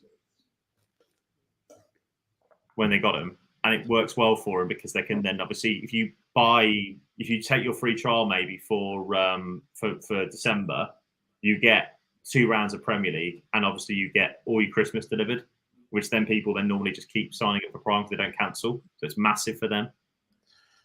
But yeah. How are we doing, Hendy? Hope you are good. I'm still amazed that the Premier League sell their rights. I'm amazed the Premier League Netflix channel hasn't been made yet. Well, there's a reason why for that. It's because Sky paid far too much money for it. In particular, Sky, not necessarily TNT. I don't think that TNT are actually going to, I don't think Warner Brothers Discovery are actually going to go in big for these rights because they've got the Champions League and all they give a shit about, quite frankly, is making sure that they keep the Olympics. that's all they care about. I just think if once the 3 a.m. blackout goes, It's not going to, though. I think it will. I can't see it, certainly in the next 5 to 10 years, certainly in the next couple of right cycles. I can't see the 3 p.m. blackout going, because no matter what anybody tries to tell you, the 3 p.m. blackout works.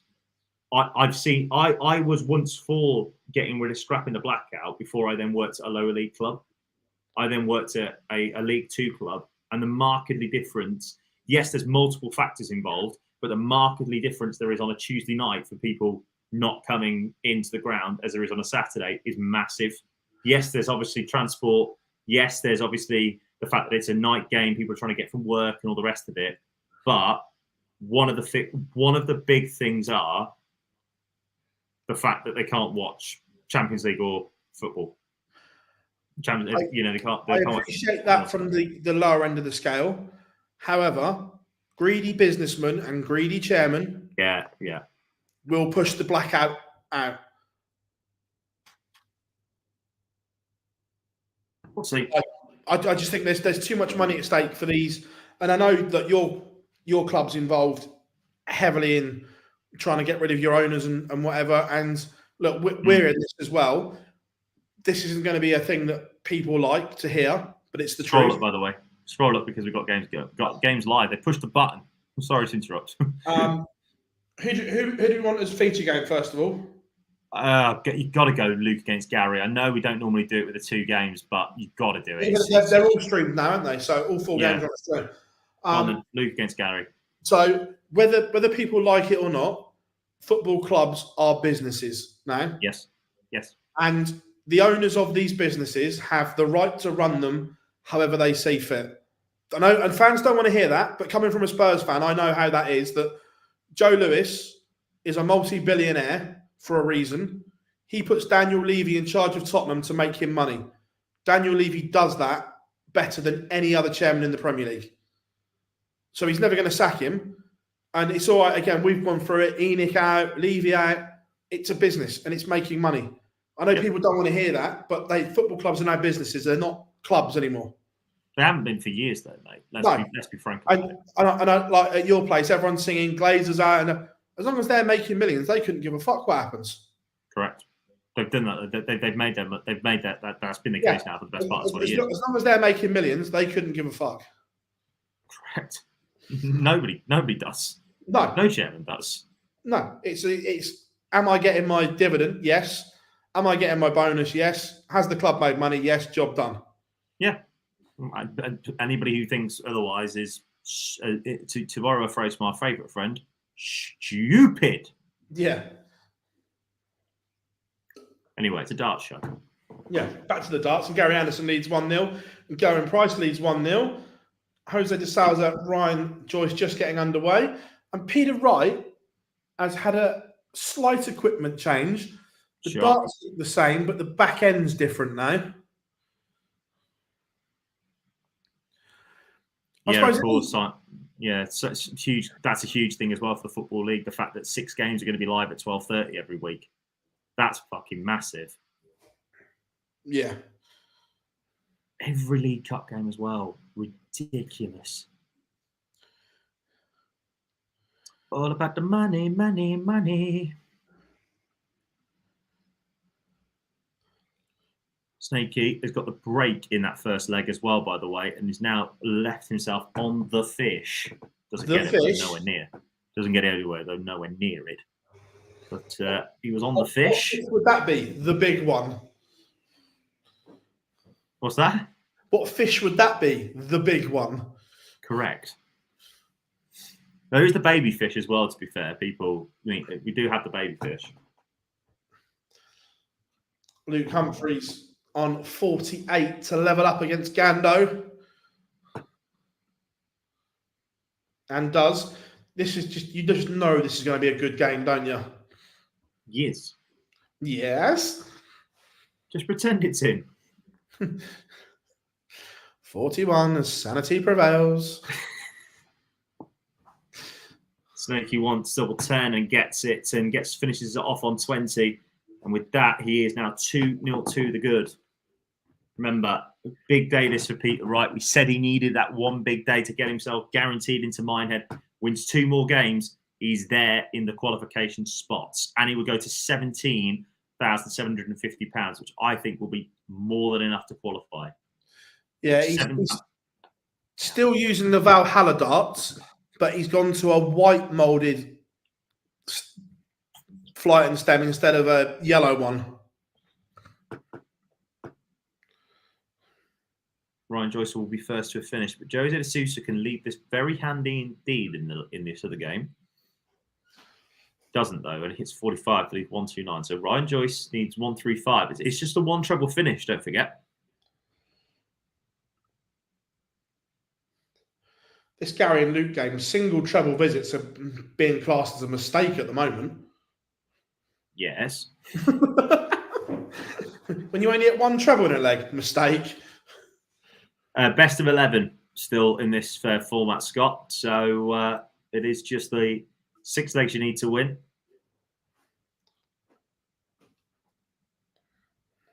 Big moment this already. Huge moment that. Mark that down. That would be in the red pen. Yes. Luke Humphries has broken the Gary Anderson throw.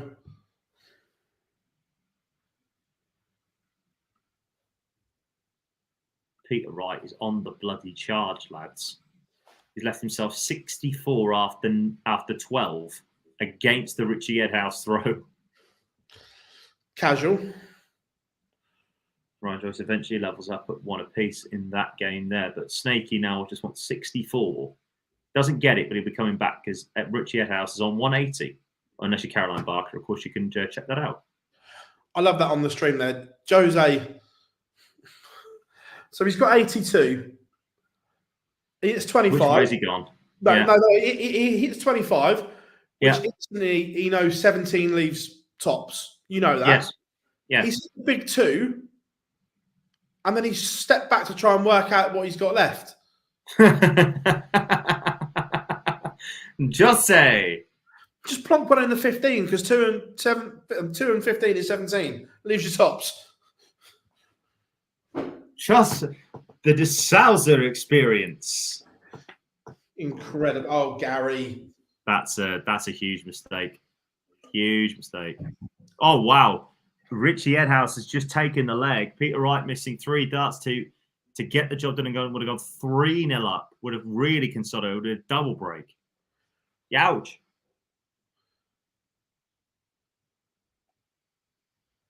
Big darts these already for Luke. Oof. Good to have you back, James. Thank you very much. Morgan, what's your favourite Premier League format? Mine was the Judgment Night was shite because half the time it was already decided. No, that's my issue. No one was ever judged on Judgment Night. No. 180. Chris Dobie, 3 went up now on Gathering Price. Are the 2 favourites for the day in Gary Anderson and Going Price? 180.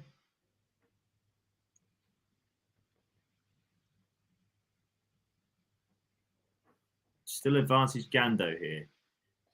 Very much so now in this leg. He needs one just to calm down. You need to calm down. Yeah, 137 left. It's not the Paul Hinks. The Hinks. Ooh. Ew. Shite. Richie Edhouse, what a leg on against the throw. After hitting 57 with his first 3 darts, he's gone 177, 122, and 105 to leave tops after 12, which he takes out in 13. We're level in that game. Oh, Gary. Gary's had a mare. No. And that is why you cannot, in this form, you cannot leave Luke Humphries shots like that. No, Gary. cannot.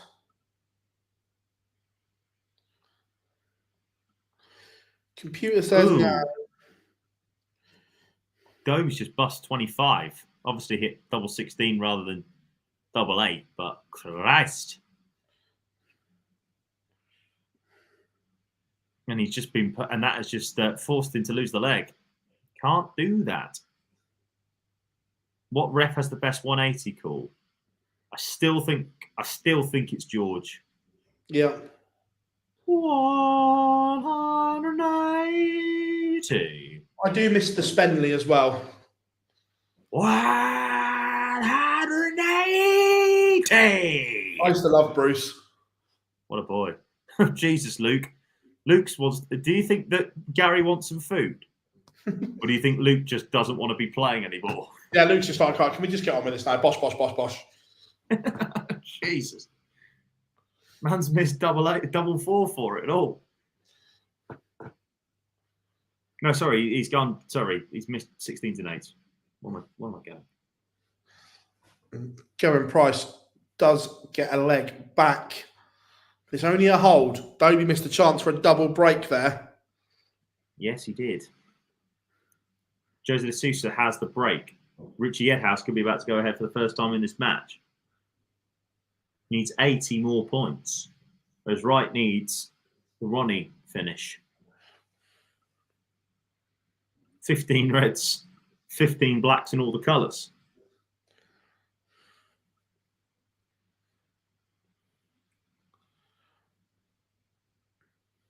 Can't get anywhere near it. 39. It's not 147, my friend. Some performance this from Luke. Absolutely fantastic. Level game between Price and Dobie as well. 3 apiece. Gezi back in this one.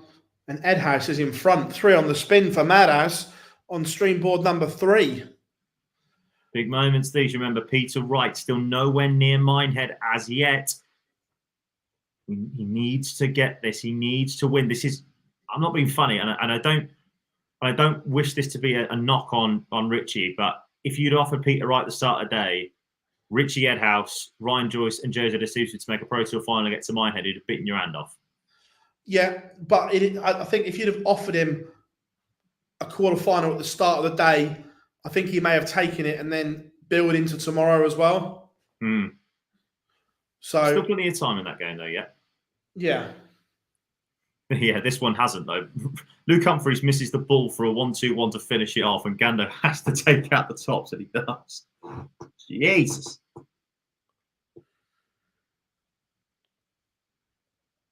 The thing is about the slam about that is the fact that, like, 2 things. One is that it's a lottery because of the group stage, and 2, there is only one man that wins the Grand Slam when it's in Wolverhampton normally. There's only one man that does that in the Aldersey Leisure Village. Correct. And he lost 1 knockout match, I think, in the history of the Grand Slam at Aldersley. Yeah. Ridiculous. Although Luke, of course, did make the semi-finals last year. Oh!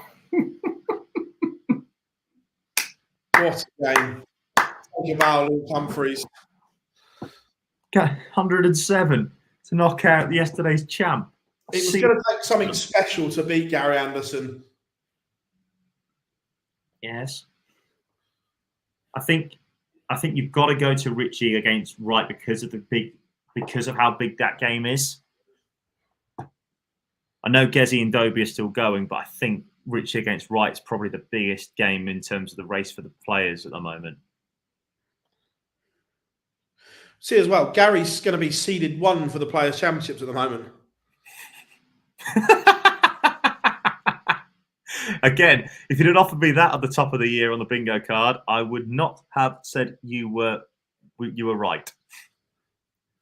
Gary 1, Gezi 2. Yes. Richie now 4-3 up on Snakey. So big moments coming up in that game.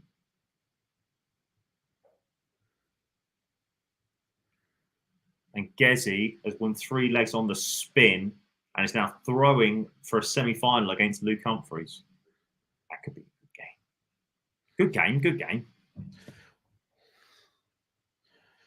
Jose de Sousa, crucial break of throw after Ryan Joyce missed darts to level up. 4-2 now for the Portuguese man of scores. Peter Wright in a bit of trouble here. Very much so now. Throwers under the cosh.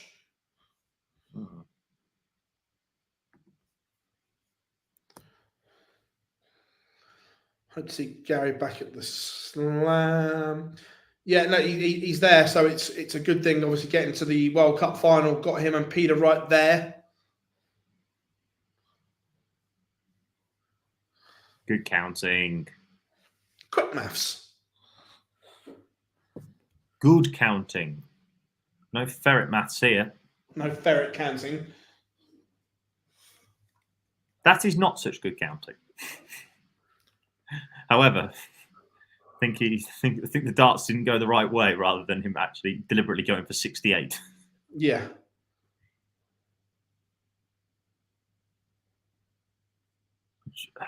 Ryan Joyce is trying to get back in this game. He's got an opportunity. If he can hit a ton again, he will be first to a finish. And he hits 97 to be first to that finish. Getting Price will want tops when he comes back to get into the semi-finals. These, though, huge darts for Richie Edhouse. Monster darts. Big. Peter Wright now has to win 3 legs on the spin. Gezi, 18 darter. 2 of them are on the Edhouse darts. Gezi, though, 18 darter to beat Chris Dobie, 6-3. So we do have Gerwin Price against Luke Humphreys in the semi-final. That's big. Wow. Huge.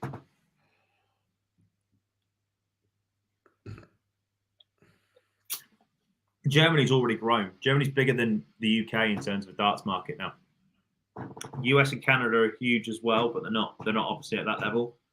I think the biggest growth at the moment is going to be Belgium, don't you? Belgium or potentially Poland. What the World Poland's Series? gone mad. Poland was off the scale at the World Series this year. Yeah. Wright has stolen the darts properly here. Back against the wall stuff. Big moments. And Ryan Joyce has just broken back against Jose de Sousa there, as you saw on your screen. Oh, that's one way to keep yourself alive, Peter. Just a casual 10 dart leg would be nice. Please. I just want this to say 36-1. You like a 10 darter? Yeah.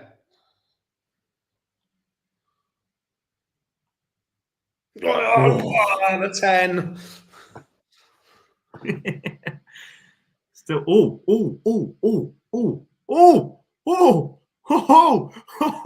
yes. Keep this up, boys. Keep this up. Whoa. Boo. Come on, Jose. I'm not sure. I'm still not sure about France as a market. That it's great. It's obviously great that we've got Jacques Labra on the tour and Thibaut Tricol doing his thing, but I'm just not sure it's enough at the moment to break into it. Big visit here from Richie, and Peter Wright is in all sorts of bother. It's enough, but Wright can still get to a finish first. Won't be. Wright needs a 3 treble visit here. Does not get it. Richie Edhouse is now in firm control. 2-2-1 to clear that in 6.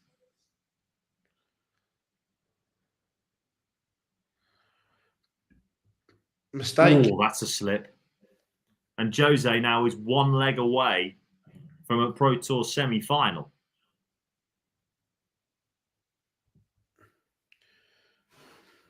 That's enough. That's enough.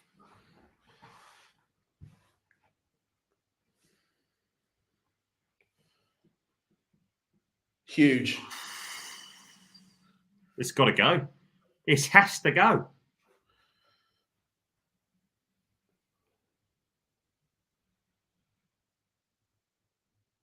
The suspense. I think he's missed a dart at it. I do as well. We'll confirm once the stream catches up.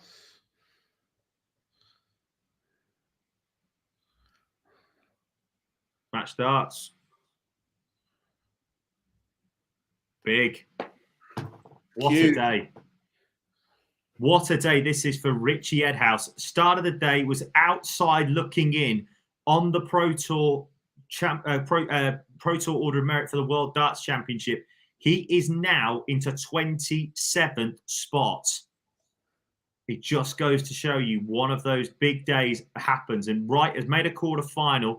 He is now onto £12,750. He is £2,000 off the Pro Tour, off the Players Championship Finals Order of Merit. But that is a big, big step in the right direction for Snakey. Another big day tomorrow or Friday or Saturday, and he could still yet make Minehead.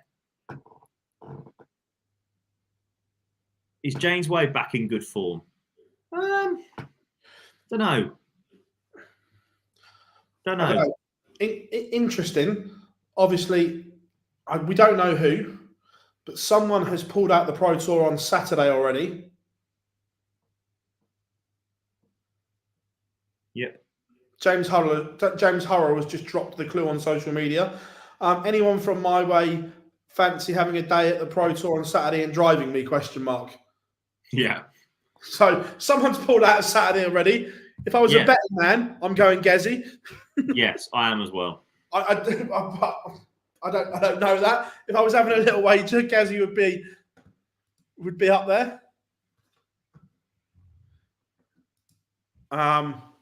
Jesus, Virat being Virat again, is it?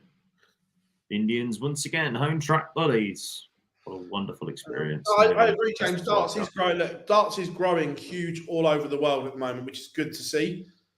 Brilliant to see Peter run. Yeah, he needed a run today, Mark, and he's got it. He's now back in contention. Go on then, Jose. Anderson just lost in the quarterfinal to a brilliant Luke Humphreys. And it was brilliant. Yes, it was sensational.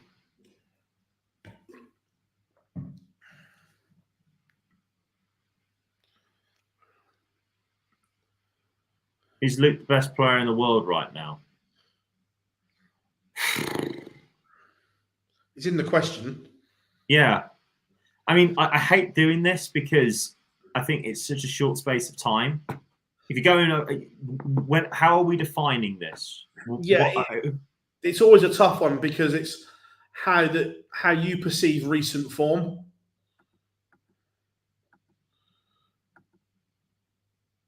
How recent are we talking? Because if we're talking October, then yes, he has to be. He's won the most recent major, PDC Premier title, and he's now into a Pro Tour semi-final. So of course he has to be.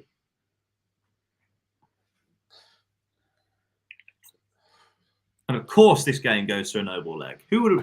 Anybody who didn't think this was going to a no-ball leg? That's a good point, Teresa. Oh. Yeah, actually, yes. Are they at home? I don't know. Not interested. That's our way to punish a slip from Ryan Joyce.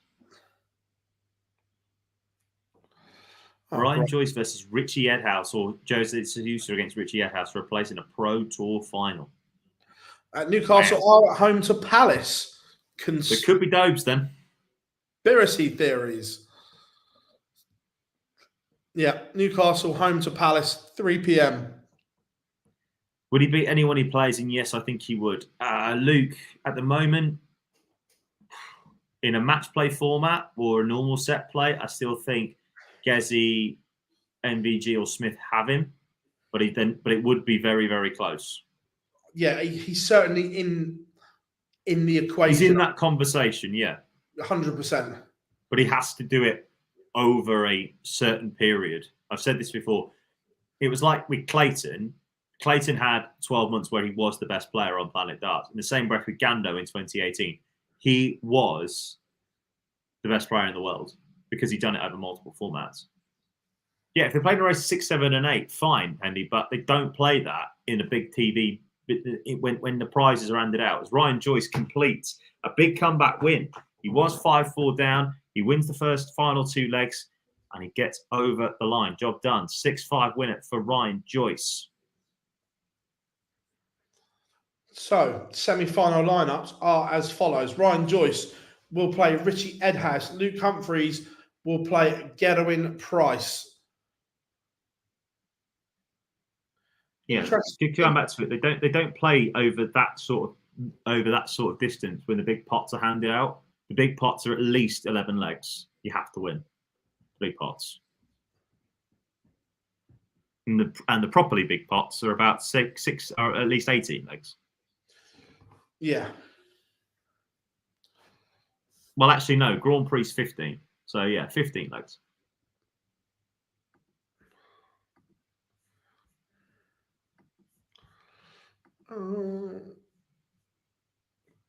Sweet hotel confirmed for Dortmund. Have we got it? Yeah, I spoke nicely to PDC Europe. Oh yeah. What the Philip? Well, the thing is, they like book the whole hotel, don't they? So yes. That European Championship draw is very interesting. I agree.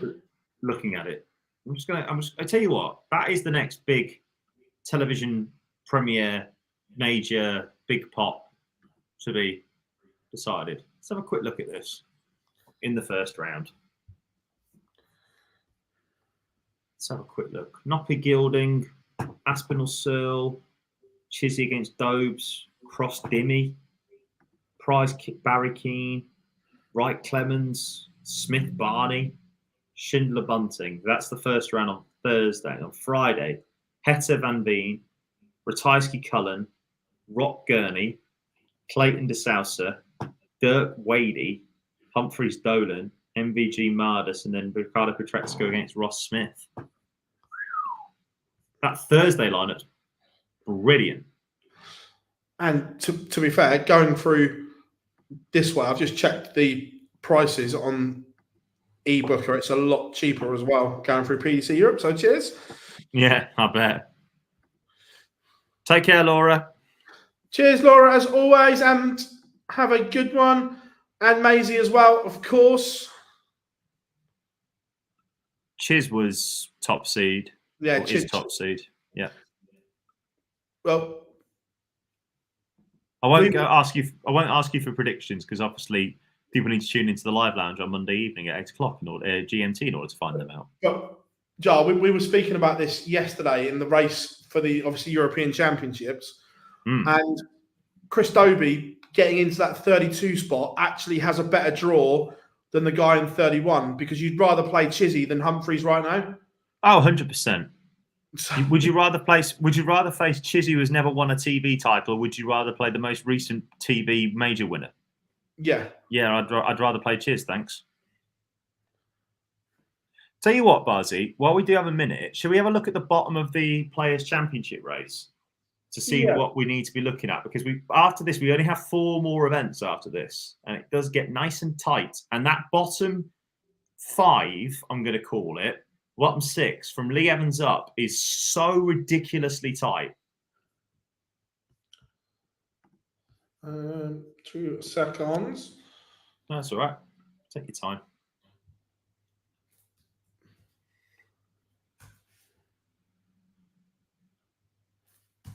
Let's get darts rankings up and we have a look at it.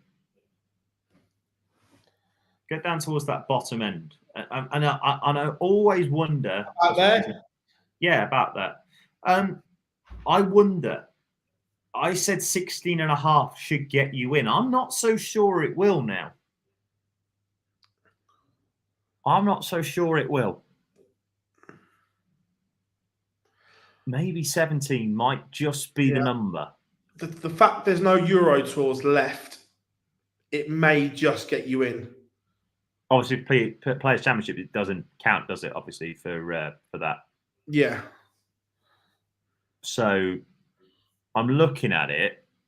Lee Evans has had a big day today.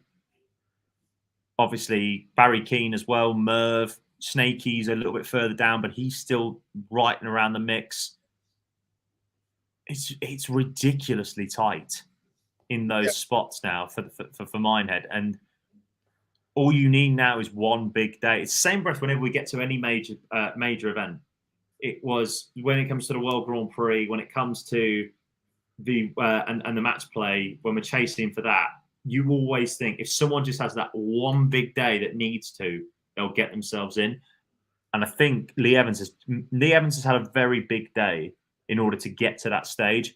Yeah. I tell you, the man who's definitely secured any problems that he had, because he actually started the day on 15.5 grand. Richie Edhouse did. He's now up to 42nd and on to 19.5. We talk about having that one big day. He has had that big day. 100%.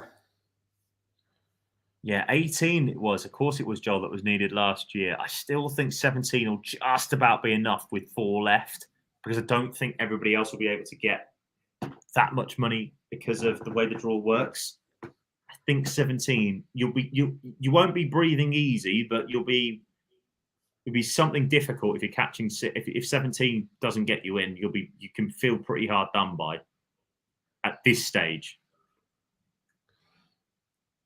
Yeah. That's the thing. It's how many of the others are going to go above you,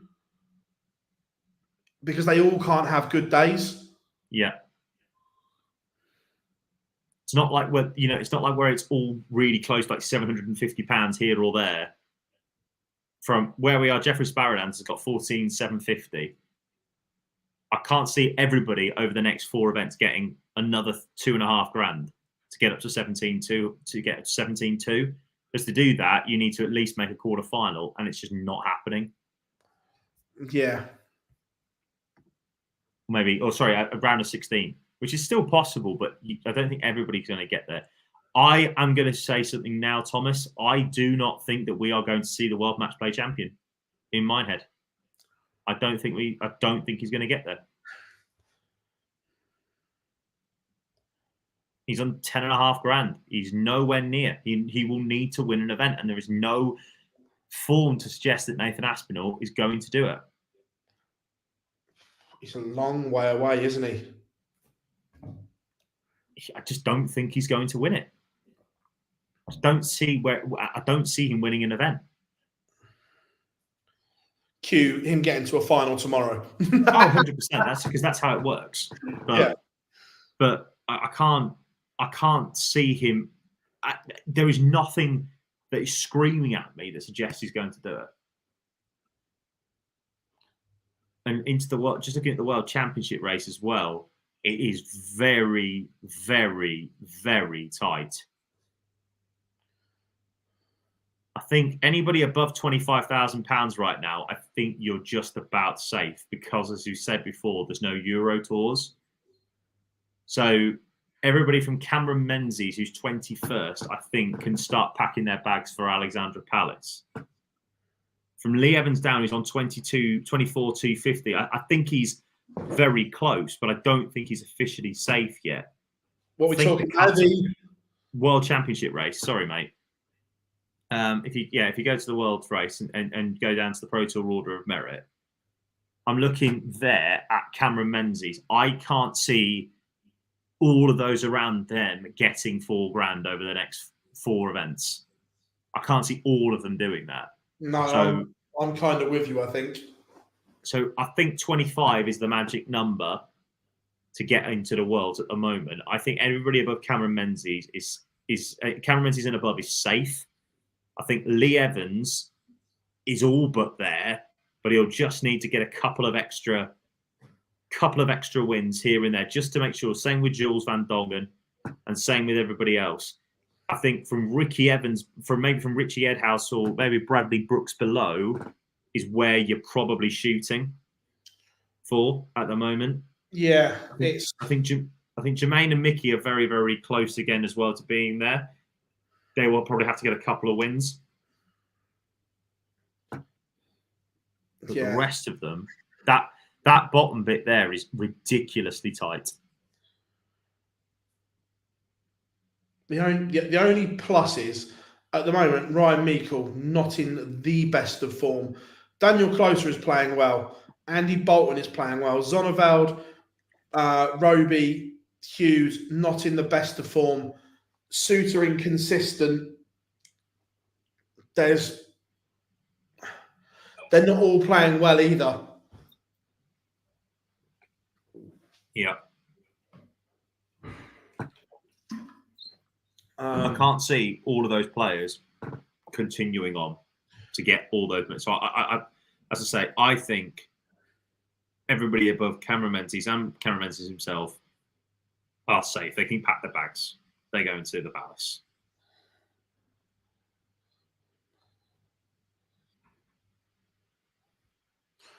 Yeah, I'm producing at the Super Series tonight, Henry. That's why I'm down here already.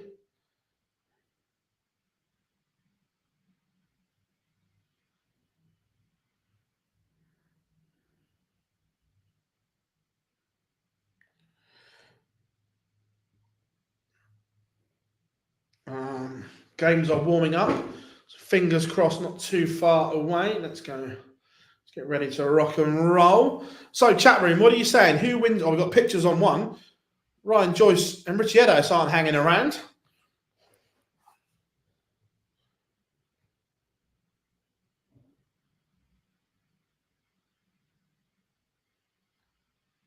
And it's just by magic, we have games.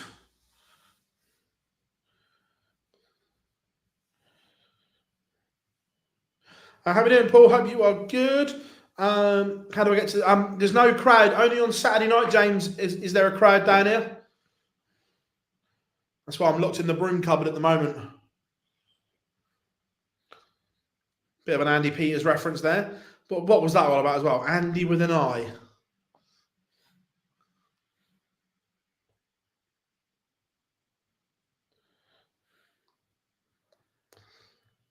So, Humphreys and Ed House win the balls. Win the balls? Bullseye! We've got Alan Dedicote here with us. The voice of... Oh, no, it's on TV, James. Sorry, it's on Sporty Stuff TV and the MODUS Super Series YouTube channel. I thought you meant as in physically here. Yeah, no, it's on Sporty Stuff TV and the MODUS Super Series YouTube channel. The YouTube. As I say, 3 140s in a row for Luke Humphreys, but then the radar goes missing.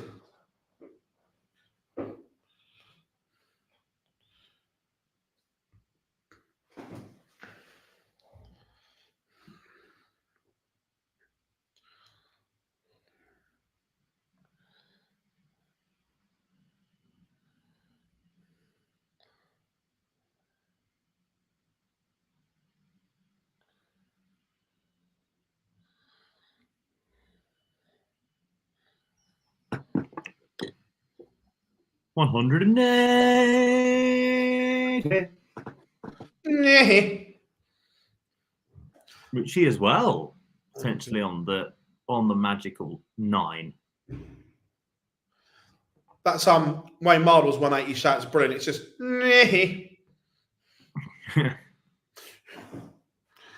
Oh, mine. I've frozen again. That's all right. Shite. So jackpot would be weird. Yeah. On a scale of 1 to I love it, how much do you say? As if by magic. Ryan Joyce doubles his advantage 2-0, taking out 86 against Ed House. Evening, Jack.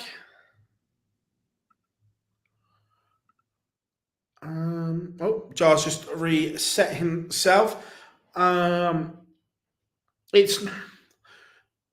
We try not to, Jack. It's not an official Bosch rule. There may have been availability issues that I don't have anything to do with booking of the players or anything like that. There may have been availability issues or something like that. I don't know is the honest answer. Is there actually a dress code when playing at the player? Yeah, it's basically the same as the TV, mate. The dress code.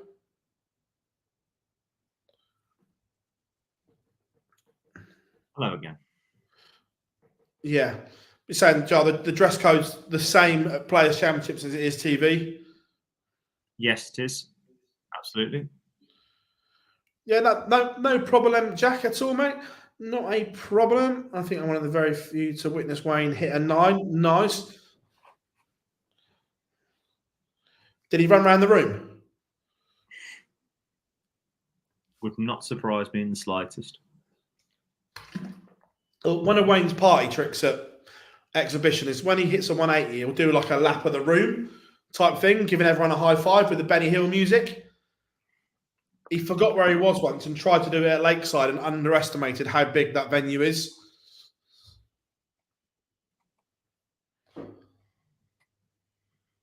If you want to boo, boo in the car park.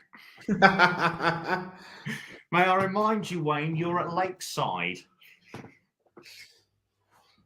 What? We're live? Why wasn't I told? That's still one of my favourite ever referee calls of all time. May I remind you, you're at Lakeside. Not the other place. If you want to boo, boo in the car park. Fuming.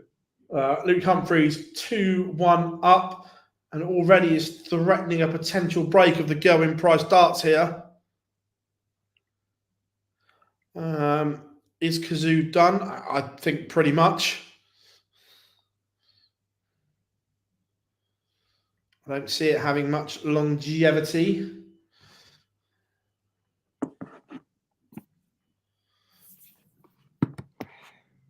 But 140 brings Price back into this. Remember, it's first to 7 now in the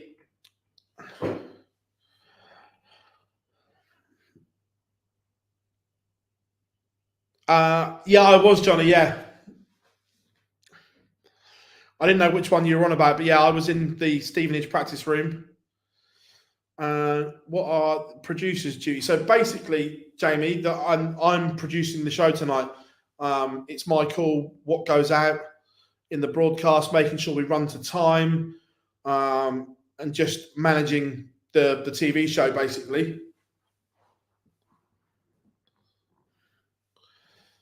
What do you think of Russ's 180 call? It's synonymous to Russ. Is it my favourite? No, but it still works. Mensa's not there yet, but he can still make it, James.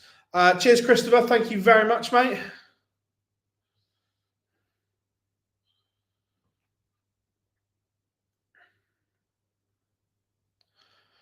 Late night. Yeah, I will probably get home around 2 a.m.-ish.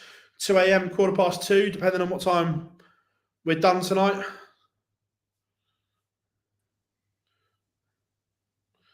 But it's all good. My StreamYard's being a total pain in the ass. Good God. Right, hello. From New Orleans, nice. Like that a lot, mate. There is a house in New Orleans. Big game for the Saints tonight, Christopher. Is Dan Marino playing? Laces out. Big game for the Saints tonight. See, everyone's told me I've got to watch the NFL on Red Zone and I'd get into it. Yeah, mate, Red Zone is the GOAT. The absolute GOAT. It's like Soccer Saturday, but with the pictures. Yeah, that's everyone's saying that I've got to watch it. I've got to give it a try on Red Zone. I would absolutely recommend doing that because you just see the best plays and there's no commercials.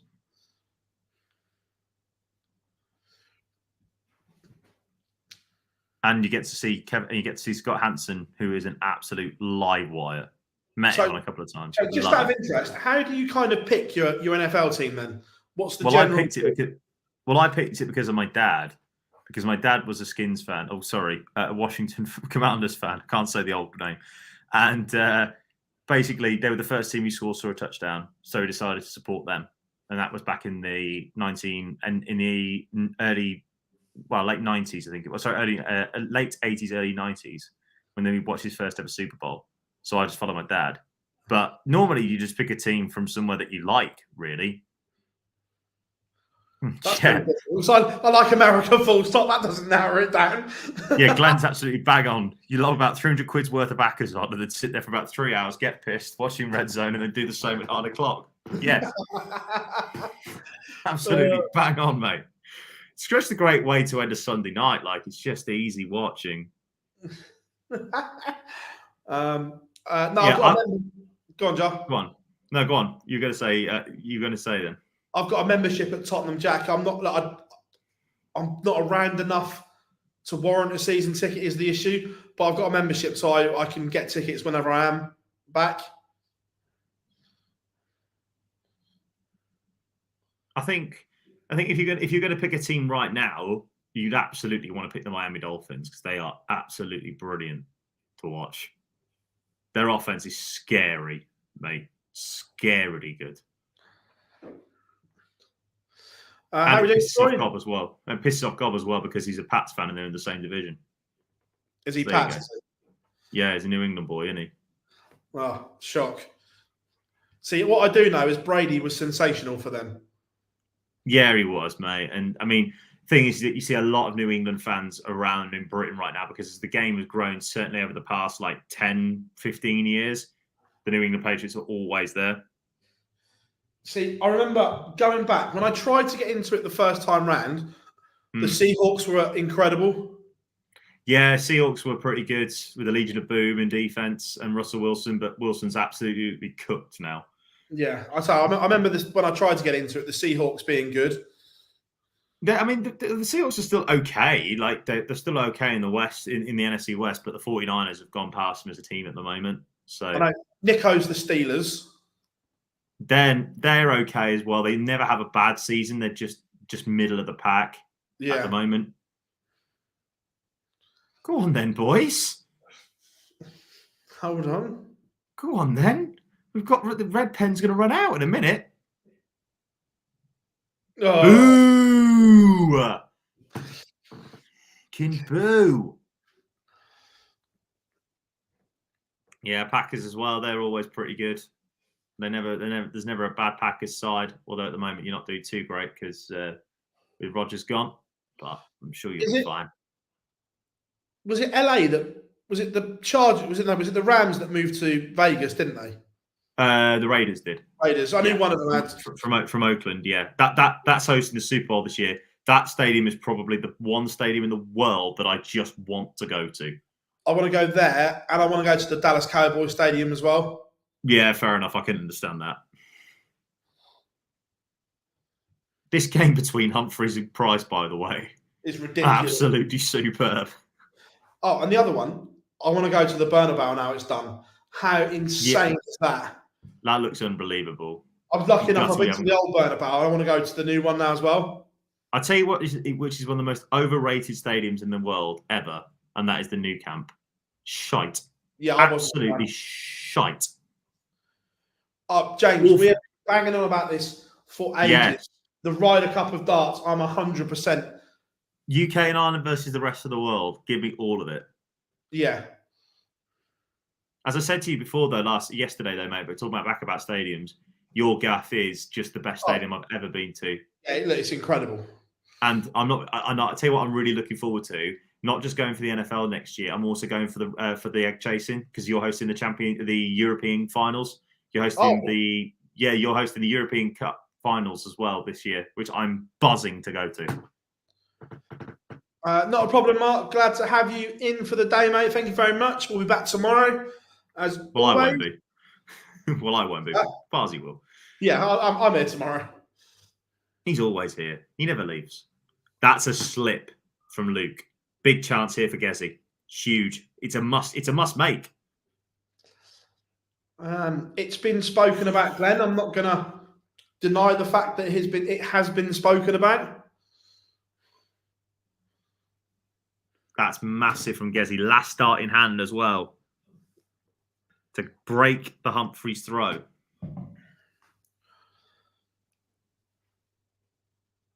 Been to the Dallas Boys at WrestleMania. It was a nightmare, really. Fair enough. Right, here's one for you, Jar, as a United fan. Is Old Trafford that far gone? Can it be redeveloped, or has it got to be a new one to get you to the next level? Because I haven't been for a while, is the thing, to Old Trafford. I mean, I haven't been for a while, to be fair. Look, I'd say this. OT is a crumbling relic. I think that's a fair statement to make. I think there are parts of it which could stay, but there are also lots of it that needs to be redeveloped. For example, I am a 6'4" man. The room in the seats. I mean, wherever I go to football, I never seat anyway. I always stand up. But the gap in the seats is shocking. No one can sit down in them. So, but can it be redeveloped, or would it have to be knocked to the floor if you wanted to stay there? It could be redeveloped. First thing it needs is a lick of paint on it. That's from the last thing that needs to happen. That's the first thing. Just needs a lick of paint on it to look a lot better. I think there are parts of it you'd have to say that some of it would have to be knocked down, but I don't see.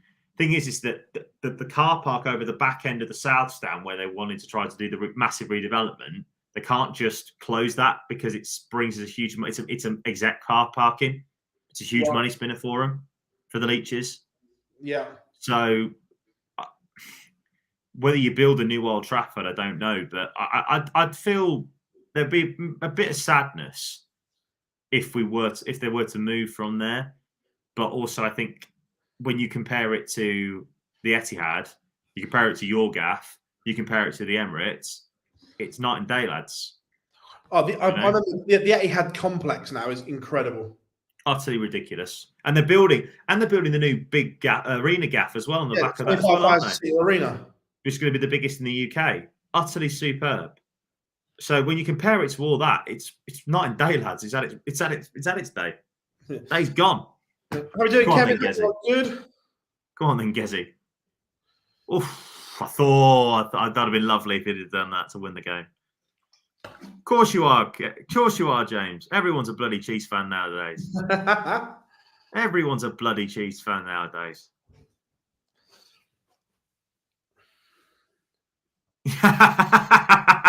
Glenn. I did hear that. You were talking about it yesterday with Gob. The fact that there could be no Everton fans in the stands on Saturday. Jesus. Are they even allowed to do that? I'm not sure. Having a grand with no away fans in, or if there's a ban or something, that's different. But if there's no reason, the away fans should never not. The away team should never have fans in at some point. Of course, absolutely. Oh, this is a slip. That's a slip from Luke. Gezi had just given the door slightly ajar for him, and he just went, "Now you're all right, lads." We did pick Gezi, to be fair, after the last 16. We both said it. Yeah. After the last 32. I hadn't given a prediction for the day. So.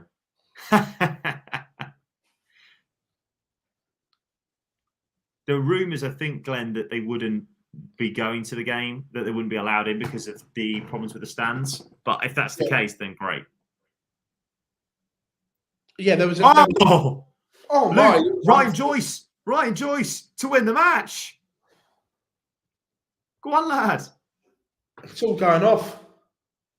Luke takes out a 139 to go level. Boo. Glenn, yesterday it was on Sky Sports. We're reporting that there may not. This was yesterday afternoon, so I don't know what's gone on, obviously, since then. But yesterday afternoon, Sky were reporting that there was a huge possibility that there'd be no away fans in there. We have our first finalist. Ryan Joyce doesn't hit the 9, but he does beat Richie Edhouse, and he beats him by 7 legs to 4. The question is, who would he play? We're finding out in this deciding leg together. Gerwyn Price has the darts. He has 6 to get rid of 225. Oh, what a leg. What a leg, Gezi. What a leg.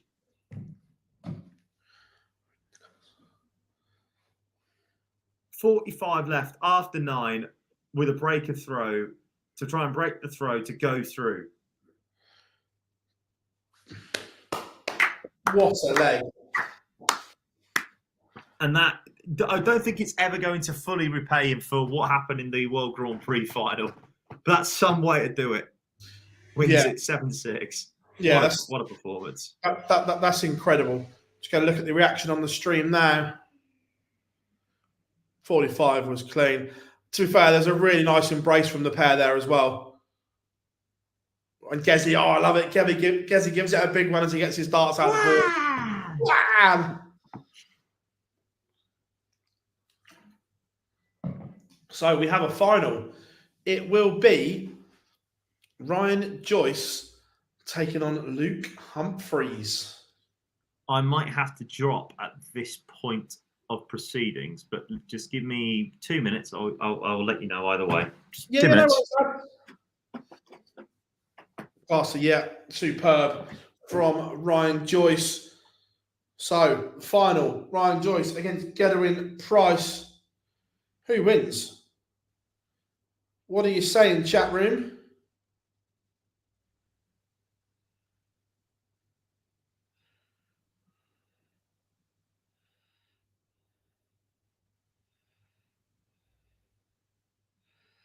What are you saying?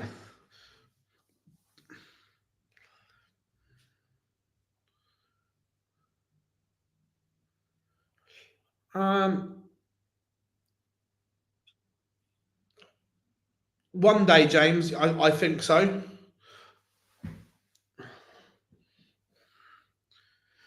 From the last 32, I said Gezi, and I'm going to stick with him.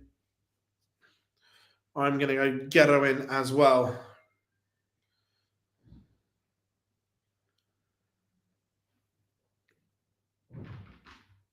Oh, no. So I've sat in a few places, Rob. I don't know if he's still in, but if Pete's in the chat room, I'm lucky enough to have used Pete's tickets before with the most incredible seats behind the dugout. I've sat in the stand opposite the dugouts. So it just all depends on what's available and stuff like that.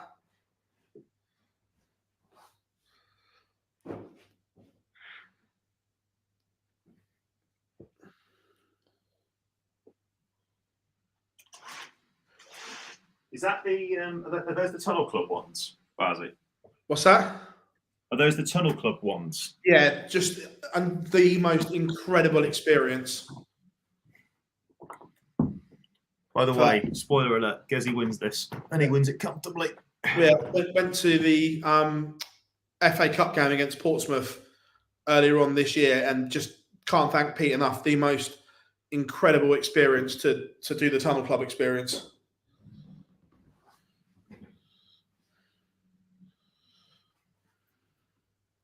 Is the Godfather not with you yet? No. He's probably done a runner, isn't he? Probably gone to the shop or gone to the pub. Well, no, sorry, he won't have gone to the pub yet because obviously there's a game at 10 o'clock and darts players and people don't drink. We said I can't wait for the day that booze is banned from the sport. That's never going to happen. As much as I think I agree with you, and I think it would be better, it's never going to happen. We can hope. I just remember, more than anything, right? I just remember my last experience with booze. On the day of Cheltenham, day 2 at the festival, I had 14 before we even got on the course. That was a pints and cans of cider. And then I had a pint in between each of the 7 races. So 6 pints there to make it all right to 20. And then I finished it off on the train home with 2 bottles of wine. It was then at that point that I woke up the next morning with the most horrendous of hangovers that I went, I need to give this up. Barzy's just taken a call. Do you know... Taylor Swift and Travis Kelce, right? Okay. Here's my take on it. I think that it's actually pretty genuine for a kickoff. I think it's great that that's happening, but the NFL's going way too over the top about it. I was actually on Newsbeat on Radio 1 talking about this, and I think it's just so over the top. Let them have their lives. I think a lot of people also don't give a shit quite frankly, that she's at every game. Just let her get on with it. Let them get on with it. Let them have the lives. Do you know? Easiest way to do it.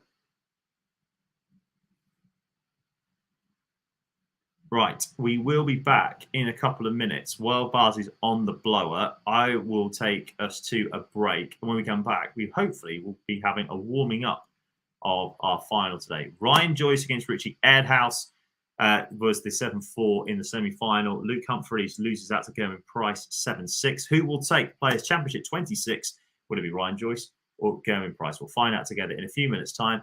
And we'll be back here on Online Darts' coverage of the Pro Tour in association with MODUS and Red Dragon on the other side of a couple of ad breaks. We'll see you very, very shortly.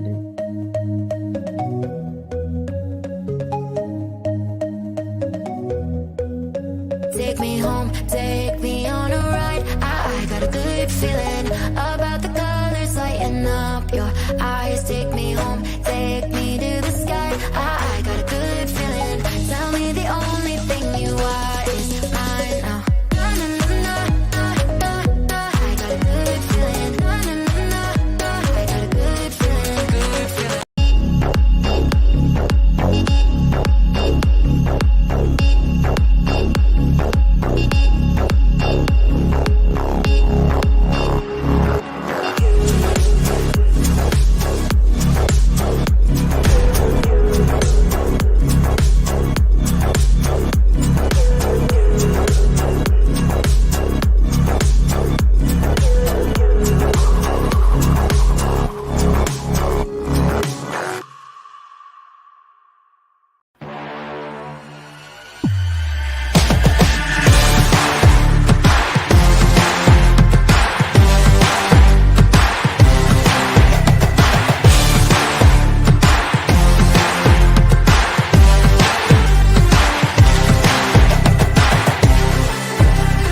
Ball 1, Joe Taylor, Garrett Tilly. And ball 2, Craig Nixon, Robin Young.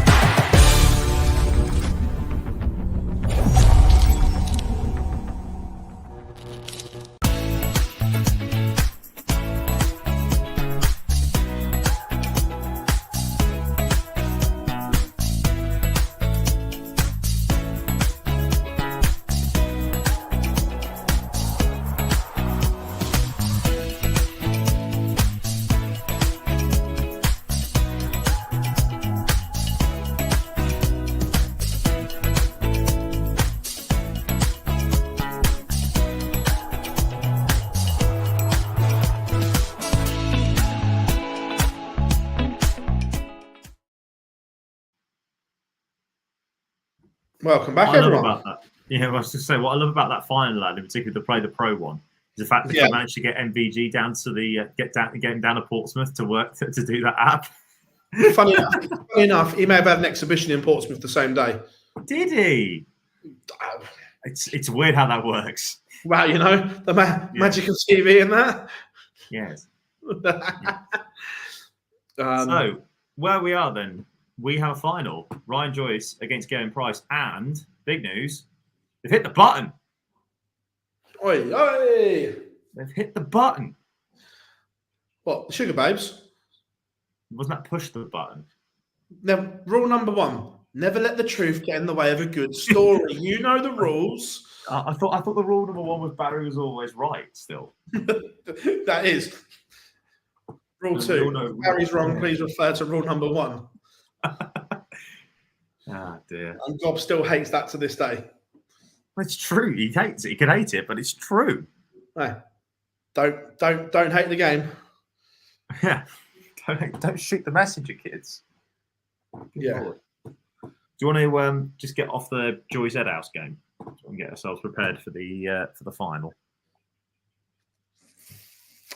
That should instantly flick over because that was on stream board. Ooh. So it's the same, Okay. same iPad. Oh. Wowzers. Okay. So that should instantly go ping in a minute. Lovely.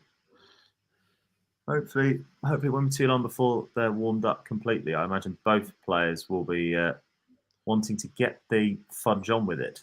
Yes. First to 8. First to 8. Yes. Yes.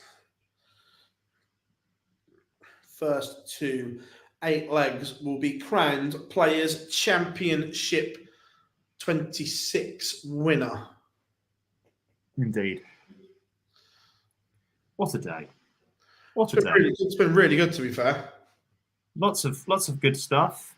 Richie Edhouse might have lost in a semi-final, but he might have lost the battle, but he's won the war, getting himself into prime qualification spot for the World Championships today.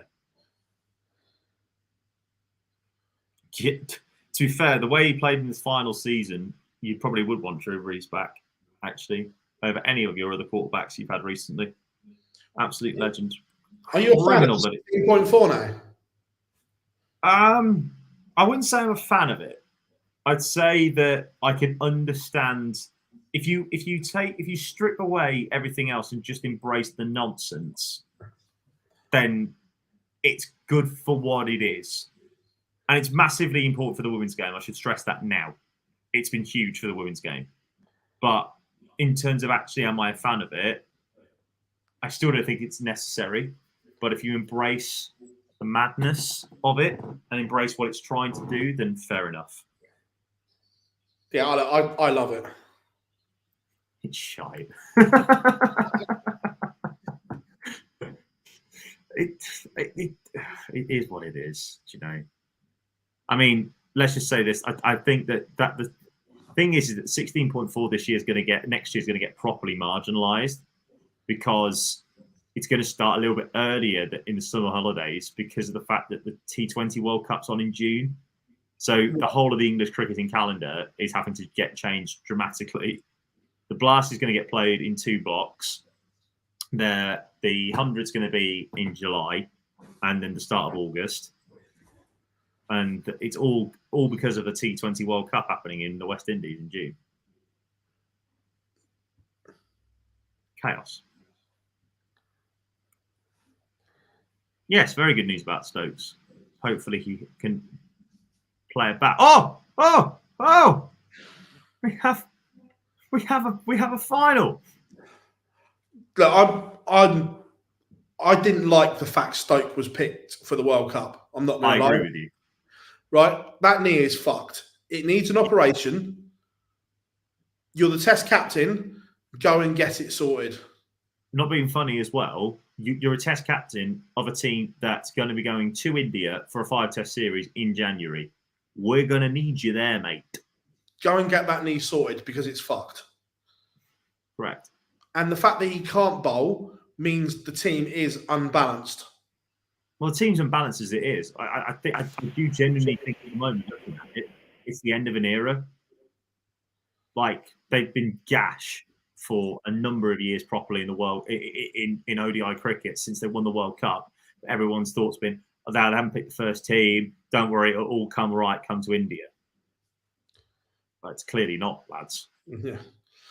I'd probably go most 180s. I know he's just hit the first one, but I'd probably still go Ryan Price. I would, if I was having a punt myself, I would go Price. Lee Evans is from my village, top bloke, nice. So you're Swindon way based, then Clark, from that neck of the woods. There you go. Price hitting his first max of the game. Yeah. Hi guys. Do you think what are we thinking?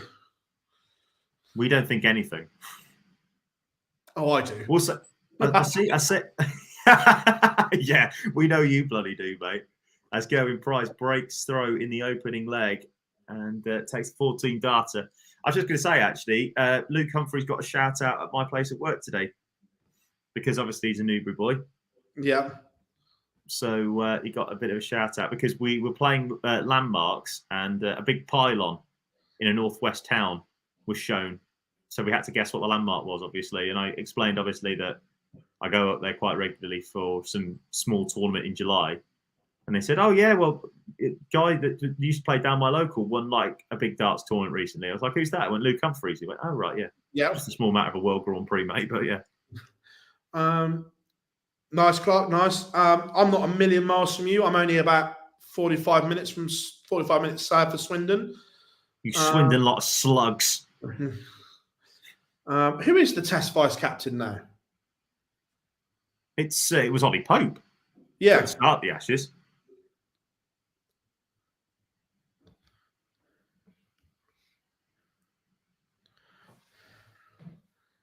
Who's that, Lee? So the future 2019 England World Cup winning cricketer's then girlfriend, now wife, and being stranded in Edinburgh 2007. He's needed to get to the small border town I live on Thames. Who was that? Was that Stokes? Because let me tell you something. The story that I don't know if I can say this without getting libelled, but the story in Bristol is not necessarily what you think it is. To be fair, I thought you were going to talk about an England wicketkeeper. Who's that? About how bad happened. Oh yes. Oh yeah. That's also not true. There's so many stories in cricket that are not true. My favourite one is Paul Collingwood. The recent tour of New Zealand. Have you seen? Have I told you that one? Yeah. Anyway, back to the darts. Guess he's 2-0 up. And motoring. Just averaging the casual 112 right now. Shite. Do better.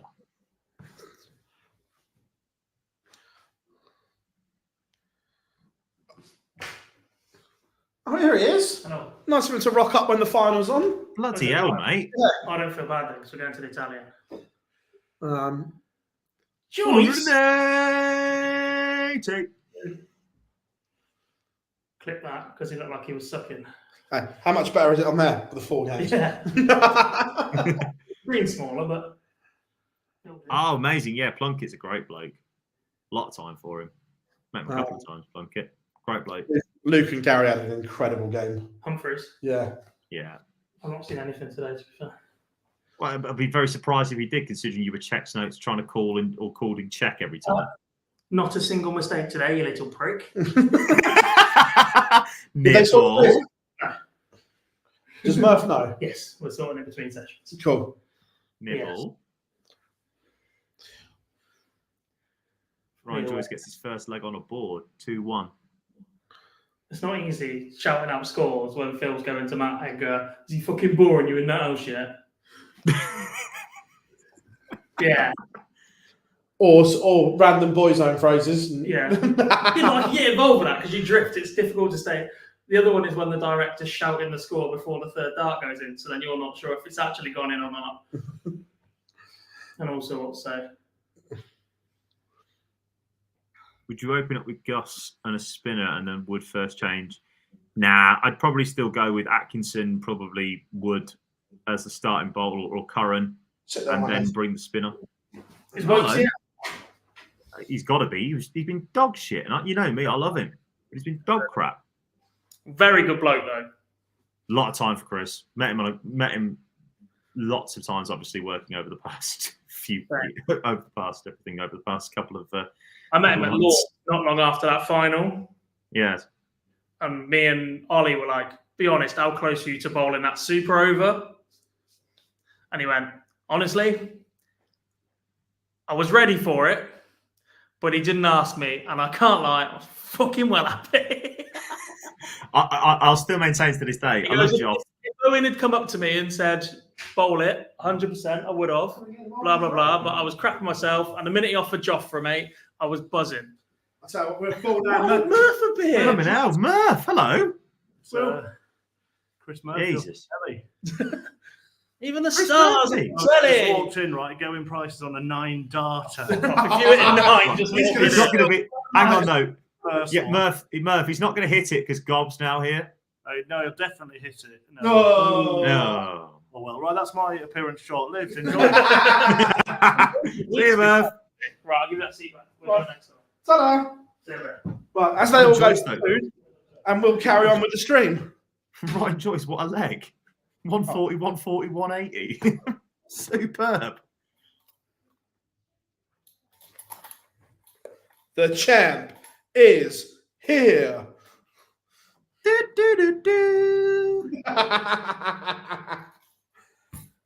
have one of the Wrestling ADC boy. title belts here. Nice. 3-2 in a game where Gerwin Price has got the breaker throw in the first leg, but he's averaging 113. Incredible scenes. What a ridiculous game. Darts. What's going on here? Good darts with Dawson and Marble. Hi guys, do you think Scott Rand would have been in the Premier League? Not for me. No. Next question. Go on. Will the women's series ever be seeded? It should be. It needs it. It's going to be soon, I think. Now, as the standard's increasing, they're going to have to do it. Yeah, well, a couple of times we had ridiculous first-round games. We had Makuru against Dieter. Yes. The last block, yes. Fallon against Makuru in round 1. Gezi, don't do it. I know you want to go for the 25, but don't do it. Don't do it. Don't do it. I think he'll go for the 25, but he shouldn't. I'll do as well. Just for the fun of it. Who's next for Roman? Well, it's going to be Cody, isn't it? Do you think Cody? I think Cody will finally get the belt at 40. Right. To be fair, I'm going on a wrestling podcast next week to talk about this. Are you? Yeah. Nice. Right. What I want, by the way, I don't think this will happen, but what I want to happen is at Rumble, The Rock costs Reigns the titles. Why?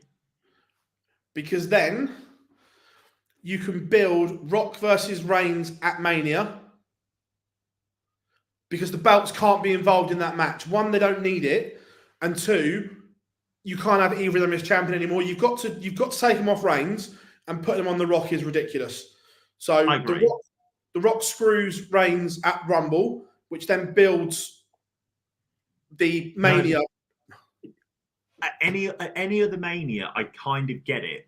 But with Manias with a multiple of 10 in them, you know what the fuck's going to go down. You've seen it. Yeah, this is why I said this is what I'd have. So the Rock versus the Reigns at Mania without the belts. Then you put the title on LA Knight right now because he's so hot. Because he's so hot. Whilst he's this hot, get the belt on him.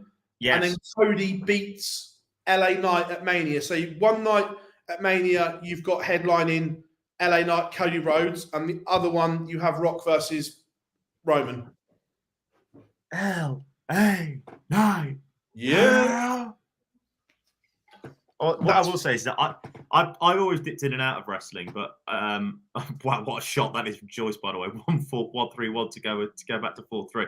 I've always dipped in and out of wrestling, but I've been really hot on it recently because I think that WWE is absolutely on fire. Yeah, and that's what I want to happen. Whether it doesn't, I don't think it will, but that's how I'd script it. It'll be Reigns versus Cody 2. Electric Boogaloo again, but this time I still can't believe when you look back on it now that Reigns won at Mania at 39. It just didn't. It was the perfect ending at that point. They didn't need to run it again. I agree. I think Cody completes the story at Mania this year.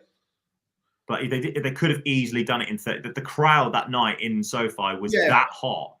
They could have just done it. Yeah, I'm with you.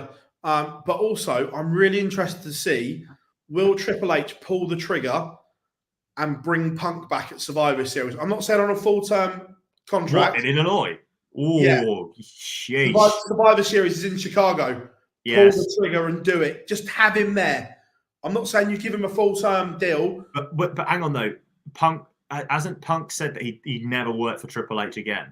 After what happened on the Colt Cabana podcast. That Colt Cabana podcast. Came out, yeah, but I think things have softened from both parties since then. To be fair, he did do that Fox thing, didn't he? When they had, was it WWE backstage or whatever it was? Yeah. Things have softened.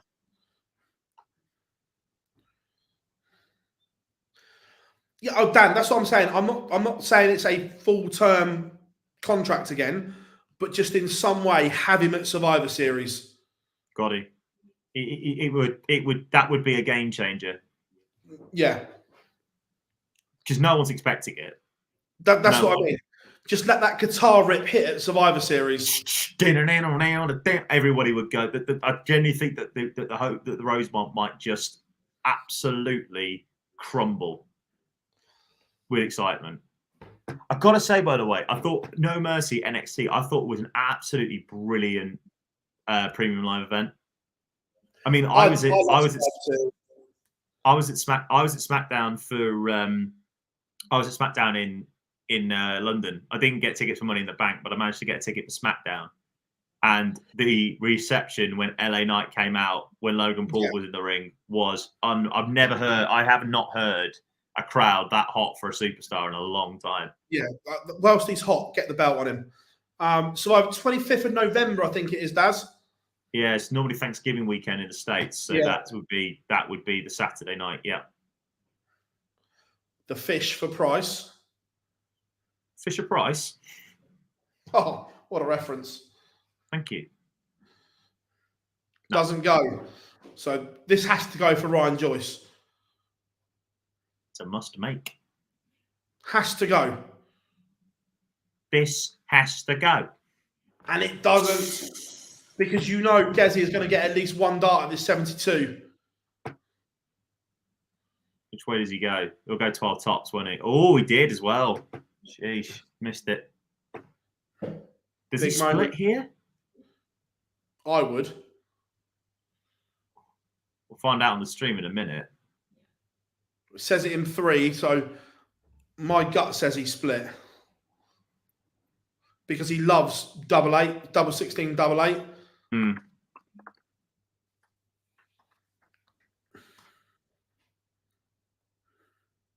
The opportunity of this now then for Joyce, with a price only starting with a 60. There's a bit of pressure there on the 99, but not quite that much. Especially when Desi comes back with a 140. Yeah, he did split. Anyway, going back to my original point, what do you reckon? Me versus Roman at Mania. I've got a belt.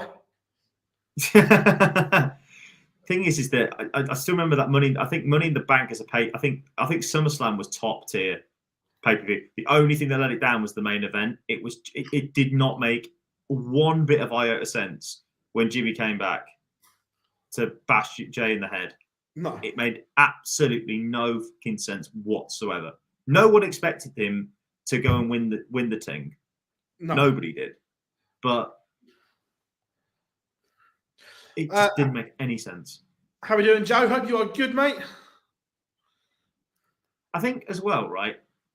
Looking back on it, I mean, the one big thing at the moment is the fact on Raw, there's nobody really to take the belt off of Rollins. Well, what I think will happen is Damian Priest will cash in, take the title, and then lose it quite quickly because I think that Drew McIntyre will have a kind of run with it. He has to. I mean, the Judgment Day has had its day, IMO. Yeah. Just break it up now. Break it up. That's big as well. Big miss there for Joyce on the 148 to leave 20 and going price punishes to go within 2 legs. How are we doing, Kieran? Hope you are good, mate. Hope you're on the recovery still. Joe, big darts night tonight, my local league. Love Thursdays. Love that, mate. Go smash it up. Is it Vodka Thursdays? Give someone a full-blown Gezi price. Wow. Yeah, I mean, I think that they made a massive mistake not letting Light lift the Money in the Bank briefcase. Yeah. That was a huge mistake at Money in the Bank. Because then he could have cashed it in on Reigns. Yes. It's a huge mistake. Putting Priest as well. Like, Priest is just, I mean, he's just nothing at the moment to me. That Seth versus Finn match, by the way, was fucking quality at SummerSlam. Yeah. Absolute quality. So, despite the 180 from Price here, this is a fabulous response from Joyce.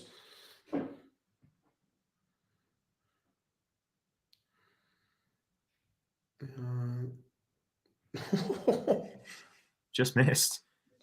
If this 153 goes, this is going to break his heart. Oh, if this goes, we'll hear the roar from here.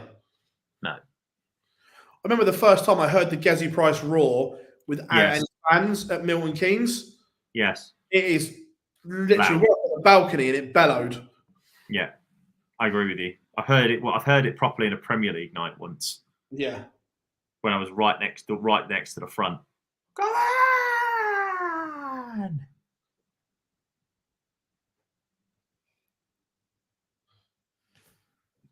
Big moments here in this final. Again, Joyce has started with the better. If Gezi can't respond to this, and he has done most of the way, that's not enough. It's not enough. Line here. Yeah.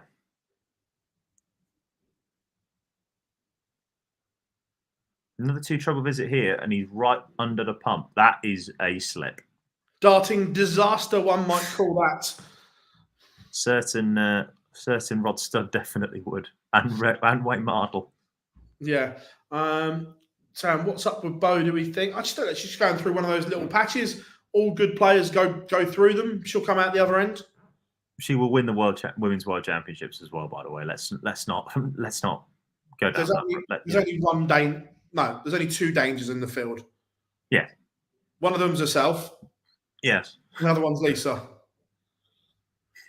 There's also the other danger in the field is not even playing. But I prefer not to speak.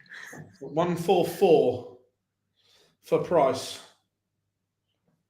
He doesn't need to take this out, though. That is not a good setup at all.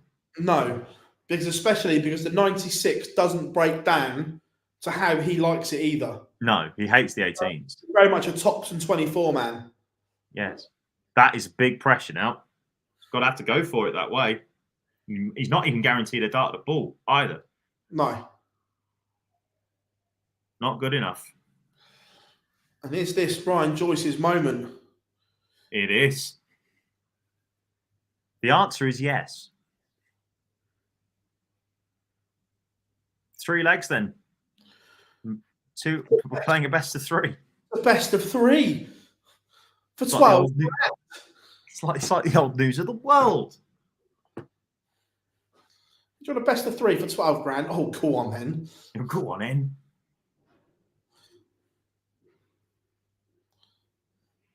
Tightening of the Gezi throw here. Yeah, he's been under. But he's been the better player for the majority of this game. Yeah, Ryan Joyce has been under the cosh, but he's kind of weathered the storm here, and all of a sudden, he's favourite because he has the darts.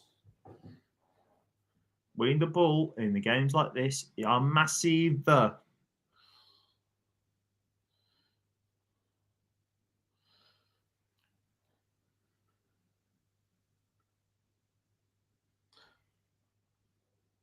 Jesus. It's gone Not off the very rail. good. Not very good. I can't remember who it was in the chat room. Forgive me on that. Who said, I don't think that Price has the greatest record against Ryan Joyce. And I'm starting to believe that you might be correct. Although he's lost the art of scoring the treble now. Needed a big visit there to put some pressure on. And it feels like, I know it's not the last leg, but it feels like we're at that stage where every treble's like a nugget of gold, and shots like that are a nugget of gold. Absolutely. Big response to that from Price, but Joyce should really clean this up from here. 18 for 16.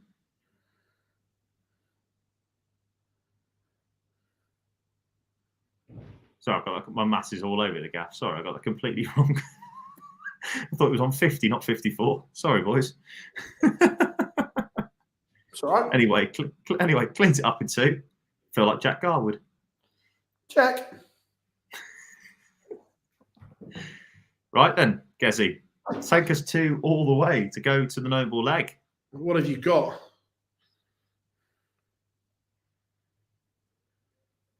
I'm not getting excited until it gets to 101. Nah. We won't even talk about it till he's on 101.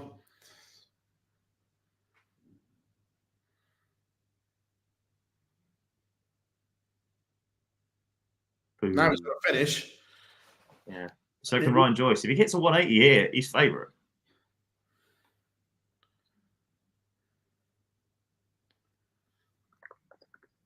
Not enough. So Gazzy's got 6 at 161.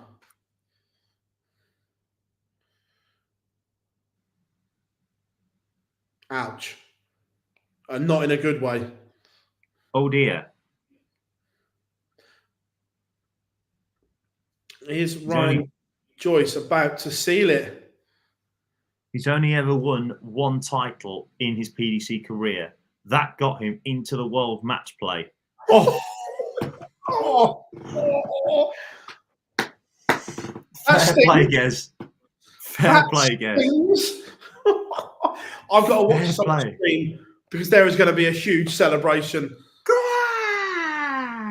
And I can just see Dan sat at home now. That hurt, didn't it? Right, here we go then, boys, for all the marbles. Just going to watch this 501 points for 12 grand. 57. 13. Tops. And a massive fist pump. Big slip that from Joyce. Big chance for Price to punish. He doesn't. This one's still in the melting pot. Remember, as I say, Ryan Joyce has only ever won 1 Pro Tour title. It came in 2020 at the then Super Series, not the MODUS Super Series, but at the PDC Super Series, in that first block of 5 Pro Tours at MK before the World Match Play. That was the last time he's won one. It got him into the World Match Play. He's now 247 points away from adding a second title, and now he's only 107 points away. HMP Milton Keynes? Yes. Price needs a max here. That's not enough. 107 for Joyce. And the title.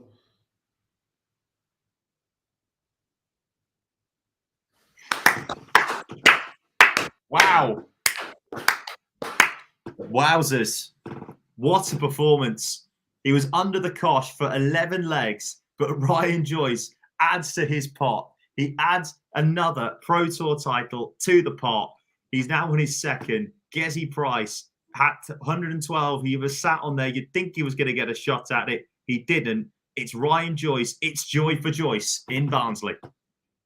57, 18, double 16 on the stream. And there we have it. Relentless Ryan Joyce beats Gowran Price in the final for Players' Championship 26. First of all, thank you very much to every single one of you who has been here today for the last 5.5 hours with us. We are back tomorrow for Players' Championship 27. Don't you worry about that. Mark it in your diaries. Make sure you give us a thumbs up, subscribe, turn notifications on so you know when we go live tomorrow, because we will be back. But for myself, Phil Bars, Jonathan, and as always, thank you very much, everyone. Have a great evening, whatever you're doing, and we'll see you all very, very soon.